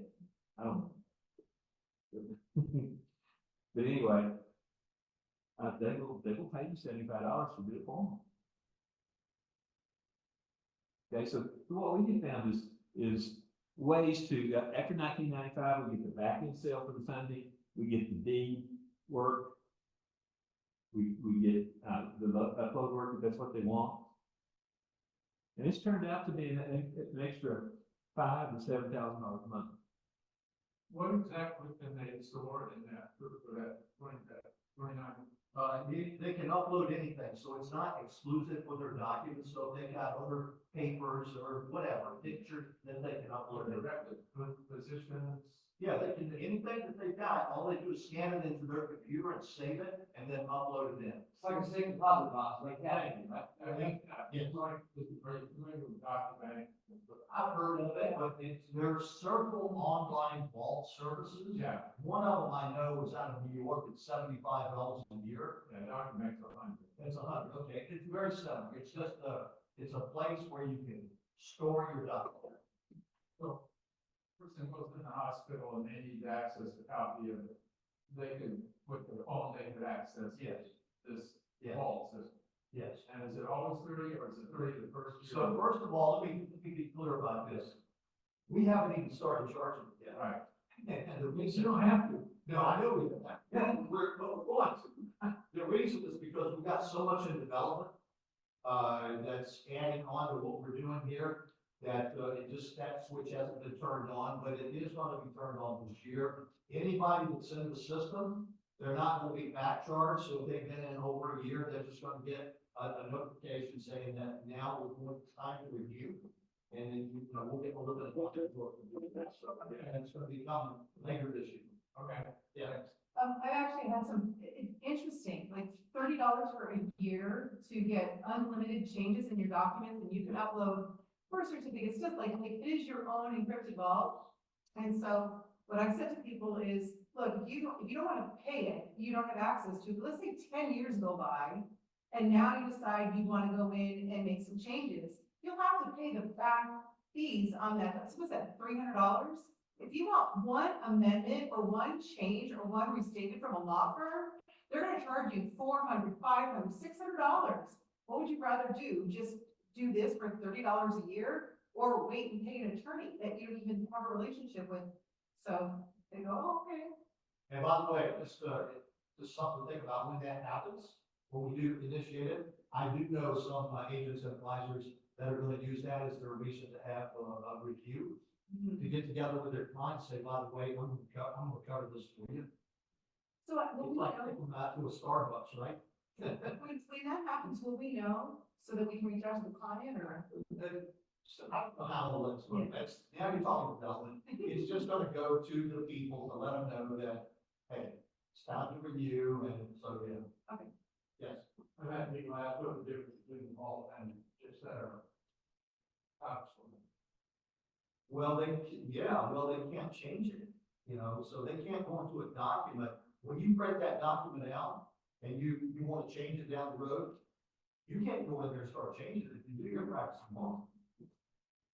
So. Don't give them that electronic.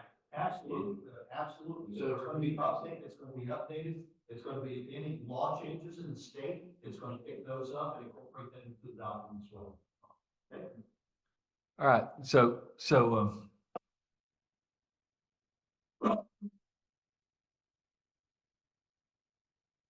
we tell people they can schedule an appointment if they want to. They use state plan. Here's one thing. Other companies that I see are selling an estate plan in October and delivering it in March or April. Sometimes you go to an attorney and it takes them a long time to get it done. What we do, we say, if you buy your estate plan on Monday, we can deliver it that same day if you want to. But if you can come see us on Monday at 2 o'clock, you probably come see us next Monday at 2 o'clock. Is that right? And we'll go, yeah. I said, we'll deliver in 7 days. And by the way, we get a notarized witness for you. And after I look at everything, all your assets and everything, I have to sign this for you, but I need to do some research and we can run some numbers. When you come back in, do you want to see your numbers? And they say, yeah, and they leave, and I say, hey, mine. Send an email telling them what we got. So when they come back in, it looks like we've done a lot of work. Yeah, we worked on our relationship where we can go to the people that can slide in. Yes. And bring their with. Each case is different. I like to go to their homes because I want them to have witnesses in their life. Okay, but if they want to come to the office, that's fine. And we'll supply witnesses in what notary form. Our office has all that ability. Then, I'm the organization. Those have to be unaffected people by the trust. Yeah, right. That's like I would. Yeah, right. Okay, yeah, you met with him. Okay. Okay, so in the funding stage, that's when we introduce the funding stage. Okay, in the funding stage, I'll probably have some ideas for you, but first I would need to do some research and possibly run some numbers and cure the proper funding. That's something we learned from, Brian, about some groups. Okay, first step today alone is to schedule your first interview. You schedule your plan to include, no charge of binder. Okay, that's where we do the guided delivery. Okay, a lot of people, especially the wives, when they're leaving the office, they have to find it like this. They go to the office, hug it. Because it's something they've always wanted. And they've never known anybody that needed to do the decision process like these nurses, family care, that you go to. Because it helps them get all this stuff, especially one's healthier than the other. Especially. Okay. Well, right. So anyway, then we thank you for coming in today. And then as I said, let's get the process through. You've all got your round to it. Thank you for coming. And it's the exact same presentation that you would do one-on-one. Except you're not asking them to buy. When I'm one-on-one, they're gonna buy, die, or tell me go ahead. You know, it's gonna be one of those three. Okay, very, very rarely the last one. Sometimes it's the second. Yeah, What's that process when you ask them? When you do that? what do you mean? When, one, where do you ask them? Okay, all right. I actually design once I go through page 2, flip over to page 3 and get their ballpark assets. And I look at them and I go, you know, you've done a pretty good job with your assets. I've already reviewed their estate plan with them. I'll look at them and say, you've done a real good job with your assets. Don't you think you need to get your paperwork in order? That's when they buy. And then this time stop conversation because you know, you've already, you know, I think 45 minutes to an hour, that's a long time. And you want pillow top. Pillow top equals bigger sales because they discussed it. And you've already isolated all the assets on page 3. You know they got 700,000 in the money market and maybe 700,000 in their IRA risk. You know they got the money to make a decision. And they know that they're funded with the maybe instead of your thing. Okay, this is their copy, isn't it? The comment, I think that ironically, we're in Vegas, this is like a Vegas-like approach, right? Vegas has no clocks, no windows, you kind of just, this is, you're back-ending and you're doing all the emotional stuff first, what you call micro decisions. Micro commitments. So you're, yeah, micro commitments, so you're doing the back end first, you're getting emotional buy-in, and then we're talking business, where often it's the opposite. We've done the asset review, Right. we've done the estate plan review, we've done the health care review. We know whether we can ask them, we know whether we can recommend certain kinds of life insurance policies or not in advance. The worst thing you can do on a nice set like that is offer the life insurance policy and they get turned down. Yeah. Okay, well, that just throws everything all to pieces. Okay, so the family tree asset position goes through first interview. You do all that up front before you ever talk about profit. You know exactly what's going on. And you also can now make the perfect diagnosis. You can make the perfect prescription. Randy, then you have when you are doing the say plan for a one-on-one way, when you're asking people to draw the circles. So by the time they're done, they might have got 30 circles or 40 circles on page. Right? Well, yeah, the more they need, Okay. especially if they have 3 wives and children from that family. Okay, so it gives them an opportunity, you know, and again, when they have 2 or 3 wives and children each one, you get one of them sick and see if they don't start making changes. They will start making changes in their estate plan. When they get within 6 months or a year of contemplation of death, they start feeling guilty, they start feeling responsible, they start feeling fair, And they go back in, when they realize that they can have that conversation without paying additional legal fees. Okay. Future sale on the way. Biggest part of my income in 2024 this year is the future sales, not back end sales. So you got the front end sale, you got the back end immediate sale, and then you got all future sales tied to the 10 pillars that you learn simplicity of many. That's where I'm at. Any questions? There's lunch. We're gonna take 45 minutes for lunch, okay? And then try to get back in here. I don't want to round you up because we got a lot to do. Max is gonna do the income presentation for you here in a little while. I think Frank's got a few things to say too. And I got some things that I need to cover. So, have lunch and try to get back in for you. Okay.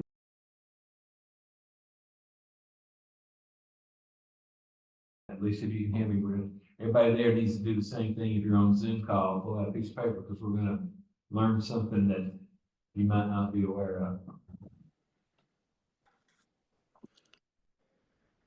And so about a year ago, I was here at a simplicity meeting and I met an attorney. His name is Tony Rinaldi. He's not here today. He injured his back. He was going to speak to us at this time. And I've had the opportunity to do some business with him. But he's a simplicity agent and an attorney. And he does something called deferred sales trust. The reason I want you to be aware of this is because if you're doing estate plans, you're going to run into people with real estate that they don't live in, and they're going to sell that real estate and have a capital gain.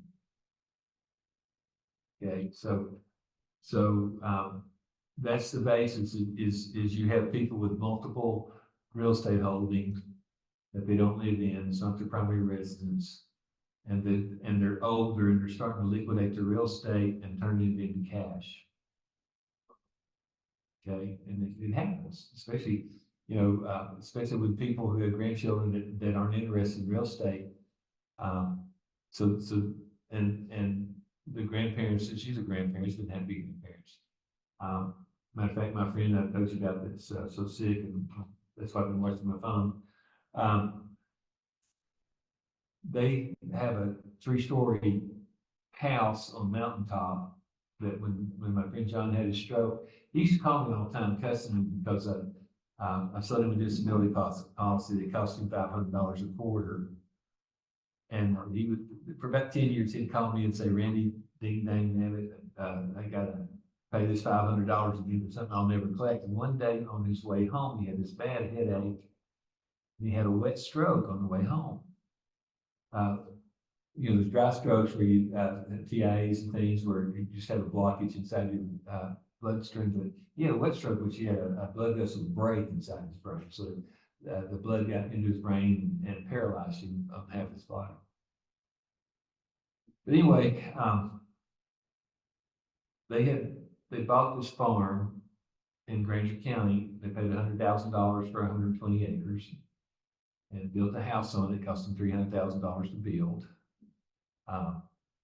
And then it added a swimming pool. They live on top of the mountaintop. They can see the Smoky Mountains and the Cumberland Mountains and the House Mountain and Clinch Mountain. They can see all the mountain ranges in East Tennessee.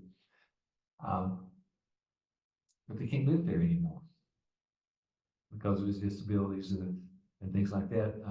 So they bought a little house in what's called Townsend, Tennessee. And they're going to live there until, Judy will always live there, but it's just a smaller house. So now they're going to sell this house. They've had an offer for about $4 million for it. So Judy called me the other day and she said, Randy, I know John's going to die soon, and I'm going to sell the property in Blaine, and I want one of those deferred things you were talking about.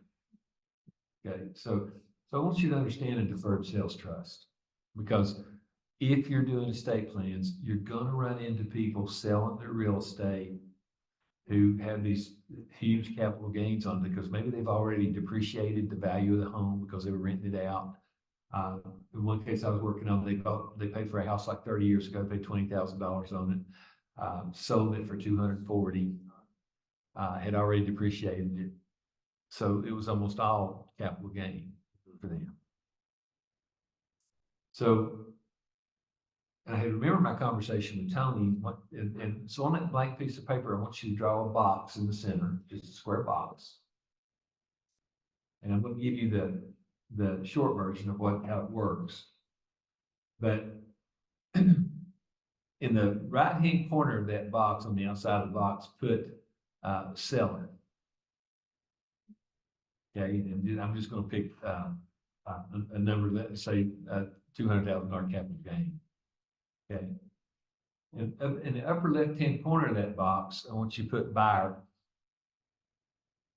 And I want you to make a note that buyer does not care who he gives the money to, as long as he gets the title to the property that he wants. Okay, so that's the original premise. And now, my clients that we're working on, they've got about 8 or 10 houses that they're trying to liquidate, and they can use the same trust over and over and over. So it's called a deferred sales trust. So what happens is the seller sells the property to the trust for whatever the asking price is. Let's just say equal to the amount that's in the lower box down there, the 240 or whatever. He sells it to the trust on the same day that the trust sells it to the buyer. So the trust bought the house for X and turned around and sold it for X. So the trust didn't make any money. And there's a whole bunch of legalese to it, but the trust actually writes an IOU to the buyer and never pays the buyer the money until the buyer asks for it. So the buyer doesn't have constructive receipt of the money. So because of that, they don't have to worry about their capital gains right then. They can do what? You said the buyer. I'm sorry, the seller. Do you say that again? The seller doesn't? The seller doesn't get the money at closing. The trust gets the money, and the seller doesn't own the trust. You have to have a separate trust and a separate trustee. So Tony holds the money inside that trust. Well, a trust is taxed at a higher rate quicker than just a regular person. But if you buy an annuity contract and put it in that trust and defer that earned income, you still have to pay income tax on the interest when you pull it out, but it won't take, at 5% interest, it won't take 5, 6, 7 years to where the capital gains money is paid. You still owe the income tax on the interest, but you get to control when the money comes in. Okay, well, these folks had already sold a couple of pieces of property, and these are the same people that gave me that $1 million from that stockbroker, because the year before, because they were selling everything, they had to pay $260,000 in additional income taxes, and that pushed up all their Medicare premiums and all that kind of stuff to outrageous amounts. And Mr. Deere looked at me and said, I worked all my life for this, and then I have to turn around and give all this money to the government. So he really liked the deferred sales contract where he could sell the house to the trust could sell it to the person that wanted to buy it. The buyer gets the house for it the way they want it, exactly for the amount of money. But the Deere family gets to defer the capital gains tax for whenever they want to, and they also get to defer the money, the interest on the money on AMIGA. And AMIGA's, I don't know, you might know, Mike, if Tony's using index annuities inside his deferred sales trust, or yeah. Okay, all right. In this situation, Mr. Deere was having some memory issues and really couldn't understand the complexities, but he understood 5.5%. He understood that very well. So it was an easier close for me just to get him to go for the 5.5. Okay, so in that case, when you do a deferred sales trust, you're probably going to write an annuity contract. But you have to know what the assets are in the revocable trust for the people that you sell revocable trusts to. You have to know what their goals are. And that's on page 1. When you talk about the real estate and they say, yeah, we got a house in Florida. In their situation, they had a house on the beach and a house on the lake and a house in Florida. 2 or 3 apartment complexes, a trailer park, a car wash place, and then 7 or 8 just rental properties. They spent their whole life doing all this real estate. Then now they just reached a point where it's not a dysfunctional family, but it's a second marriage for both of them. And she has different goals for the money when he dies, and he has different goals. He has 1 daughter who lives in Scotland, and she has 3 children that live in East Tennessee, and none of them know how to handle money like these 2. And so they just want it to all be cash so that all the kids won't have to be making a whole bunch of decisions, and they want to liquidate. But yes. This is also applied to businesses too. It can apply to businesses, yeah. So you'll find that out by doing the family tree asset positioning go-to first interview. And especially in California, where prices are exorbitant. And I told you about the lady this morning that wanted to solve the tax problem without pushing the guy to solve the other problem. I think I had made the mistake of telling her about the deferred sales trust, and she went first to the deferred sales trust before she thought about the needs of the lady who needed to be rescued with her assets. Okay, so you don't want to confuse them, but you just need to be aware that there's so many other different types of trusts. Keith, I think you work with different kinds of trusts too. Okay, and you said today you do an irrevocable grantor owned, intentionally defective, irrevocable trust. Right. Okay. And that's the same kind of trust that the veterans use for the yes, ma'am. Is that different than the Delaware statutory trust? Or- I don't know. Okay, that's. Okay. I looked at that one. You know, the family tree asset positioning, and Frank, you might correct me on this, but it works real well for middle class America. And then you get wealthier and you start getting into the AV trust, and sometimes you just have to have the sense to know, hey, I need to call in a tax planner or a tax attorney, because the revocable trust is not a solution for everybody. It's a solution for most people, but you're going to have to know. You got to know when to call in help. Don't try to let it solve all problems. And Frank, you might know, are the California trusts any different when it comes to Medicaid with the revocable trust? Yes, so California passed a law, I think in 2017, that if you, people that are concerned about Medicaid spend down, Yeah. that what they do is in California, if you put your home into a revocable living trust, then it will not be subject to the Medicaid, which is CalMed, right? In California, they call it CalMed. You can Medicaid. You can qualify for that and still keep your home if you have it in a trust. A revocable trust. You put it in, and then it doesn't count towards the assets, and they won't claw back when you pass away to take back money from the estate. You're good to go. There's it's not a look back on that, because what you're doing is you're putting it into your trust. And the state of California recognizes that as a strategy for the whatever it is. Medical, okay. It's, in other words, the state is helping you out, right? And the state, and every other state that I know of, the state wants to come back and say, okay, now we're gonna take the house and sell it, get our money back and give the family whatever's left, if anything is left. California doesn't do that. We finally did something nice.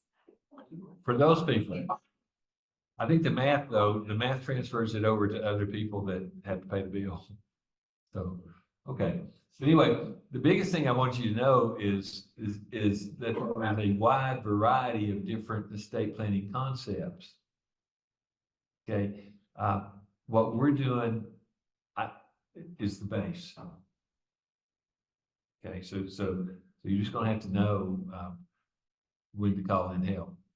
Okay. So Tony was going to go a little more in depth.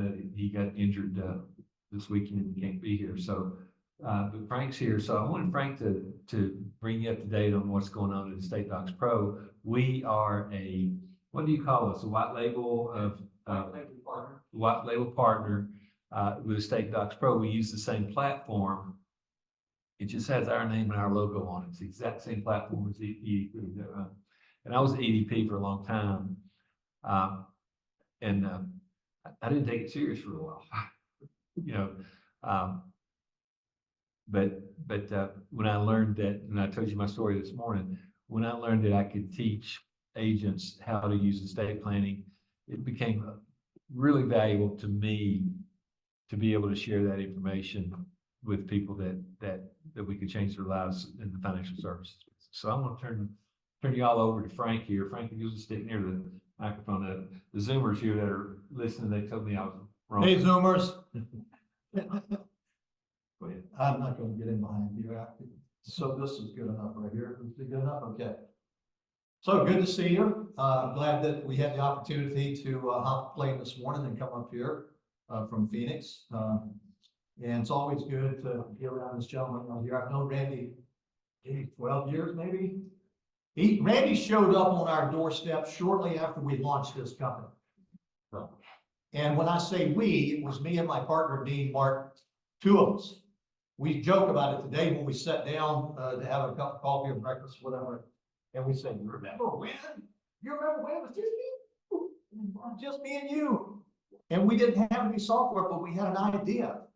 And we had a vision of what we wanted to create, but it took us over 2 years before we could even talk to anybody about it. For 2 years, it was like feeding something that just wants more money, more money, more money, more. When you talk to developers, you know, they love it because they're never done. You know that, right? Developers, they're never done. I mean, if you're a carpenter, you can say it's done.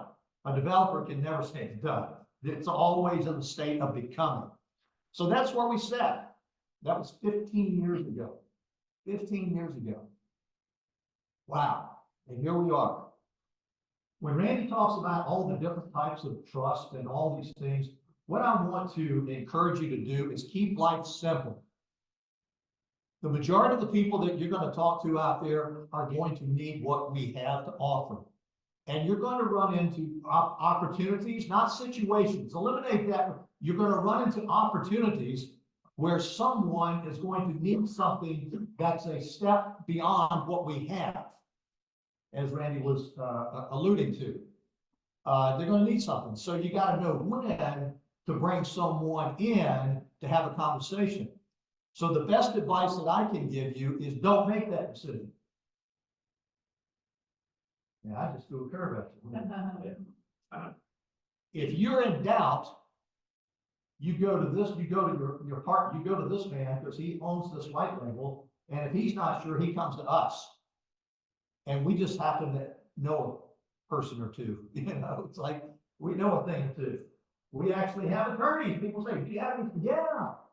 And we actually have one starting full time this summer. And it's exciting to me because she's like my daughter, but she's not. She's been with us for 4 years. She was a senior at ASU when we first picked her up as an intern. And so she graduated valedictorian from ASU. We got ourselves a smoking here, right?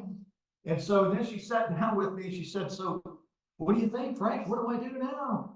I'm thinking, you know, master's degree. I said, no, law degree. So she went to law school. Next week she graduates. Second in her law class. Second in her law class, and she'll be full-time with us. So, and she's all over it. She's not like somebody that's just stepping into this arena to figure it out. She's been with us for 4 years.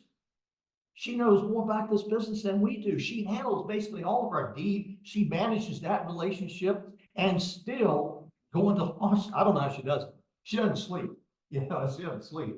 But that's where we're headed. So when you're in doubt, just say, you know what, I'm not sure. Let me get back to you on that. Don't ever be ashamed or embarrassed or bashful about saying, you know what, I don't know. Because I still do it to this day, and I've been in this business 15 years. I'm not ashamed to say, you know what, that's a new one on me. That's a new one. It's a good one. I'll get back to you. You never lose credibility by admitting the fact that you don't know everything. You don't lose credibility. So that's where we started. Dean Martin and I sitting over a table and talking about this. And then we did it. We launched 2.5 years down the road, and and I don't remember how, it's not important, but this man showed up he actually flew out to Phoenix. I think he was coming out for something else. So he was. So it's like he wasn't just, but while he was there, he covered more than one base, which was to meet with me. And we sat down, and Randy's not bashful to tell you he's pretty damn good at what he does. Okay, he ain't bashful. And that's okay. If you don't have confidence in yourself, who else will, right? So he let me know right from the get-go that he was pretty confident that he knew what he was doing. He impressed me to the point that he even suggested that we allow him to come in and train all of our people. That's being bodacious, right? And right from the get-go, he said, well, you need me. I can step right in here and I'll train all your people. I know a lot more about this business than you do. And he was spot on right. We didn't have anybody for him to train. Except me, and and I wasn't selling annuities or life insurance. I wasn't doing all these other things. So now we fast forward. Just keeping it simple. And when I say keep it simple, it's not that the documents that we create, that we have, aren't complex, because they are. They cover the things that people need. And when I say people, I'm talking about the mass majority. Even the people that have other needs, like the trust that Randy was talking about or whatever, that doesn't necessarily preclude the fact that they also need a revocable trust. You don't know. So when you run into a situation where you're a little bit uncertain, just step back and you say, you know what, let me collect some information from you so that I have a better mindset on where you are and what you're trying to accomplish. And then you pass it upstream to us and we'll come back with a response. So often, people say, well, I think I need this. And I had a conversation earlier with someone about this point. When someone tells you that I want to get an irrevocable trust, or I think I need an irrevocable trust, or whatever, always answer that with a question. What makes you think you need that? And what you'll find out when you start asking people to explain to you why they think they need what they need, they can't explain it. Well, as somebody told me, we got to be careful about somebody's out there because they are unidentified people. But these somebodies are out there telling people things, and it doesn't necessarily mean that the things that they're telling them are true. So when someone steps up and says, can you help me with this? My response is, tell me what you're looking for. What's your real goal? What are you trying to achieve? What are you looking to accomplish here? And then I will tell you if we can help. So I just want to throw that out. So keeping it simple, what does it enable us to do? Estate Docs Pro, we are a technology company. We don't direct contract with agents or advisors. We don't do that. We used to, which is how Randy got involved with us. We only work with white labels. That's it. We don't work with individual agents or advisors or whatever. So we just made this decision in January of this year. So since January, we've had like 20 some new white labels come on board. Why? Because the word about our technology is getting out there. We haven't invested a nickel in advertising, public relations, or nothing. We have invested in two things. And this is where we really set ourselves apart. Number one, we know that our technology is second to none. We know that. Our process of going through this technology, second to none. Our documents at the end of the day, second to none. So that's all about what we have. What's the second thing? It's our service. That's what sets us apart. Is I am hell-bent on we don't drop the ball when it comes to taking care of our people. We don't touch that one. That one is inexcusable, which means that, and some of you may be able to speak to this. When you reach out to us, or you reach out to anyone in our organization, you have a question, does it take very long for you to get a response from us? It's pretty fast. People say, do you ever work? Do you ever sleep? You work all the time. Do you ever parents? Depends on which time zone. So I called one of our people the other day and I said, how's it going? And he said, well, I'm in the Philippines right now. I said, oh, you're answering your phone over there at 3 o'clock in the morning. He said, yeah. So anyway, we have become a major company. We're in all 50 states. We've got thousands of licensees like you that are out there representing this product to their clients and their prospective clients. We are the biggest. Now, how do we know that we're biggest? Well, we didn't hire a research company. Let me just put your mind at ease on that. We believe that we are the biggest company in this business. We know who's out there. We know what they're doing. We've got some copycats that are coming along, and that's a compliment to us. So what they can't beat us at is our documents and what we have coming.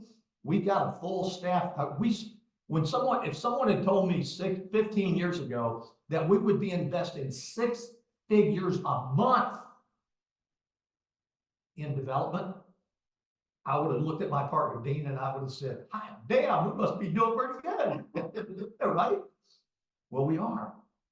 We are. Why? Because it's our commitment. It's our commitment to where we're going to take this platform from where it is right now. We're going to have a la carte, which means that you can get just a power of attorney, or you can get a will. If that's all they want, we're going to have a whole process for someone to start as a will and then move up to a trust as they see the need. That's coming, and it's coming real soon. And it'll be another website, not like DeedWorks, where you can log in, you'll have access to it, you'll be able to get in there. It will not be for the general public. It will just be for our network. So we got that coming, and I'm very, very excited. I've only been pushing for it for about 4 years. It's about time, right? So, but again, development is slow. So we got that coming. And then the next thing we've got coming is an actual life insurance policy that's ours. Now, we're not a carrier, but we got a carrier that fell in love with us a few years ago and said, and collaborated with us on a life insurance policy that's going to be called the Estate Cash Plan, ECP. In fact, we're doing an alpha launch of that at the end of May with a few people that have been with us quite some time. And we're rolling it out, and then we're going to roll it out all over the country. The beautiful part about that policy is that you do not have to contract with the carrier. Yeah, that's pretty cool. Yeah. Right? So typically, if you move to an IMO, an FMO, if you want to, you got to contract with the carrier. Not with this. Not with this. You contract with us. And by being with us, you're able to sell that product and get a commission in all 50 states. Pretty cool, huh? So that's coming. It's called the Estate Cash Plan. And you'll hear more about it. I would anticipate right now, based on the fact I had a call this morning when I landed here with the development team, which is us, our team, and the carriers team, and we are anticipating that we'll be through this test launch by July or August, and then we can boom, blow it out there. So it's not testing it to see if it works. We already know it works. It's testing it because it's all going to be through technology. So no application. So an application for the estate cash plan, they won't be sitting down with a paper. It's all going to be pre-populated through our plan. Yes. 2 questions related to the same thing. When will we be notified? Because there's another conference that we have in July. Will there be an update in July? Yeah, when we're ready to roll that out, all the information will go in. I'm just planting the seed right now. So I'm planting the seed. Once we're ready to roll it out, we'll have videos, we'll have everything that you need in order to understand the product. Okay. And it'll pay a very good commission. Yes. What's the purpose of this product? The purpose of the product is to, now you want to get into the minutiae of it. And I prefer not to go there, but it's to really a state cash plan. It's to make the whole process of settling the state when someone passes away quick and simple. You get money for it? Boom, without a death certificate, anything, it's there. Boom, no death certificate. Yes, yes. Don't have to select the funeral home. No, you don't have to do that. It's not goods and services, which you do when you do pre-need and that. Don't have to do any of it. Yes, underwriting there. No, guaranteed. Guaranteed issue. No health questions. Yes. Up to age 85, I think, guaranteed issue. So we're really excited about it. It's only taken us several years of working with the carrier. And why did it take long? Well, because everything in that world moves slow. Tell me something that moves fast and I want to go see it. Nothing moves fast because it's a very compliant, heavy, compliant, regulated industry. So they got to be careful everything they do. So it wasn't so much the policy, they wanted to make sure that we were the right partners. And that's really what it came down to. They came to me, they've been there, they know us very, very, very, very well. And the senior vice president of the company told me personally that what we have will be a game changer to their company. It's a 120-some-year-old company. It'll be a game changer to them because it'll be something that they've not even had. So we're very excited about that. And we got other things coming through. Yes. Is it going to be for small policies or pretty much any size? No, it's small. It'll be small up to, I think, like maybe 50,000 or whatever. So, but yeah, kind of like, but it's different. It's different. Okay, so I just gave you that. Now let's talk about where we're talking. Yes, you folks are going to drag me into the big part in about 2 minutes, which is what my partner did to me when he got me into this business. He had me several million into it. It's like, oh my God. And before any money started coming in, talking about sweating, we sweated for them, but we don't sweat anymore. We're debt free. We're just so excited about what we've got, and thank you for that. People like you and thousands of more like you that's made it all possible. And the beauty, we have never had one complaint. I don't even know an attorney that can say that, right? Never, no complaint. And we haven't been questioned, yes. By attorney generals, yes. Did anything ever happen? No. Why? Because we had an answer. There you go. It's a whole different world now than it was 15 or 20 years ago. Just a different world. And what we can do now pisses attorneys off. I had lunch with an attorney friend of mine, he's an executive director of a nonprofit, and he was telling me, he said, you know what? I'm glad I got out of practicing law because I don't want to compete with you. So that's that. Why would you want to have estate planning as a part of your service to your clients? Why would you want to do that? I want to answer that question for you. It's because why would you not? If you understand what goes on with a family, why would you not? Why are you in this business? I always go back to square one. Why are you in this business? And the answer is typically going to be one of two things or a blend. And that is, I'm in it for the money or I'm in it to help people. So if you say I'm in it for the money and helping people, is that wrong? No, there is no wrong answer. Because if I have someone that says, Frank, I'm not going to lie to you, I'm in it to get rich. That's why I'm in the insurance business. I want to make $1 million a year. And I'm proud to tell you that. And then my response to that is, how are you going to make $1 million a year? What do you mean? You're going to help anybody? Well, yeah. Well, then in other words, you're helping people. The more people you help, the more you make. So if you truly, truly want to help people, why would you not want them to have a trust? Why would you not want them to have these documents? When someone says, I've got to think about it, let me tell you something. When I'm talking to someone, it's not a sale. I eliminate sales from my vocabulary when it comes to estate planning. You can't sell. I'll never forget. Back when we started the company, one of the attorneys, Mark, says to me, Frank, you can't sell estate planning. And, you know, that's like saying sick them to a bulldog to me, right? It's like, you watch me. I consider myself a professional. Well, he was right. Randy, would you hand me a bottle of that water back there, please? He was right. You can't sell an estate plan. Estate planning is an emotional decision. It goes to the very depth of someone's the heart. It's here. Now we're thinking, thanks, sir. We are getting someone to think about something that they don't want to think about. And how do you get them to do that? Used to be a guy named J. Douglas Edwards. He was a tremendous, you ever heard of his name, maybe? J. Douglas Edwards. 13 methods for closing a sale. Anybody ever heard of him? He was back in the 60s, 50s. And he had one of his closes was back the hearse up to the back door and let him sniff the roses. That was one of his closes to sell life insurance. Back the hearse up at the back door and let him sniff the roses, and you're going to sell some life insurance. So that's the way he branded it.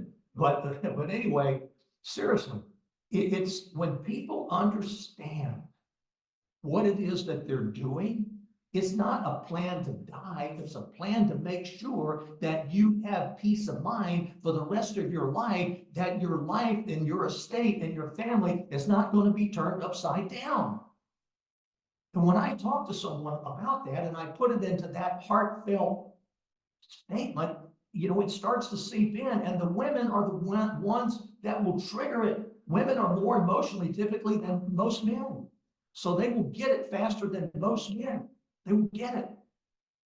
So it's just, you need to convince yourself that estate planning is designed for your friends, family, your clients, your prospective clients, the prospects, the suspect.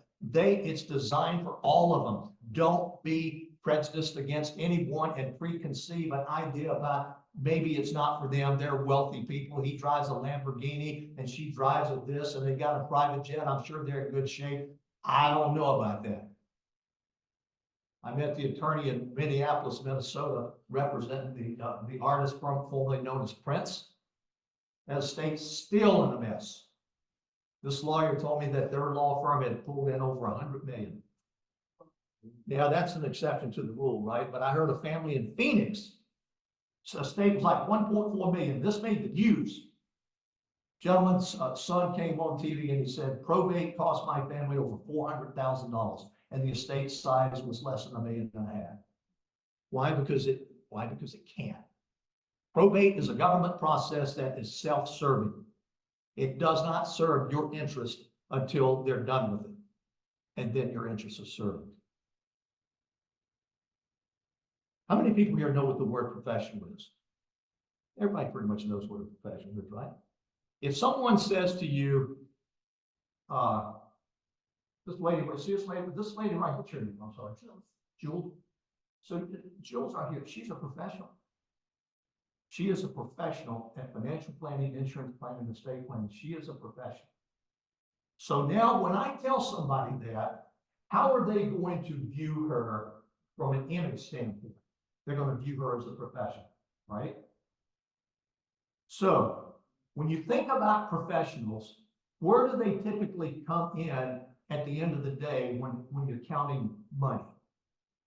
Would you not guesstimate that most professionals come in at the top? Now, there are professionals that truly aren't in it for money.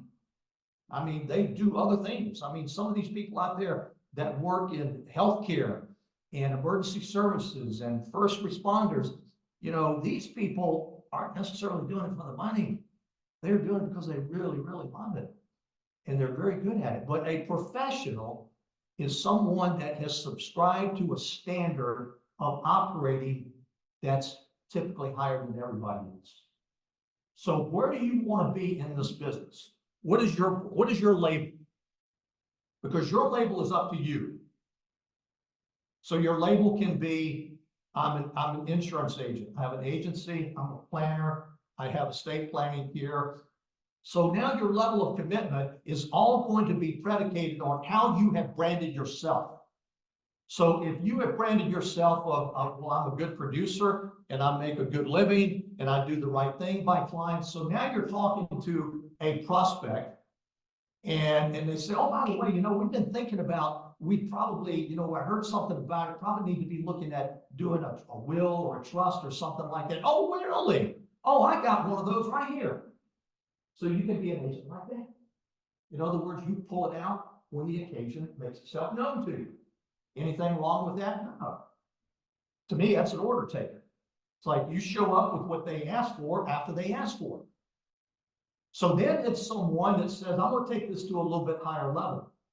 And that is, I'm going to do my normal process of business. And then at the end of it, I'm going to say, oh, by the way, the one thing that we haven't covered today is estate planning.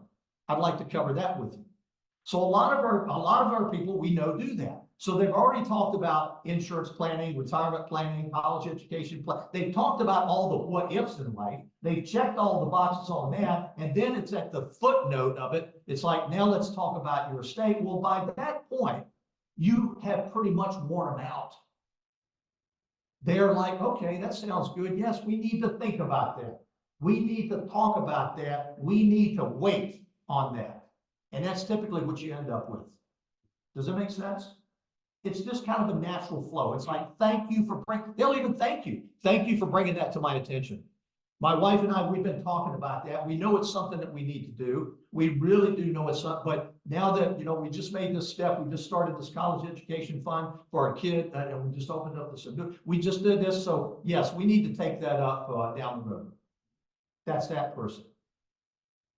And then you got the one that says, I am a professional, where you claim that you are the expert. You claim that you are the professional. What's wrong with you claiming to be a professional and an expert in insurance planning, financial planning, and estate planning? Tell me what's wrong with that. Nothing.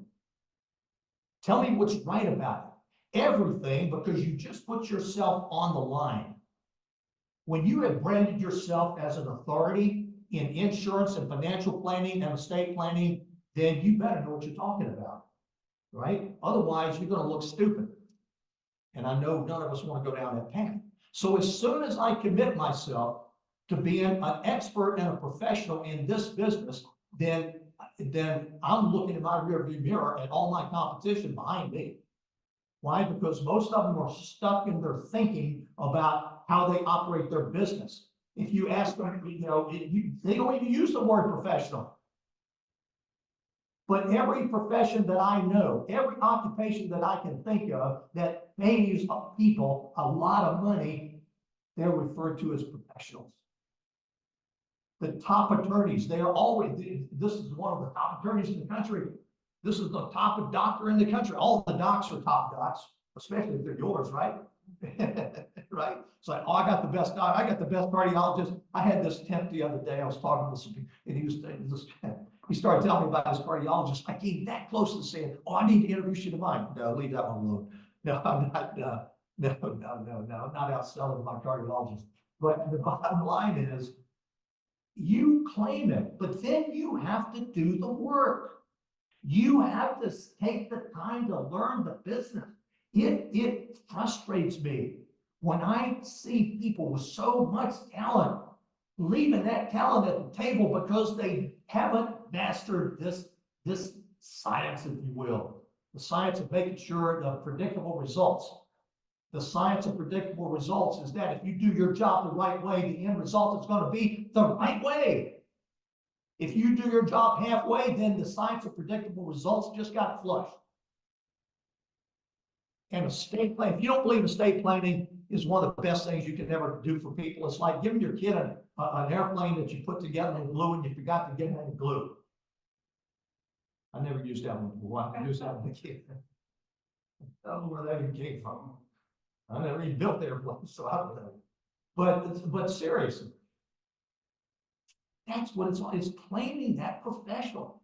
So now, when I'm talking to a suspect and I'm getting ready to qualify him as a prospect, because I've developed a relationship, the steps in that process, and I'm sure Randy's covered it with you. To me, it's always determine what your market is, first thing. This is my market, and then develop the market that you reach into it and start developing a relationship. And then you qualify the market, so you get rid of the suspects, and now you've got your prospect, and then you go down the path of bringing that prospect to closure.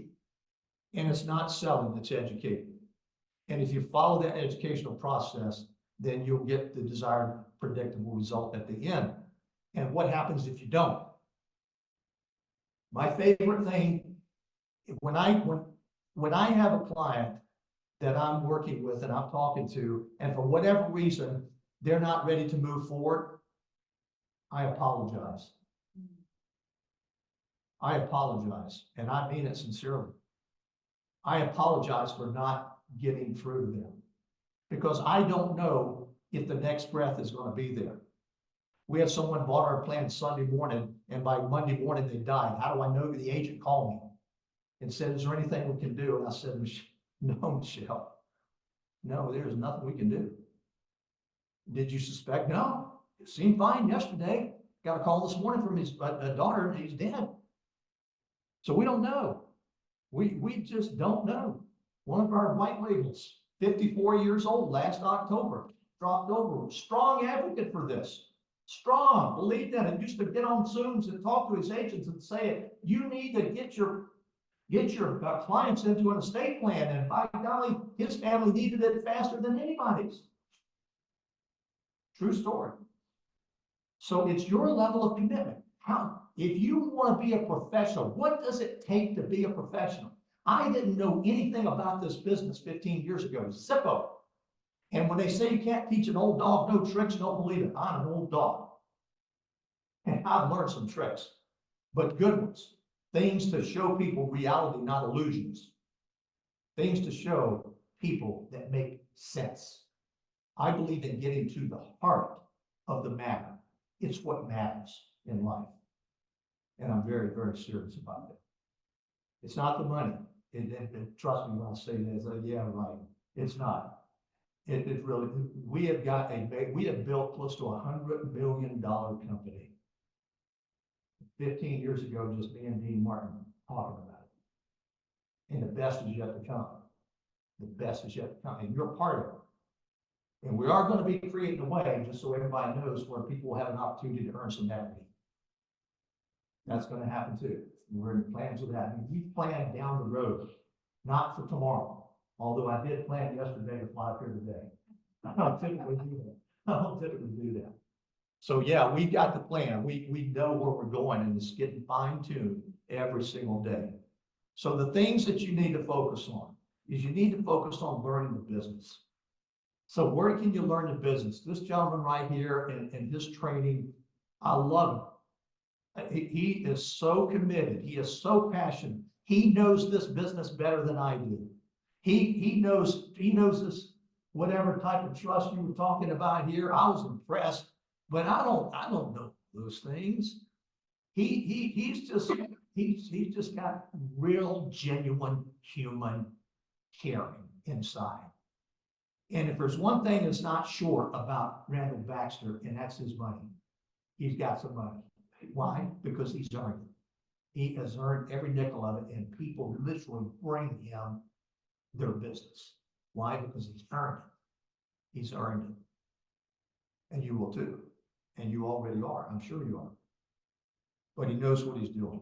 And we are very privileged and fortunate to have you as a part of our team. And I mean that. So I told Randy that I don't have long to talk to you, and I know you don't want to hear me, but I can go on. I've done an all day, 2 days. If you want to get me into training, I can take off this coat and I can get down with it, I promise you. But that wasn't the purpose of today. It was Mike to come here to congratulate this group and what's going on with Simplicity, because I've heard so much about you folks out of Minneapolis, and just through any association, it's great, and we appreciate that. Where it's going to amazing places because it's helping amazing people.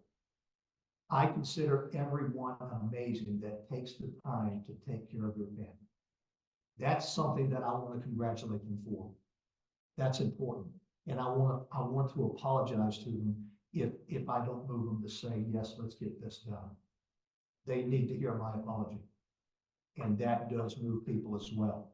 It does move people. And I mean it when I say it. It's not fake, I mean it. So where do we go from here? So where we're going from here is with the new opportunities that are coming out. We're videos, I get all the time, it's like, can you do this? Can you do this? And the answer is yes. What we've learned in all these years is that too much doesn't necessarily get it done. It's just bring to market, bring to center, focus that which is really important.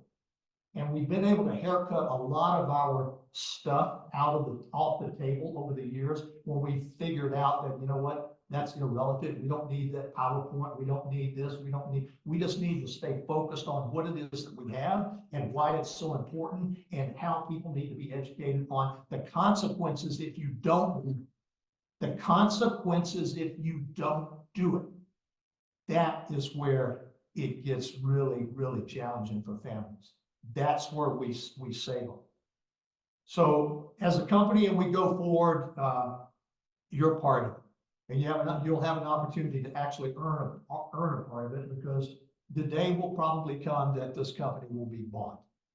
And I don't say that as a threat. I say that is more of a promise, okay? I'm 75 years old. And so in as much as I want to be thinking that at the age of 100, I will still be doing it. I do plan to do that, but it's gonna be my next chapter. So I said, I told Randy, my dad, well, what's your next chapter? Why, it's my secret. No, I've been for a long time, over 50 years I've been in business. I am a serial entrepreneur. I've started businesses, I've taken the company public, I've been fortunate, I've had failures, but I've had more successes, and I've learned a lot along the way. I've been asked to write a book, I've been a keynote speaker at conferences. I've been there and I've done a lot of things. I've met presidents, I've sat down with CEOs of Fortune 100 companies. The things that have come my way in my lifetime blows me away. It really does, like, whoa. So I had an epiphany a few months ago, and it came to me just like that. And that is, we're going to write a book, and it's called The Mindset, Final Chapter. Mindset, final chapter. What's the other chapters? That's it. This is final. It's final. It doesn't get any, but it's going to be a program. So it's going to be a program, and we thought this thing through. And sometimes in the middle of the night, I'll get up and start keep notes with me all the time. It's just been pouring out, and that's going to come, and that's going to be also something for everybody that's involved in our family is going to have an opportunity to be a part of as well. I'm already looking for a ranch. We're going to house it on a ranch somewhere in God's country that nobody can mess with us. And we're going to be helping people discover their true mindset. And it's not about positive thinking. It's not about goal setting. It's not about all the things that are in all the books that you've all read and I've read and listened to and been there. This is a whole psychology approach to the mind. And we're really looking forward to doing that. But other than that, we're here to help you. Competition in this business. I get asked this all the question. So what about LegalZoom? There's a number of direct-to-consumer online websites. We are doing a research program right now. We've got someone full-time on that, and they're researching everything that's out there. Why are we doing that? Because they're popping up. They are popping up like this. Why? Because they see the money. They see the money. Do they see the need? Yeah, but they see the money that's coming after the need, right? And who's jumping into it? Venture capitalists. You tell me how big of a heart a venture capitalist has. They are vulture capitalists. They're in it for one thing, money. Is it doing something good? They want that to happen. But these types of these companies are startups. Most of them started up by tech people and venture capitalists. Wills and Trust, they're out of San Diego. They popped up in 2017. They have spent tens of millions on advertising and public relations. Does that mean that what they've got behind the curtain is great? No, it doesn't mean anything. In fact, do you know who's behind the curtain? No. Do you know who's answering the questions? No. It's a chat box. Well, how long have they been working there? I don't know. Well, I mean, what do you know? What do you know? Well, I know it's a direct-to-consumer online technology site that does wills and trusts, and they've got a lot of information in their website, and you can get one for $5.95 or $4.95. It's all this is what it is, and go for it. LegalZoom, same thing. It's all price-driven. It's price-driven. So when I'm thinking about an estate plan, I'm not looking for a deal. I'm looking to get it done. I'm looking to accomplish what I need to have done, not to save a couple of $100. I'm looking to make sure that I have put this family estate together in the right way. And when I'm talking to a client, that's the way I want to talk about it. I don't want to run from competition. I want to hit it. Boom. It's out there. If you're only looking at price, then go buy this one. But then don't call me asking, what do I do next? Because I don't know, because I can't even figure out what they're doing. And I can tell you that because I did buy it. And I didn't finish LegalZoom. I paid $500, $495, $500, it doesn't matter. But it was so redundant going through it, asking me the same questions over and over, each form, to the point it wore me out. It wore me out. And then it told me, we'll get back to you on your trust. And seriously, And then it says, I get an email saying, you'll have a phone appointment with an attorney. And you need to have your beneficiaries available for that phone appointment. And I said, what's this all about? What is this all about? It's an attorney referral network. They all have built up that platform to pull business in on the front end, to have attorneys supported on the back end. And does the general public like that? Yes, because it has that word attorney in it. That's the preconceived notion about, well, if an attorney's not involved in this, then I don't know if it's any good. Well, let me tell you this, 50% of the attorneys out there graduated at the bottom of their class. So where did yours graduate? 50% of them. How do you know that they know what they're doing? They use software. This is not a court proceeding. This is not a court argument. This is not selecting jurors. This is a document. It's got information on it. And the key things with a trust are making sure that your title assets can be transferred after you pass away without going to probate court, and determine who you want to get what, when, and how. That's what a trust does. It doesn't make, popsicles. I don't know where that came from either. Seriously, that's all it is. It's a legal document. It's a contract. So are they getting into it? Yeah. So it's not about price, it's about getting it done. And the fact that they can have access to it for life, and they get you. I love that part of your presentation. And you get me. And what is my role in this? My role in this is to make sure it gets done and gets done right. That's my role. I'm not going to throw you out there spinning around like a top to see where you're going to land. Because if you set them out there spinning like a top, they're going to land and crash. And you're going to have people, we have it happen. It's like, oh, we got our trust 6 months ago. We just haven't gotten that round to it. And so, we need to get going with this thing. Okay, you're lucky that something didn't happen. So this is where you champion, you move it through. The faster you can move your client through, which is simply a matter of you having your schedule organized. The faster you move them through, the faster they're going to bring you referrals.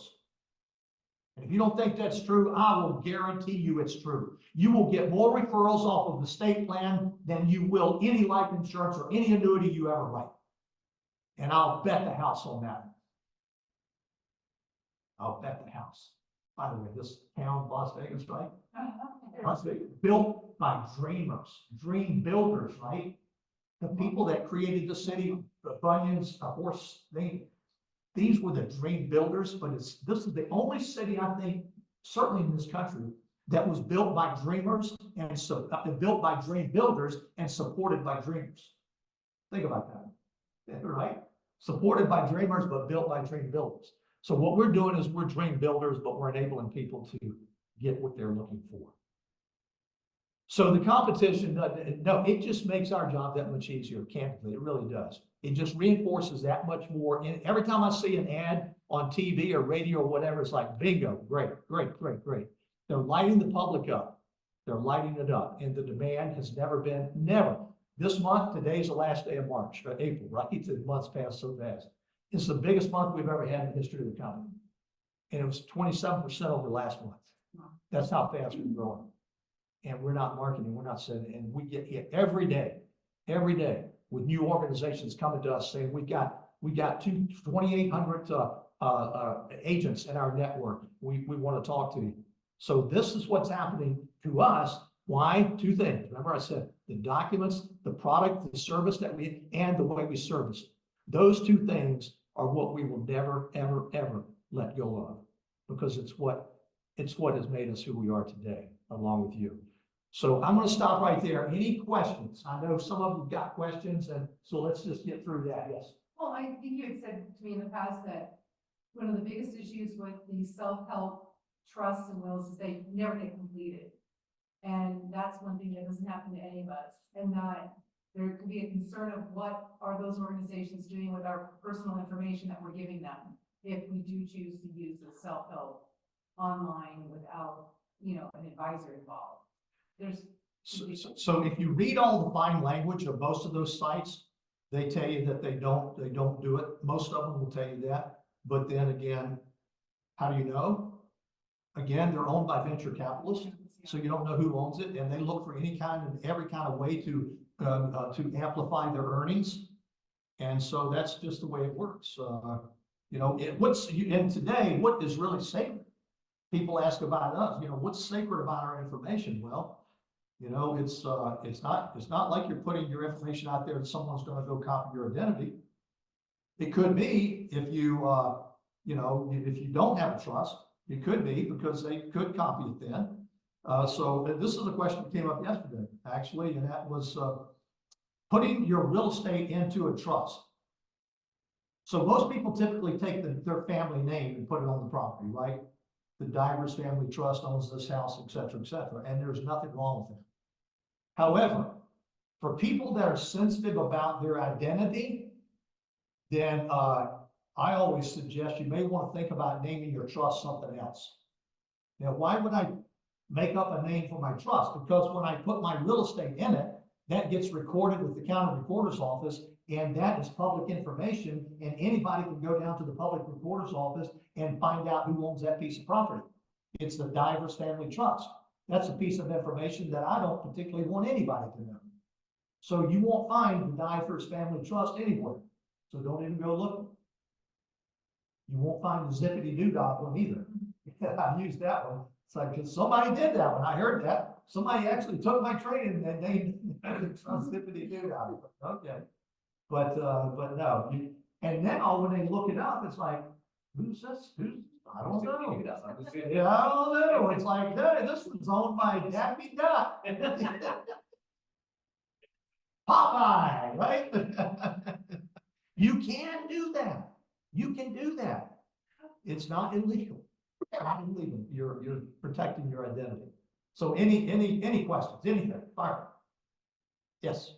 Are you getting updates on the user, UI, UX, user experience? Oh, thank you.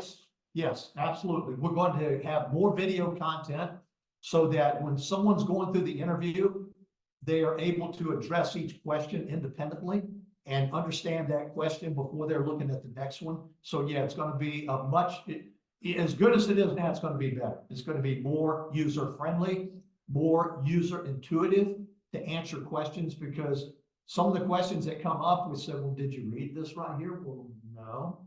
Well, read it. Over the question mark and see It'll hover, but yeah, that whole user experience is going to be, it's going to be improved. Yes, absolutely. I had bought Trust and Well. What I hated about it is you had to always go click to the next one, click to the next one. Yeah. With, that or, the State Dogs Pro, you could see all of it at once. Yeah. But it's a little dated though, for some people. It is, and I'll be the first to admit, it's a little bit dated because we've been out there a few years, but I no. think the functionality is much better. Yes.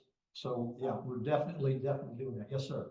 So in regard to the naming of the trust, that's going to be a restatement. Can we go back to former suggest that we rename the trust? Well, okay, is this someone that bought a trust through us?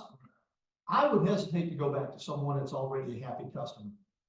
And the reason for that, it's like making a little wave. It's like, well, why didn't you tell me that initially? You see where I'm going with it? It's not a big deal. It's like, if you want to take one more step of prevention, that's what I would do. But I wouldn't go back and try to retrofit people that have already done it. It might get them confused, and where there's confusion, fear sets in. And we don't want to get them fear mongering. Does that make sense? Okay. Do you agree? It's a personal decision. If someone came back to me and said, by the way, you may want to look at doing this, then it's raising a question in my mind that I didn't have. So now I've got a question in my mind that I didn't have that I need to get answered. Well, I think it could be addressed, but I'm not going to argue with you. No, I'm just saying it's a personal decision. If it's someone that and everybody's a different personality. I think we all kind of know that. If it's someone that I really felt comfortable with, I'd go back to them and I'd say, you know what? I just picked up a tidbit of information that I really didn't know. And this is a strategy that people use. It's not required, but it is a strategy, and you can think about it. If you think you want to do it, we can get it done. Well, yeah, the reason I asked is the question has come up recently with some folks that I've reviewed with. The other question would be, clients that I've done the trust with through another attorney years ago. And I go back to them and we want to do perhaps a restatement.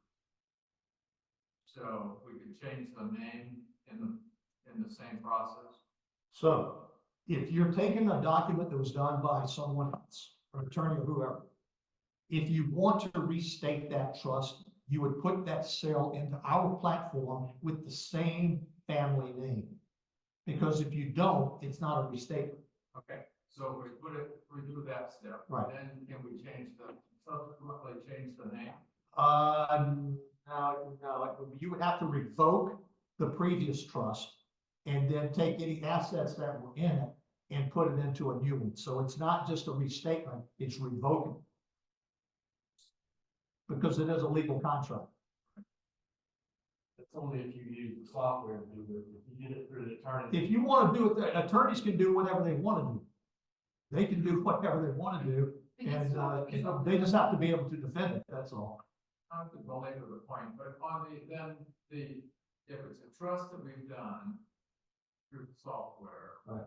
And we wanted to change the name of the trust, and we wanted to go back and take their personal name off of the trust. Yeah. Can we do that through the software, or does that? We have to do it on our side. You can't do it on your side. Right. You would communicate with us and we would have to do that.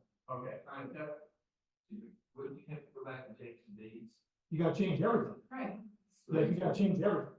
You have to, anything that you funded into the original one would have to be refunded into another. okay. Yes. Good. Okay. So I'll bring that up. Okay, yes. So you mentioned revoking the previous trust.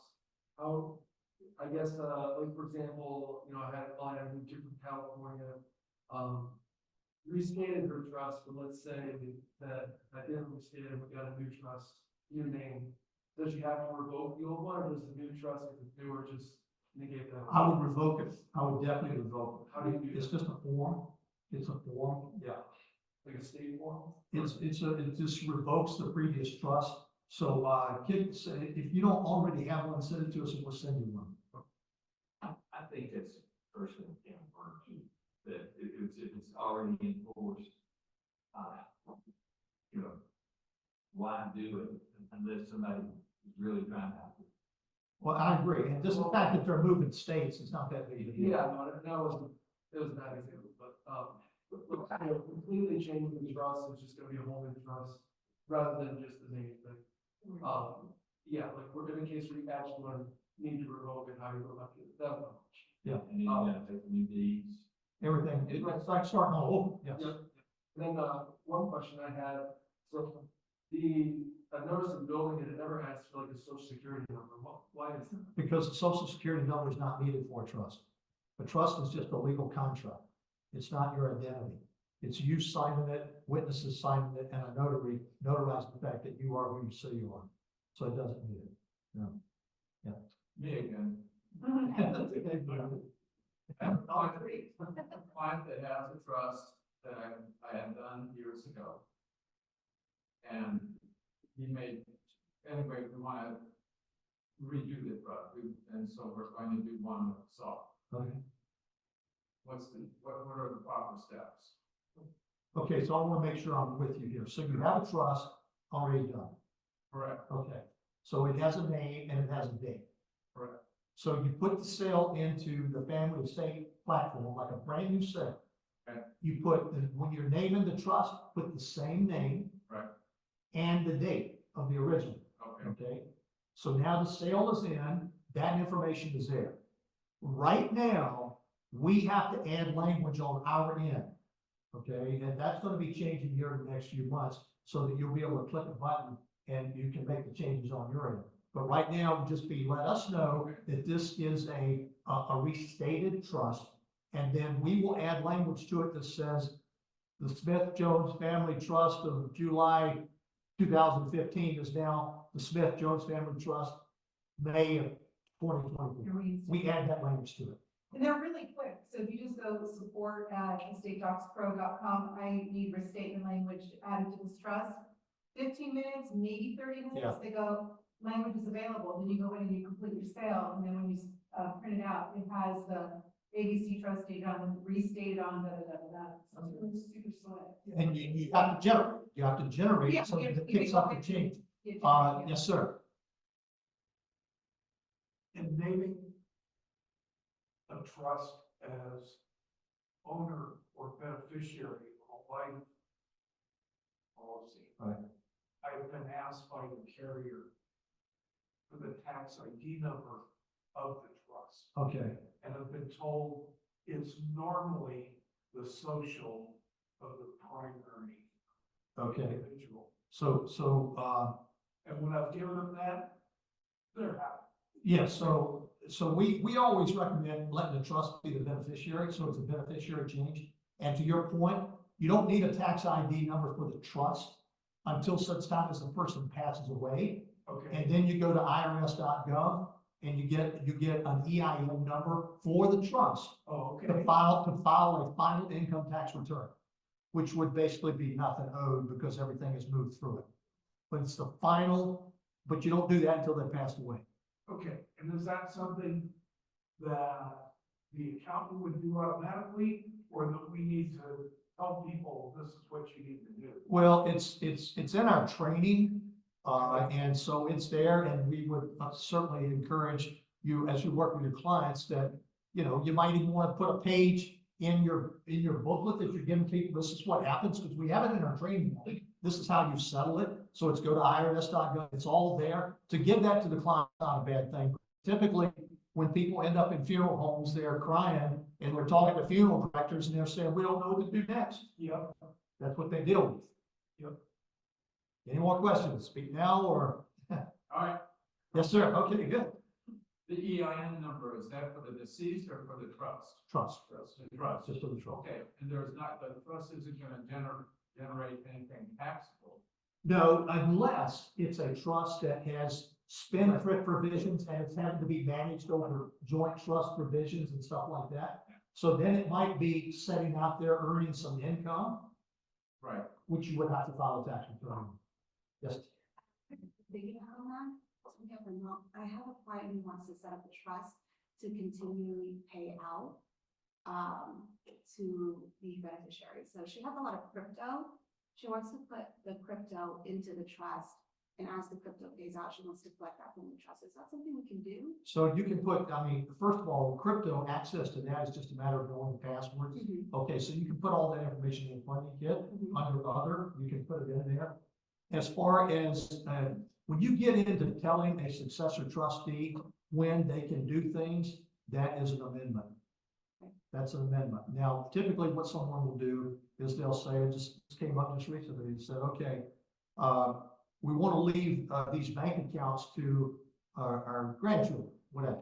How do you do that? Okay, you take a bank account and you bequest it to this grandchild, or 50% to this grandchild, and 50% to this one, whatever you want to. Now, whatever amount of money's in that bank account, that's what they're going to get. So that would be in the form of a bequest.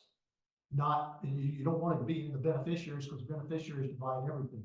Bequests are things that are specifically going for a certain person or cause, or period of time or whatever. That make sense? Yes. Why would you wait, I'm missing something, why would you wait until the person dies to get the EIN? Because the government doesn't need to know, because you're filing your income tax returns with your social security number. They don't even need to know about your trust. The trust is not functioning until such time as you pass away. That's when it actually kicks in and things start to happen. Until then, you're filing your tax returns, you're paying your taxes based on your social security number and not on the trust. Because when they pass away, now the trust becomes irrevocable. The trust becomes irrevocable. That's exactly right. Thank you. It becomes irrevocable. Now, if it's a two-grantor trust, it might not. Right. Yeah. Might not, but you're exactly right. It's the last. That's right. In most cases, it does become irrevocable, which is a very good provision. Was there another question? Yes. My client asked, why is there not a screen where they could list all their different real estate, like what the estimated value is, what they approximately owe, to like list out all the different. They can in the ledger. If you look at our funding kit where it says real estate, you click on real estate and then it opens up a screen and they'll have deed works, ledger. Right under there is ledger, and you can add every property, and it's like their accounting of every property that you got, no matter where it may be. That's how the deed works out. No, it's in your funding kit. It's in the funding kit. Yeah, it's right there. It's just an accounting. Below deed works. It's- ledger. It says ledger. And you can fill it out with the add, and Yeah. just adding. Keep adding, delete. If you sell it, give it away, delete it, yes. Asking off, she was asking, so, that ledger, would that, be downloaded as a PDF? No. Give it to the- No, you can take a screenshot of it if you wanted to, but it's in the platform. It's part of the cloud, but you can take a screenshot of it. We've got to break into that. We Yeah. might take a break. Yeah, okay. Making- We're good? Safe travel. Thank you, thank you.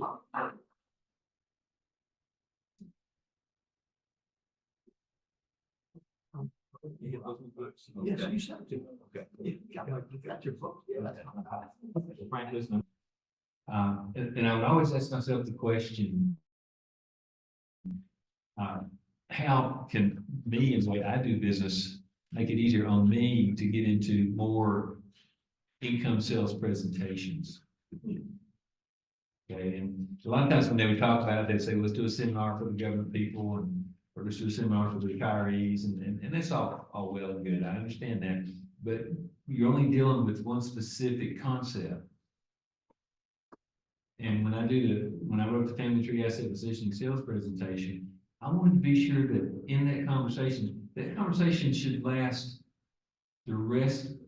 I always tell my clients they have my lifetime guarantee, okay? So, but the conversation should go on for the rest of their lives. Because they're gonna have relationship changes, they're gonna have asset changes, they're gonna have health changes. And if you can always refer back to the Family Tree Asset Positioning go-to first interview, if you always have that, you're gonna be able to ask them about their spouses, ask them about their children. Their children are gonna get married, their children are gonna have children, their parents are gonna pass away. All these things are gonna happen, and if you're in the sweet spot, it's always gonna come back to you. You're always gonna know what's going on. Okay, so, and that's all I'm trying to say to you is, you know, one of the stories I was gonna tell you all today, I didn't have time, but many years ago, I met a guy who was a World War II veteran, and he had about $1 million in the bank, and it's in this little booklet. I have sold that $1 million 3 times. Because he died and passed it over to his daughter, and she died and passed it over to her daughter. And then the granddaughter's trust now has that money going, that same pile of money is now set up for a little 3-year-old girl that's not blood relative, but it's the closest thing that my customer can have to a grandchild. Nobody will ever know that it was the older man's money a long time ago. It's about $2 million now, but it was because when I went in and did the family tree, it just all tied together. And I followed that money. And if the granddaughter passes away before that child gets too old, we know it's there for college, we know it's there for whatever they want it to be there for, but I can track that money on a spreadsheet, every dollar of it, from the time I first met that elder man and where that money is right now. So if you keep good records of what's going on, you're always going to know what's going on. All right. So anyway, I was trying to figure out how can I guarantee an income presentation for every client that I have that has an estate plan. So when you think about it, we talk about we talked, you know, on page 1, you go down and do the trust and reverse, and you talk about the real estate. You go to page 2, and you just mentioned the long-term care. Remember, you're not going to try to sell it, but when Frank was talking about mindset, and I've already mentioned mindset to you 2 or 3 times. When you plant a seed in someone's mind, they don't have to know why you planted it, but you have to know why you planted it. So when I talk to them about long-term care, I'm not there to sell them long-term care. Because most of my clients who are older don't want to pay $800 a month. They don't want to pay that, and they might not even qualify. But they still want to address the issue because they've had that health change and I've introduced the gaps and the cliffs and didn't move on. I just introduced the concept. I've introduced the sure things and the maybes. They try to sell them anything. But when they have their pillow talk, they got gaps, cliffs, sure things, and maybes going through their mind. And when they add to it the health questions, and they actively determine that either neither one of them are close to the cliff right now, and they have a gap, but they know a cliff's coming, or that they have a health problem that they know that one of them is now closer to the cliff. You have the opportunity every time.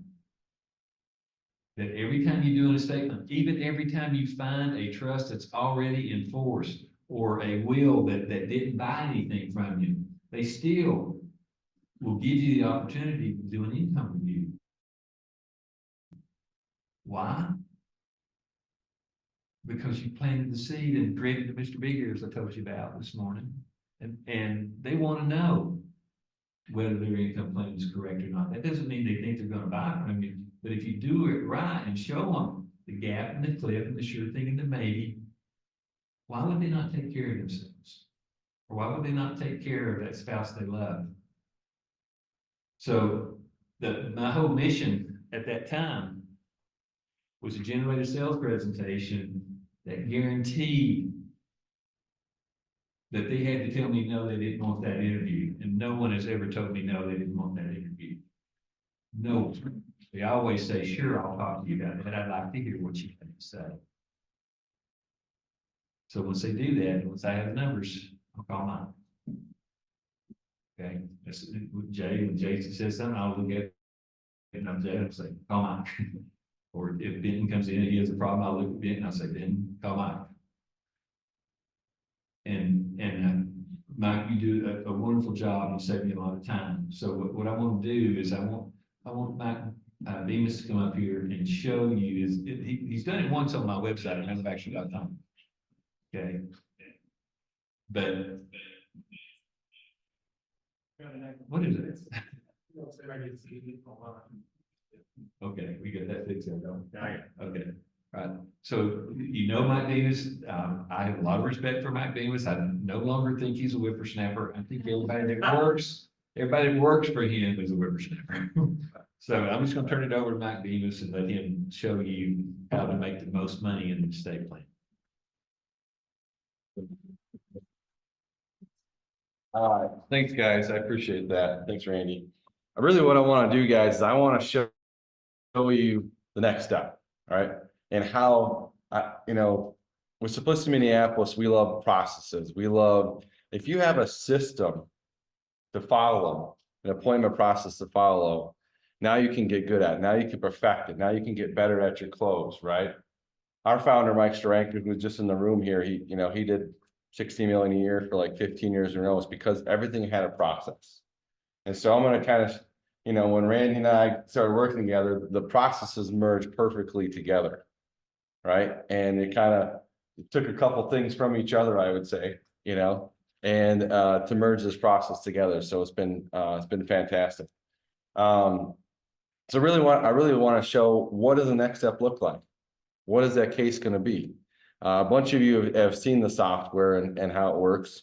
Majority in the room here, but for those who haven't, so we love the process here for the data collection, because that's all the information that we need to help actually solve their income problem. So here's the biggest thing. America's #1 fear is still running out of money. Above everything else, it's still running out of money. So if you're working with those retirees, that's the first problem that we need to solve with their financial situation. If we can solve the income first, and that's what our founder Mike Steranker figured out, everything else falls into place. More life insurance, asset-based long-term care, if you do securities, AUM, everything falls into place and it's a foundation for everything. Okay? And so the index annuity with income riders are the new personal pension, right? And so let me kind of show you a case here. We'll kind of walk through this. So let's say that we had this first appointment, we collected all the data. Let me get 1 second here. Share my screen. All right. You can see what the Bemis family does on the weekend sometimes. All right. So when Mike Stranka comes back, so this is the point where you know, we have all the information. Now, what are we going to come back to with? Randy always says, would you like to see your numbers? Okay. The big thing that we want to find out with the probing questions is really how much income do they want? All right. It's not just how much do you need, how much you need to pay the bills, you know, how much did you make today? If I could get you that same income when you retire, would you like that? One of the biggest challenges I find with our producers I work with is they don't ask enough questions about what they really want and where they want to go, who do they want to see, how often they want to do that. And when it comes down to that family tree, you guys do a lot of that with Randy's process because you find out what's important to them. Because the biggest thing you're going to see with the software is I'm not selling them a product. I'm solving their problem. Right? They don't want to run out of money. They want to take their grandkids on a Disney cruise every year. They have a fishing trip, a hunting trip. They've always wanted to travel the world, and now they actually have time to do it. The kids are out of the house. They have their money. They have their health. They know what's important to life, right? And so now you can show them how they can do that, okay? And all of that becomes the questions that we ask to make sure we get defined on what they really want. So our founder, Mike Strank, is going to have 3 things for them when they come back for the next appointment. First thing is we're going to have an asset summary. So you collected all the data here, right? You've already got it. It's amazing how many people don't know what their net worth is. It's crazy, but they all want to see their numbers. So one thing I'm going to say, I'm going to have 3 things when you come back. We're going to have an asset summary. We're going to show you exactly what your net worth is, so you know your numbers. The second thing we're going to show is we're going to have an agenda to go over the talking points and your goals and your concerns and dreams that you want to have for your life. And then the third thing is going to be your numbers in the income for life report. My teammate and I are going to do an analysis, and we're going to figure out when you can retire, what your income is going to be, when should you take your Social Security based on your income goals, right? How long your money will last. What happens if you get sick? Respectfully, what happens if you die or she dies, right? All right. So first thing is asset summary. Really, all we're doing is taking all the financial information, put on one page. The second thing is we're going to have an agenda. We want to bring up the talking points that we just had at the end of that last meeting. We want to bring it to the forefront of their mind. So when we talk, so this is Bob and Sally. We use Bob and Sally a lot at Simplicity Minneapolis. And let you guys laugh because you know Bob and Sally all the time. So what are Bob and Sally? Bob and Sally are 65. They want to retire right now, but they don't know if they can. We found out that they want $9,000 a month. Not just how much they need to pay the bills. That's a different number. How much do you want? They want $9,000 a month. Then they can do the trips they want to. They can see the grandkids they want to. There's a new baby, they can hop on a plane and bam, they're there. That's what's important to them. Okay. So these guys live in Maryland and the grandkids are in North Carolina. Guess where they're going? Anybody? They're going to North Carolina. Yep. What happens to Sally when Bob passes? Can they retire now instead of 67? Never run out of money. What are the risks? Too much exposure to the market correction, Bob dying and Sally not knowing what to do. So we just want to review all that information. So bam, we're right where we left off. All the motions, everything are right there. Okay, now as I go through this, I'm gonna kind of do a mini, call it second appointment on the software. But you're gonna see that, you know, we use the index annuity income rider as the personal pension. And we're just gonna solve the problem. So as I go through this, there's gonna be, I think I'm using the numbers have changed so much recently because rates are so high. I think it's like 342 from his 401k. And I'm gonna use like 250 from her IRA. And all it is an index annuity income rider when I show you a solution. Okay. All right. So remember, Randy talked about gaps and cliffs, right? Remember that? What is the income gap? Charles, what's the income gap? Yeah, it's from basically where you're at to where you want. Where you're at or where you want to be. That's right. What's cliff?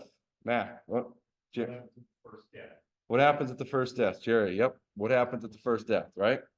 So what I'm gonna do with the software, you're gonna see, you already can see it, it's super basic. It's oversimplified, but that's why it works. But the big thing I want to do when I show them the software is, here's your problem. And we're going to show you how to fix your problem. So let me kind of do a mini presentation here. This is going to be kind of condensed, but you want you to get the concept. So remember, they want $9,000 a month and they want to retire right now. So Bob and Sally, thanks for coming in today. We're going to go over, so we went over your asset summary. We went over your agenda. Now it's time to go over your numbers in the income for life report. And the first thing I want to show you is, what is your present position? Where are you at today? And so Bob, here's your Social Security. Sally, here's your Social Security. Bob, here's your pension. If you guys retire right today like you want to, your guaranteed income is $84,000 a year or $7,000 a month. So my team and I did analysis. The first problem I wanted to show you, if you have a $2,000 a month income gap, you want 9 and you're at 7. Okay. Now, the next thing I want to show you, I said I do this respectfully, is what happens when either of you die. How does that affect the remaining spouse? So, Bob, I'm sorry, but as guys, we typically die first. We eat dumb things and we do dumb things. So, Bob, what happens when you die? Well, Sally, when Bob passes away, you lose $40,000 a year.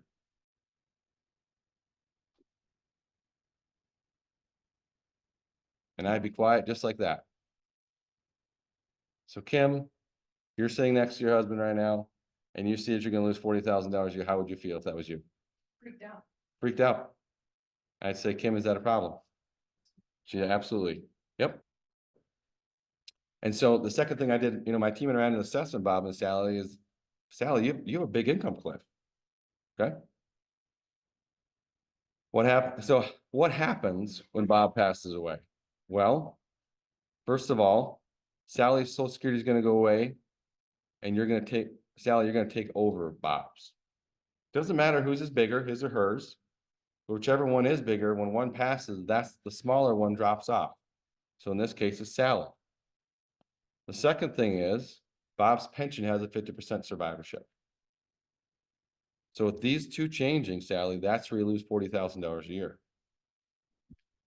Okay. What happens when Sally passes away? Well, we have a $24,000, $25,000 a year income cliff. Okay. The pension stays, Bob, but Sally's Social Security goes away. Again, hers is the smaller of the two. So there's two things that I really wanted to point out when my team and I did the assessment. First of all, we have a $2,000 a month income gap and a $40,000 a year income cliff. So that's the bad news. But here's the good news. Okay, here's where my team and I got really excited. Bob, if we protect $302,000 of your 401k, bam, we can create a personal pension. The personal pension is going to give us $24,000 a year. Now we got $9,000 a month. It's pretty sweet. I want to explain the personal pension. My clients like these personal pensions for three reasons. Sorry, Northern Minnesota math. Sorry, a lot of iron ore chips when I was growing up. I'm just kidding. So 3 reasons. Number 1, with a personal pension, I can turn it on whenever I want. So I'm showing you turn it on right away, but every year I wait to turn it on, it just gets higher. Okay. By protecting the 302,000 today, Bob, what it does, it puts you in control in the driver's seat that you can walk away when you want. Kind of out of role play a little bit. Why you say that is sometimes when guys, typically it's males, they've been doing something for 40 years and you tell them they can walk away, they get kind of freaked out. So you just want to tell them they're in the driver's seat. Okay, makes them feel better. The wife will tell them to retire later, but he just wants the option. Yeah, Joe, you laugh because it's true, right? Okay, back to role play. Here's the second thing. This is why my clients like their personal pension. This is 100% survivorship on. Either of you are alive, the remaining spouse still gets the full 24,000. There's not a 50% cut like your company pension. Okay. Here's the third reason, and here's why my clients really like the personal pensions. With the personal pensions, you still control the money. And what I mean by that, with the personal pension, whatever you don't use just goes to the kids. Let's say we do this today. Tomorrow you get hit by a bus, okay? The full 302,000 goes to the kids. All right. Let's say you use it for 10 years. We use a couple $100,000 in there. You pass away peacefully, whatever's left goes to the kids. But you live a long time, you live to 100, 110, 120, who knows these days, right? Let's say that pot of money still runs out, they still keep paying you. It's pretty sweet.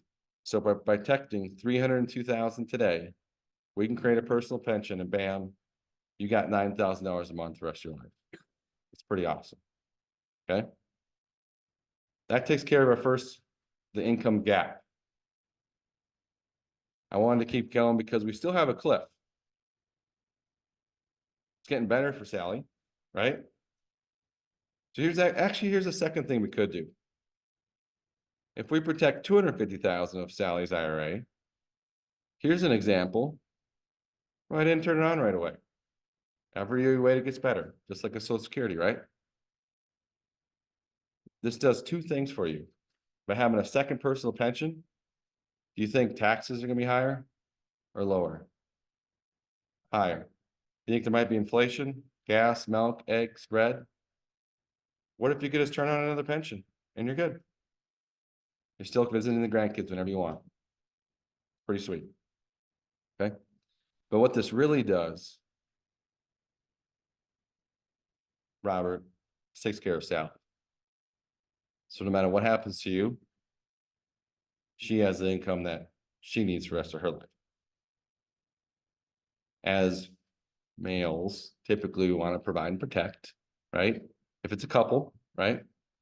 And I'll just say this, if it's a single, it's just income gap. There's no cliff, right? The same thing. I want to point out a couple things here, and then I'll definitely let you guys answer questions. The one other thing you can do, and this is a huge growing business for my producers, is the asset-based long-term care. You know, most clients, they don't like the idea of traditional long-term care, because if you don't use it, you lose it, right? With the asset-based long-term care, if you don't use it, you don't lose it. Okay. And so you can also put asset-based long-term care in the software as well. First of all, understand is that everything I'm showing you here, if you work with me, I'll show you how to actually enter everything in the software. Okay. It's really easy to do. A bunch of you guys have already done it already, right? But you can also show I like to call it the LTC gap. Because again, once we find what their income is, what their income base is, well, I'll just make up simple numbers here, right? If their income is $10,000 a month and long-term care costs us 15,000. Do we need a long-term care policy for 15,000? No, we need 5. If it's a single, maybe we need 10 if it's a couple, right? We don't need to solve for the full amount. A lot of my producers are actually getting a lot of success with that because they're not just going for the jugular, if you call it, right? They're just, again, showing them their problem and showing them how to solve the problem. So what this software does, for people who haven't seen it yet, and I'm not here to pick on anybody, okay, is it simplifies it for the client. I mean, at this point in the process, let's look at solution 1, the 302,000. I mean, first of all, really quick, we used about 550,000. These guys had almost 1.3 million of investable assets. We used, I mean, about a third, a little more than a third, right? About 40% of their assets to solve their problem. We're just going to solve the problem. We're going to do all of it, right? We don't need to. But let me ask you this, just with solution 1, have I talked about a bonus? Have I talked about some fancy index that a company made up? There's no carriers in here, so I can say whatever I want. Just kidding. No, just kidding. I'm joking. Teasing. I love all you carriers. You know, I haven't talked about a fancy index. Look what this quadruple, whatever quadruple index that they got going on right now, whatever percentage, you know, 200% participation rate. And I haven't talked about any of that. Surrender charges, fees, roll-up rates, payout factors, nothing. Because here's the thing. You know what the clients really want? 9,000 a month. That's all they care about. So let's just show them the solution to their problem. Okay. One thing I do have to say, and this software is proprietary to Simplicity Minneapolis. And I know that some people don't work with us, and that's okay. And that's, you can still definitely work with Randy, but if you do want the software, it is proprietary to Simplicity Minneapolis. I will say that. Jerry. Quick question for you. I've had the software for years, and I don't know if I have that LTC figure. That's something I can add. Jeremy can, it's really just putting, Jeremy can show you how to put in the software. Okay, good. Yeah, it's just putting it under income sources tab. They have to fly in San Diego. You do, and yes. Yes. Okay, thank you. Yep. So the software is super simple. I'll tell you this. I mean, it's 4 tabs up here to create a report. For you, I know a few of you have done it. It's really simple, but the simpler you make it for the client, the more you're going to help them and close more sales. Questions on this? Anybody? I know a bunch of you seen it. Well, majority of this room, to be honest with you. Jerry, yes. Back to long-term care, would that be based on I mean, I'm thinking of 2 long-term cares. I used to write regular long-term care. Yep. A million years ago, and I hated it. The underwriting was brutal. Yep. Rachel all the time, the companies threatened to go bankrupt. Yep. But anyway, are you talking about the asset-based long-term care insurance? Are you talking about the doubler like that a couple of? Great question. I'm talking about the asset-based long-term care.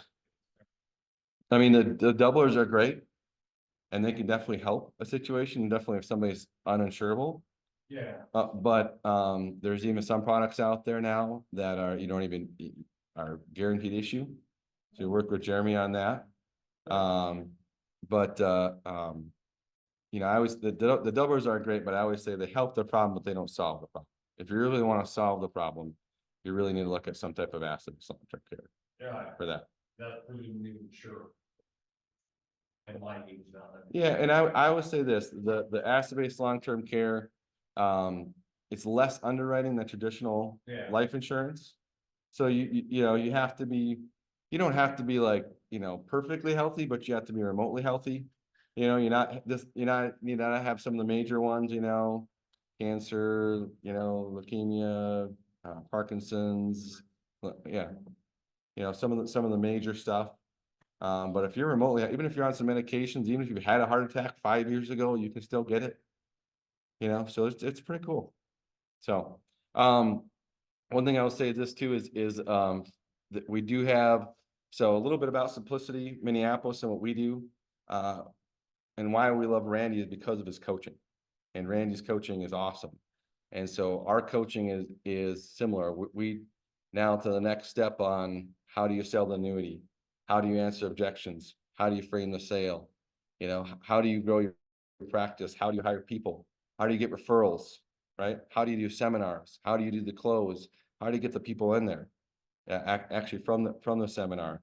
If you do life insurance, if you do disability, if you do wealth, we have a platform for you that can help you do that. Any type of marketing that you need, Simplicity can help you grow your practice. We really focus on producers getting from the build stage, scale, to actually even capitalize on their practice and even selling their practice down the road. So we do, I know a few of you here, are actually majority of you are coming to our coaching the next couple of days, which is awesome. If you're not and you want to attend, you do need to have a conversation with me because it is invite only. But you know, we'll definitely be open to that conversation since you're here already. So, Randy, what else do you want me to talk about? If I don't know what to do, after gather my information. Yes, great question. Yep, just call me. So, I'm one of the consultants at Simplicity Minneapolis. I work exclusively with Randy's producer, you know, that connected with Randy. And so I will help you find the right product, put everything in the software and learn the software and learn the process. And so we'll help you the whole way. I always say this, and I think we just talked to Kim about that, is I'd rather you focus on learning the process than the product. The products are all kind of the same and they change all the time. And we have access to every single one.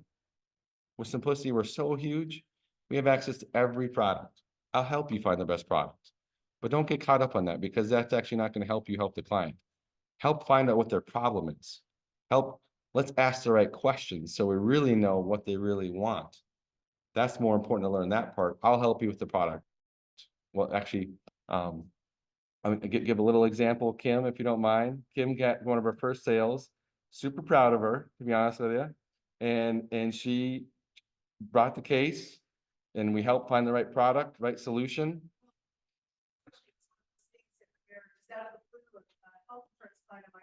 Do you know somebody who could help me? Like, I don't like my chase person, blah, blah, blah.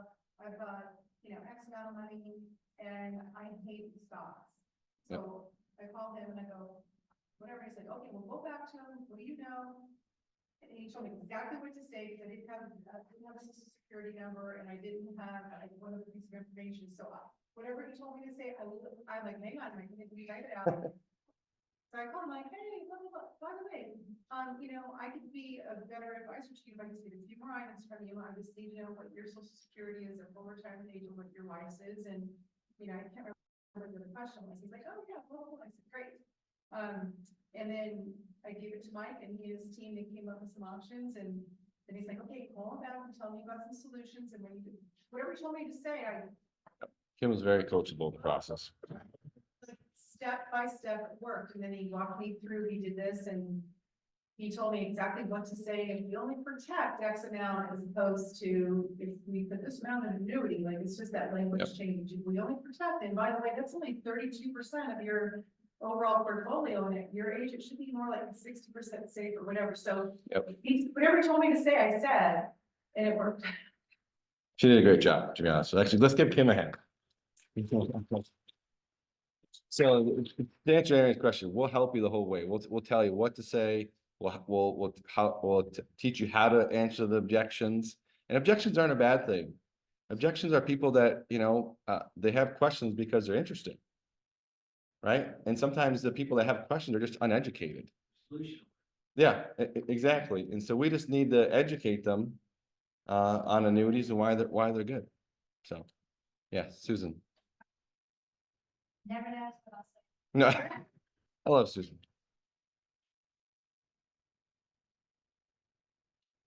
I have for several years and I've worked with so many different marketers and organizations. It is very patient, by the way, especially if you're a technology challenge. And things like you said, really helps with the verbiage. this person, I really appreciate it. Awesome. Anything else, Randy? Yeah.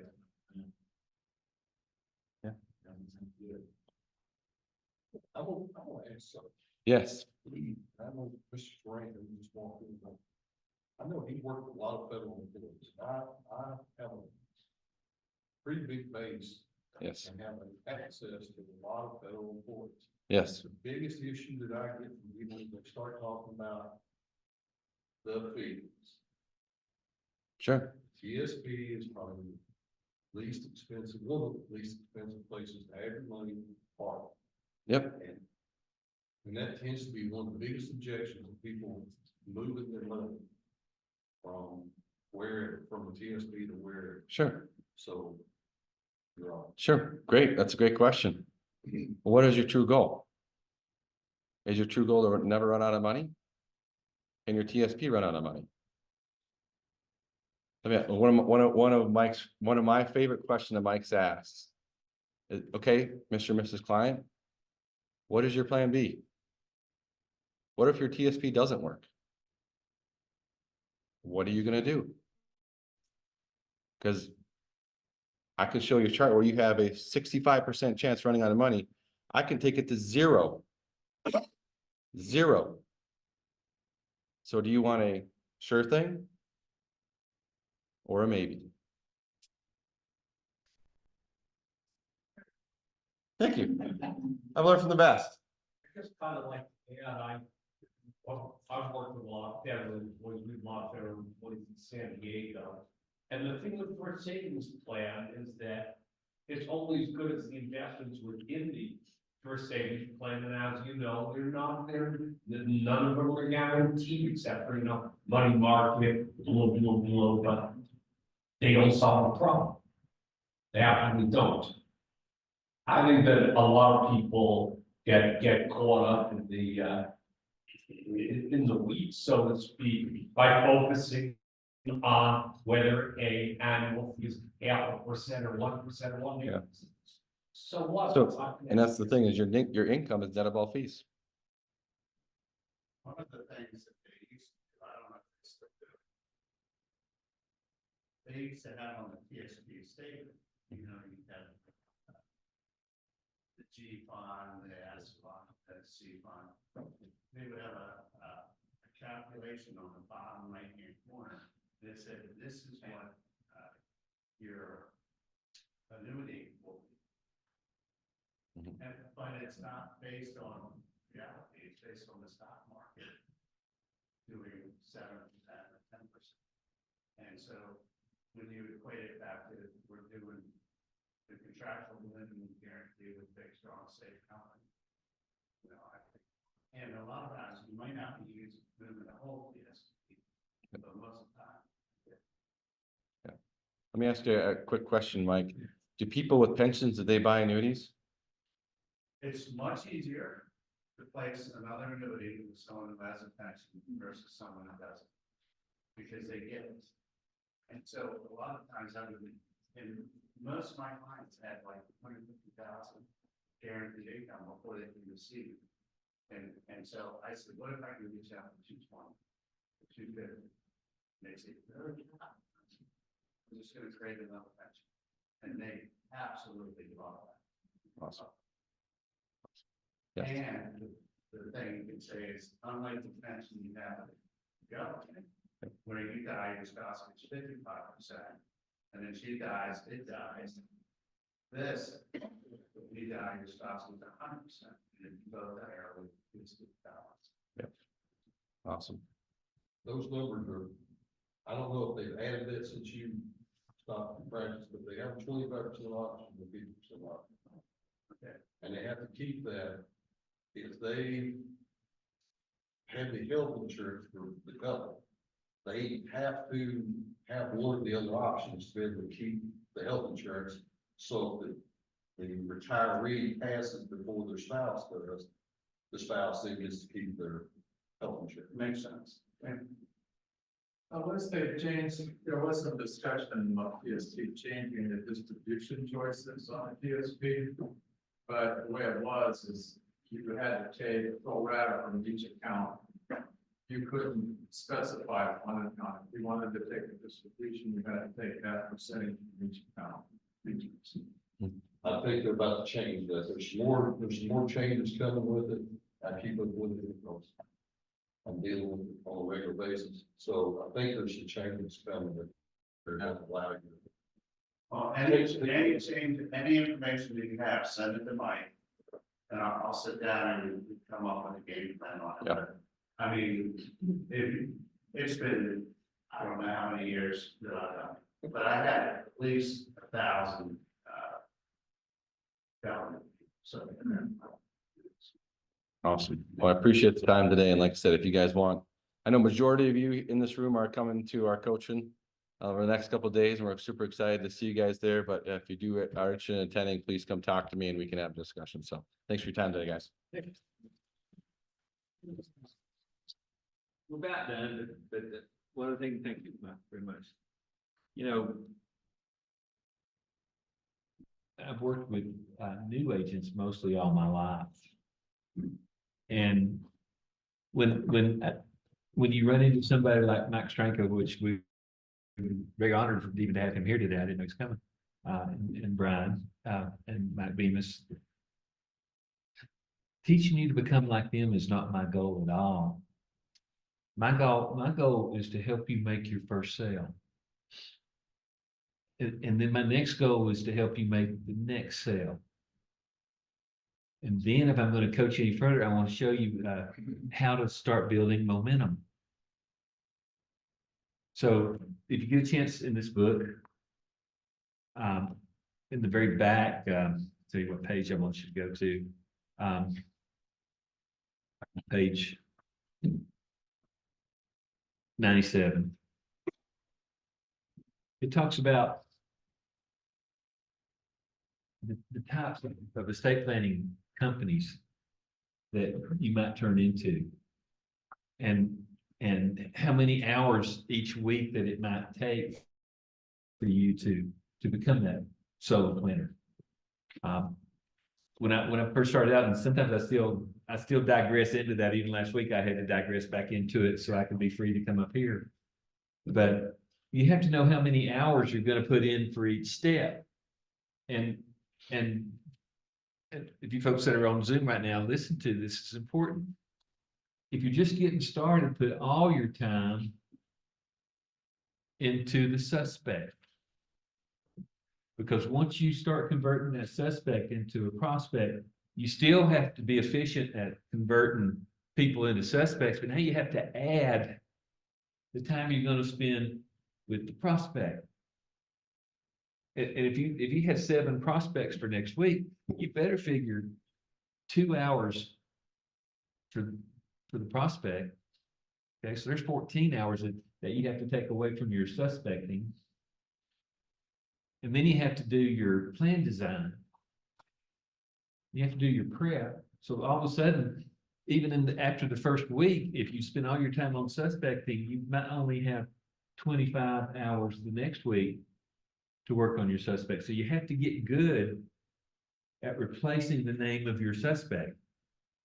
And that's really the only thing you have to be really, really good at, because the rest of the process will force you into being good at everything else. And the way to be good at everything else is to identify the right people like Mike Bemis, and in my life, the right people like Jay, because I needed a setter and a closer, because at the end of the day, I get up so early, but by 2:30 or 3, I'm done. I'm cooked. But it's because the day is so intense, because my clients die, my clients need to move their money, my clients need to tell me about their grandchildren, they need to tell me, what's going on. So if you're a planner, your 40-hour week gets booked real quick. And this chapter just says solo planner handling everything, including drafting the documents. I hate paperwork. I hate it. Paper follows me around like a magnet. And I hate it. That's all I gotta say about that. I hate it. But it's real easy for you to plan a $20,000 a month income. Now, I don't know what your incomes are. You know, I don't know, if you want a $5,000 income and you want to be an estate plan, sell 4 estate plans a month, sell 1 a week. And then let somebody else go fund it. But if you want to make, if you want to make $20,000 a month, sell 3 or 4 estate plans and properly communicate with Mike Bemis and let him do that design work. You guys are better at it than I am, because I don't like to do it. So, but if you're going to do it all, you're going to have to run the illustrations, you're going to have the paperwork, you're going to have everything set up. Am I doing something wrong? Oh. Okay. Easily doing something wrong. But 3 or 4 estate plans in one funding sale of a gap or a cliff. And like I said earlier this morning, the average should be close to $200,000. Mike, when you all say protect, I think that for some reason, I don't know why, but I've converted that to just move it across the street. It lets them know that they're not spending the money.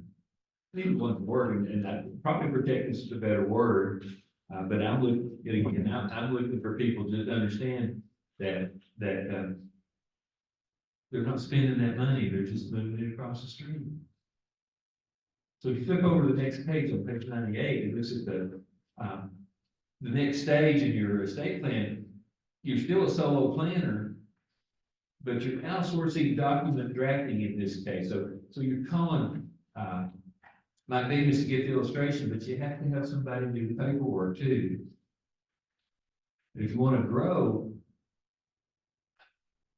I would encourage you to grow in your ability, in your momentum, and the quality of the avatar and the quality of the suspect. Remember now, an avatar is not a suspect. An avatar is just that imaginary perfect thing out there that you want to deal with. Until you get a name on the avatar, they're not a suspect. Okay, so look at number 2, be aware of number 2, flip over to number 3 a minute on page 99. You're still a solo planner. You have 1 support staff person handling everything, including drafting documents using the Family Estate Doc software. Okay, so you build it as you go. Look at number 4. Solo planner and 1 support staff person handling everything, but outsourcing drafting documents. And I call that the sweet spot for up to 10 clients a month. I used to have the energy for 10 clients a month. I don't have that anymore. So, but right now my company's producing probably 15 to 20 clients a month. So we're actually producing more business now than we did when I was a solo planner, even though I need an ad every once in a while. So anyway, if you can see that you want $20,000 a month, look at that as a starting point, not an ending point. So, and I said this to a lot of people, there's no Chinese proverb that I used to quote to everybody: state the answer and then ask the questions how to get there. And if the answer for you is $12,000 a month, or $8,000 a month, or $20,000 a month, if you say that's my goal, I used to all the time go, I remember when I had figured I had to sell $25,000 worth of annuities every month to have the extra money that I needed. And I thought that was such a big goal. Okay, but now it's real nice to at least try to make $25,000 or $40,000 a month income and not sales. So, and that's been consistent since I've known Mike, I think, in renewals and just business generated just by what I do, but it eventually becomes a habit. But I don't concentrate on anything except finding the next person I need to talk to. Rest of it, it's pretty well farmed out. But my existing clients won't accept that. You know, when they come in, they don't want to talk to Jay, sorry, Jay, they want to talk to me. They're my clients, I've had them for 15, 20 years. You know, but eventually at some point, you know, it's old gray hair of mine, they ask me all the time, what happens if you die? Because they know how close I came. In Christmas Eve of 2020, I don't care to tell you, when I came home New Year's Eve in 2020, my clients knew I was sick. For about 3 weeks, my clients delivered gourmet meals to my house. Just because they knew I was sick. So, you know, don't try to shoot for 40 if you're not making 40. You know, if you're making 5, shoot for 8, shoot for 7. And learn how to do that. Once you hit 7, shoot for 9. And eventually you'll get strong, you'll get consistent, and it's real easy to move from 10 to 20.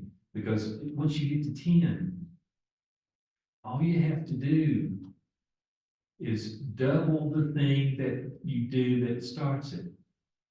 And I promise you, every time, it's the approach. Every time.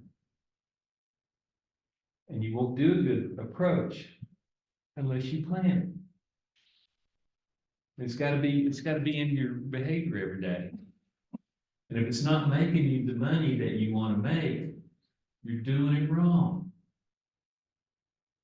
So all I can do to say to you to close this meeting out is I don't care how many sales you make if you haven't made one. I want to help you make one. Then I want to help you figure out what went right. Now, when you I get a lot of phone calls, even from the folks on Zoom call. I didn't get the sale. Mike, you even mentioned it yesterday on the bus coming in. What did you learn that's different today than what you knew yesterday? The approach. The approach. And the temperature. Okay. And the micro closes. Okay, and More than one thing. okay, all right. Your client will know whether you're sincere or not. They will know whether you're confident. Confidence is not as important as being sincere. But listen, when I look at my clients after I've done the health questions, and I know that dad's had 3 heart attacks and a stroke, and mom's healthy as a horse and takes no medications. And then we've talked about the gaps in the business. It doesn't bother me a bit to look at both of them and say, "Ma, you're a little closer to the cliff than she is, aren't you?" And you know, regardless of how bad that sounds, Mom wanted that conversation. She didn't know how to have it. She wanted it. And if you do that and lead them through that decision process and set that appointment for 1 week after you write the estate plan. People laugh at me sometimes when I say it, but we'll close that sale for you. When they come in to listen to what Mike showed you just a minute ago, they will already have the mindset that there is a major problem that they are now aware of that they were unaware of to start with, and that they came to you for a solution. And like I said, that's where you insert the sales skill right there. Don't try to insert it before that. Do your marketing, do your mindset, and then insert the professional salesman, sales lady, whatever. And do it with a diagnosis and a proper prescription. They will know if it's the right diagnosis, and they will know if what you're saying is the proper prescription. Okay, so That's all I got to say about that. I appreciate you all coming.